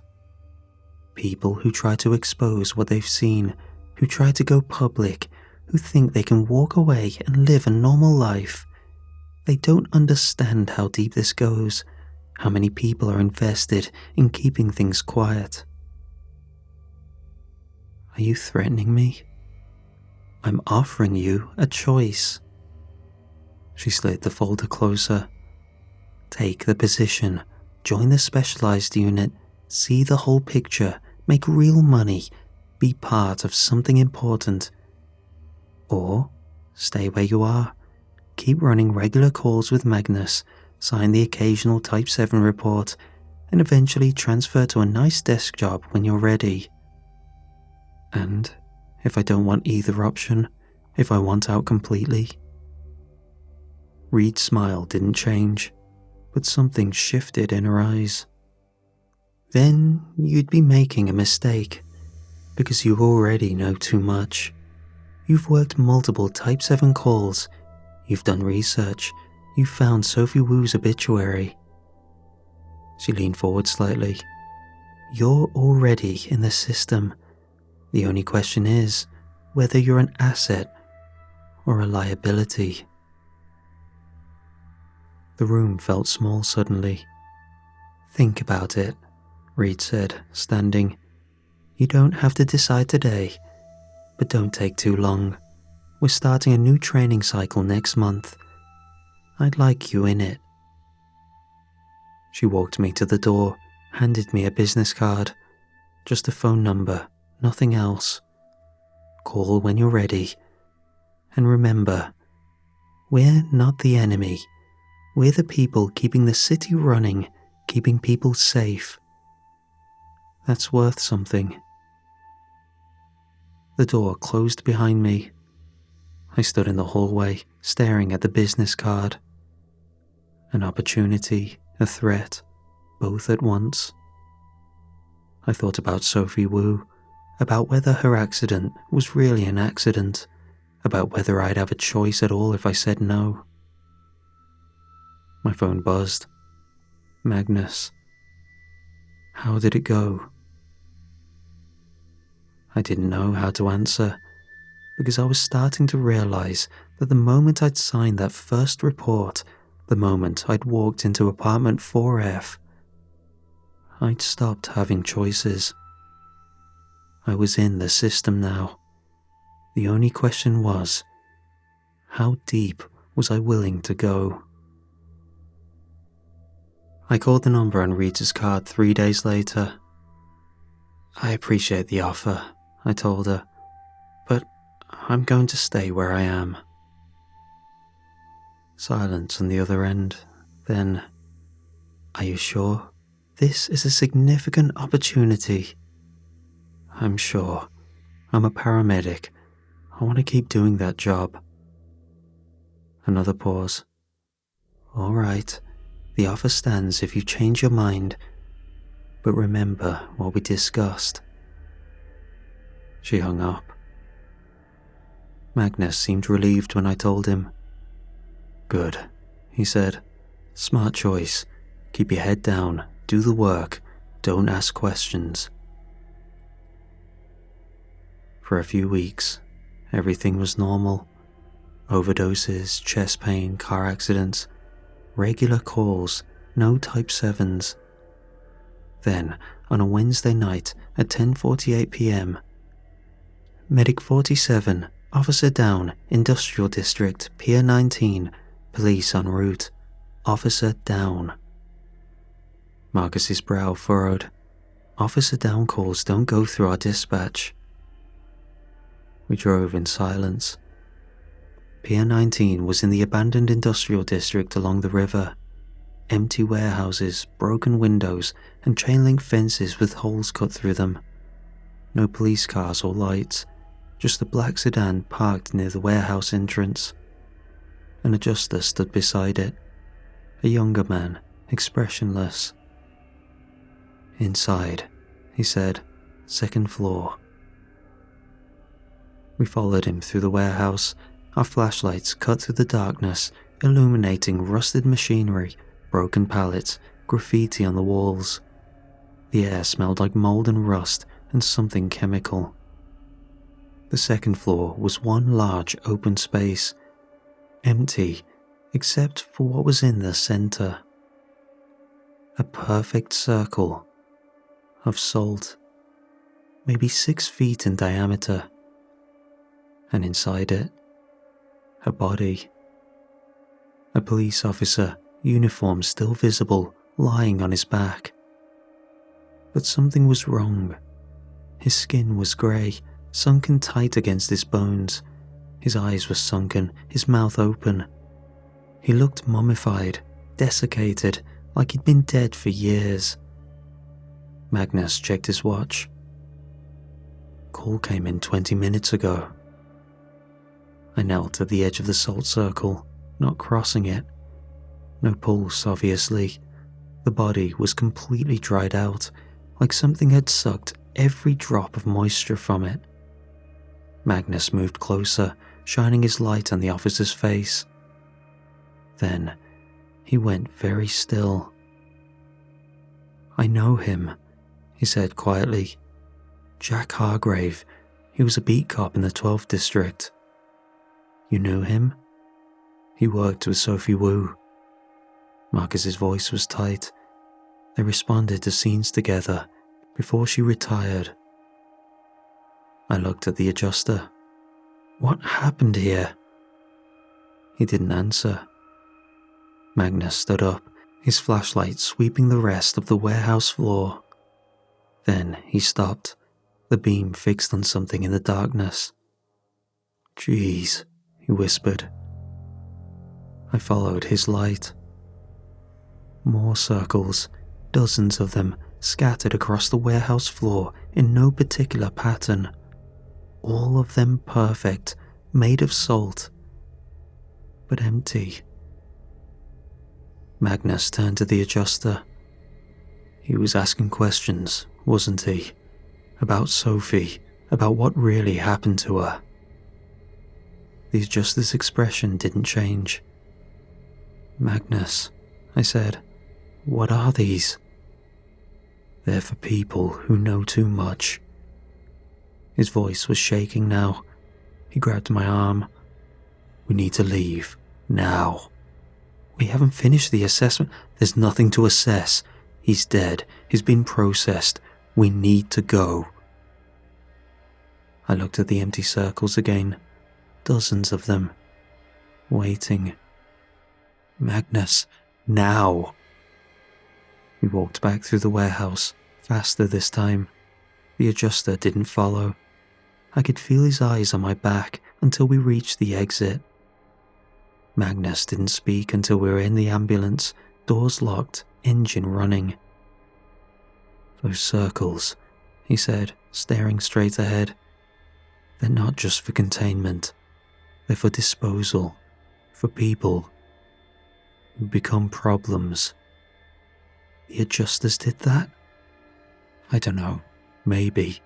Or maybe they're just cleaning up after something else does it. Either way.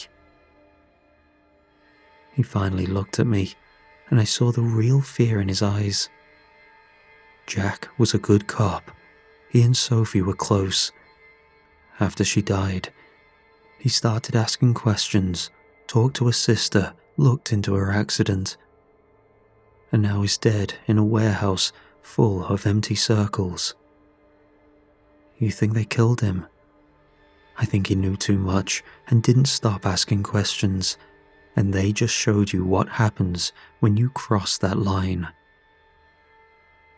He put the ambulance in gear and drove. His hands were shaking on the wheel. I looked back at the warehouse, at the black sedan still parked outside. Somewhere in there, Jack Hargrave's body was being processed, documented, and erased, and dozens of empty salt circles were waiting for the next person who asked too many questions.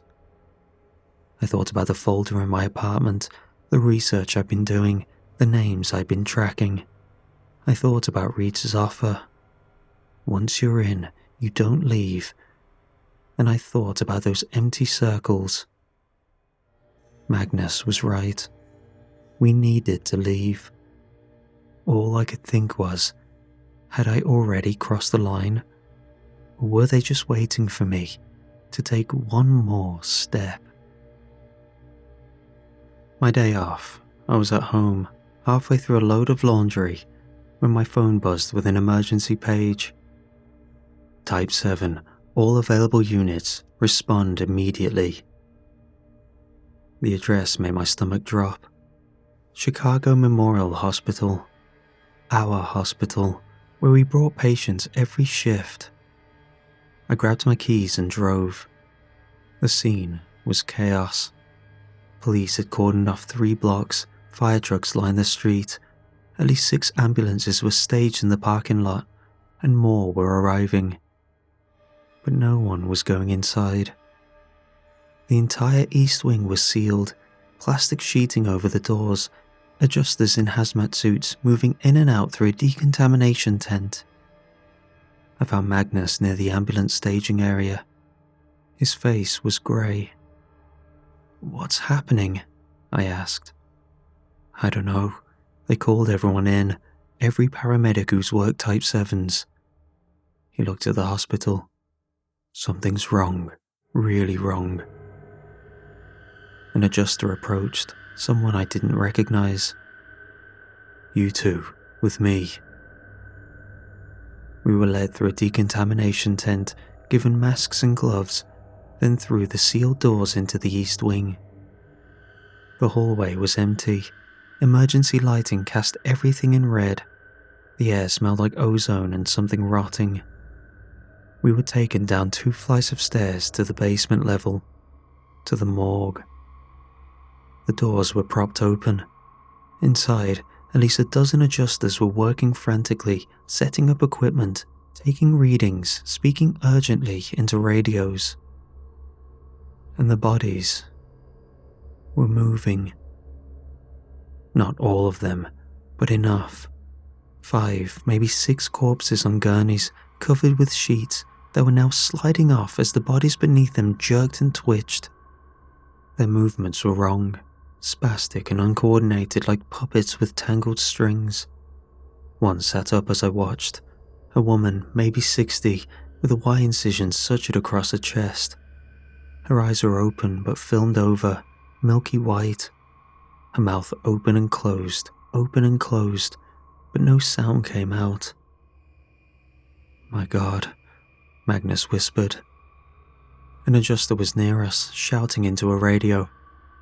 "Containment is failing. Repeat, containment is failing. We need Black Protocol authorization, now." Another corpse rolled off its gurney and hit the floor with a wet thud.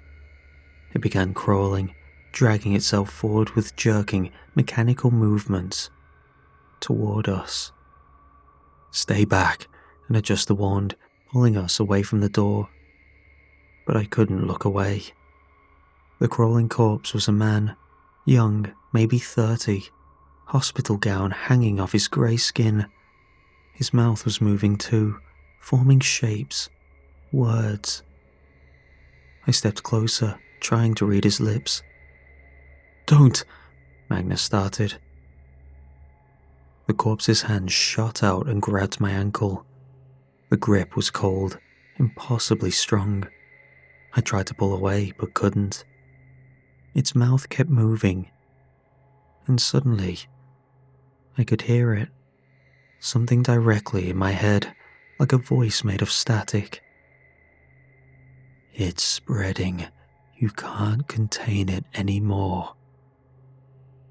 An adjuster pulled me back, breaking the corpse's grip. 2 others moved in with some kind of device, pressing it against the body. There was a flash of light and the corpse went still. But the others were still moving, still jerking and twitching, still mouthing silent words.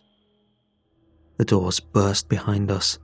Director Reed strode in, flanked by 4 more adjusters. She took one look at the scene and a professional composer cracked for just a second. "How many?" she demanded. 7 animated, more showing early signs. It's accelerating. Initiate Protocol Black. Clear the building. Everyone out, now. Director, we haven't contained. I said now. She turned to the adjusters around the room. Full lockdown, no one in or out. We're sealing this entire wing.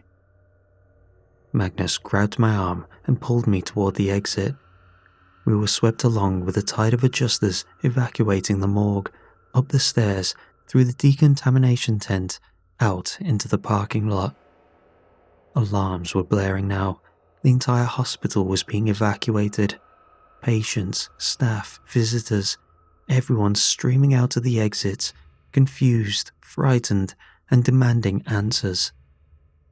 Adjusters were already moving through the crowd with practiced efficiency, herding people away from the East Wing, explaining in calm voices that there had been a gas leak, that it was a precautionary evacuation, that everything was under control. Magnus pulled me away from the crowd behind one of the ambulances. "This is it," he said, his voice shaking. "Whatever they've been covering up, whatever they've been containing all these years, it's breaking through. It's getting stronger." "What's that down there?" "I don't know, but I know it's never happened before. Did you see their faces? They were panicking. The adjusters were panicking." We watched as more hazmat-suited figures entered the East Wing. Through the windows, I could see flashes of light, hear muffled sounds that might have been screams, or might have been something else. By 4 a.m., the evacuation was complete. The official story was already spreading. Gas leak, no injuries. Hospital would reopen in the morning after safety checks. And by 8 a.m., it did. The East Wing was unsealed, patients were moved back in, staff returned to work, the morgue reopened, like nothing had happened. I was put on mandatory leave the next day. Stress-related, they called it. 2 weeks, full pay, see the department counsellor before returning to duty. Magnus retired. Just like that, sent an email to the director, turned in his badge and gear, and disappeared. I called him 6 times. He never answered. 3 days into my leave, a package arrived at my apartment. It had no return address, just my name on a plain manila envelope. Inside, a new ID badge, my photo, my name, but a different title. Specialized Response Unit, Level 2 clearance. And a note, typed on plain paper. "You don't have a choice anymore. You were there, you saw it. The situation is escalating, and we need experienced personnel. Report Monday, 6 a.m., 1515 West Monroe, Suite 800. Signed, Director Reed." That would have been enough, but there was one more thing in the envelope. A photograph. My sister's house, the one she'd bought in Evanston, her husband's car in the driveway, my nephew's bike on the front lawn. Taken yesterday, based on the date stamp in the corner. There was no direct threat, just the photo, but the implication was clear. I sat on my couch, staring at the ID badge, the note, the photograph. Magnus had been right. Once you're in the system, you don't get out. And I was in deep now, too deep. I'd seen the bodies wake up, I'd heard that voice in my head. It's spreading, you can't contain it anymore. Whatever they'd been covering up for decades, maybe centuries, it was breaking through, getting stronger. And they needed people who'd already seen it, who already knew, to help them fight it, or contain it, or die trying. Monday morning, 6 a.m. I didn't have a choice. I never had. I reported to 1515 West Monroe. The lobby was empty except for a security guard who checked my ID and directed me to the elevator. He pressed the button I hadn't noticed before, one with a symbol I didn't recognize. The elevator went down and down and down. When the doors opened, I wasn't in Chicago anymore. Not the Chicago people knew. The facility was massive. A concrete bunker that stretched in every direction, lit by harsh fluorescent lights. Dozens of people moved through the corridors with purpose. Adjusters, people in hazmat suits, others in tactical gear. The computer stations lined the walls, displaying maps of the city covered in red dots. So many red dots. Director Reed was waiting. "Welcome to operations," she said. "This is where the real work happens." She led me through the facility, showed me labs where people analyzed samples of things I couldn't identify, showed me holding cells with reinforced doors and observation windows that looked into darkness. She showed me an armory stocked with equipment that definitely wasn't standard medical gear. "There are breaches throughout the city," Reed explained as we walked. "Places where reality is thin, where things from the other side can push through. We've been managing them for decades, containing them, cleaning up the aftermath." She stopped in front of a massive display screen showing a map of Chicago. Red dots clustered in certain areas: the industrial district, parts of the south side, and the old subway tunnels. Type 7 calls used to be monthly, then weekly. Now we're getting multiple calls per day. She looked at me. "We're losing ground. Whatever is on the other side, it's pushing through, getting stronger.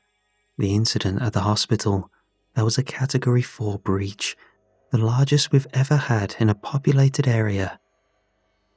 "What stopped it?" "We did. Barely." She pulled up footage on a tablet. The hospital morgue, adjusters with devices that pulsed with light, the bodies finally going still. "But it cost us. 3 adjusters dead, 2 more in medical, and we had to use Protocol Black, which means we burn through resources we can't easily replace." She handed me a tablet. "This is what we're dealing with. This is why we need you." The footage showed other breaches: an apartment where the walls were bleeding, a subway tunnel where the tracks led into somewhere that wasn't Chicago, a park where children's shadows moved independently of their bodies. "You've seen it," Reed said. "You've been exposed. That makes you valuable. Most people, when they see what's really there, their minds break. They rationalize it away, forget it, or they go insane. But some people like you, can see it and stay functional. That's rare. That's necessary." She led me to a locker room where a team was gearing up. 5 people, all around my age, all with the same haunted look I'd seen in Magnus's eyes. "Your team," Reed said. "They'll train you. You start today." A woman approached, Asian, early 30s, with a scar running down her left cheek. "I'm Cho, former paramedic, been with the unit for 2 years." She handed me a vest. "Put this on, we've got a call." The vest was heavy, reinforced with something that wasn't just Kevlar. The equipment they gave me looked medical at first glance: bags, monitors, and trauma supplies. But there were other things too. Devices I didn't recognize, containers filled with salt, iron fillings, and other substances. A weapon that looked like a cross between a taser and something from a science fiction movie. "What is this?" I asked. "Tools," Cho said. "You'll learn what they do. Right now, just stay close and follow my lead." An alarm blared, red lights flashed, a voice over the intercom. Reality breach, Category 5, Sector 7, multiple entities, all available units respond. Category 5, worse than the hospital. The team moved with practiced efficiency, loading into an armoured vehicle that looked nothing like an ambulance. I climbed in after them. As we pulled out of the facility, through tunnels that led God knows where, Cho handed me a helmet with a visor. Put it on. The visor filters what you see, makes it easier to look at them directly. Look at what? She smiled, but there was no humour in it. You'll see. The vehicle accelerated. I looked at the team around me. They were checking their equipment, loading their weapons, preparing for something I couldn't imagine. I thought about Magnus, about his warning, about Sophie Wu and Jack Hargrave, and all the others who tried to walk away. I thought about my sister's house, that photograph. They were no longer just making me part of the cover-up. They were making me part of the war. Whatever was pushing through those breaches, whatever was making the dead wake up and speak in voices made of static, we were the front line. The people who responded when reality broke, the people who fought to keep it from spreading. The vehicle burst out of the tunnel into the pre-dawn darkness of Chicago. The city looked peaceful from here, normal, people sleeping in their homes, unaware of what moved in the spaces between. Cho caught my eye. You okay? I adjusted the vest, checked the equipment I didn't know how to use yet. No, I said, honestly. She nodded. Good. Fear keeps you sharp, keeps you alive. The vehicle turned down a side street, heading toward a warehouse district where reality was breaking and things that shouldn't exist were pushing through. And I understood, finally, what Magnus had been trying to tell me all along. You can't walk away from this job, because once you've seen what's really out there, it sees you too, and it doesn't forget. The vehicle stopped, the team moved out, and I followed them into the darkness, toward whatever was waiting on the other side of reality. My first call with the new unit, first of many, because here, the calls never stop. And now, neither could I.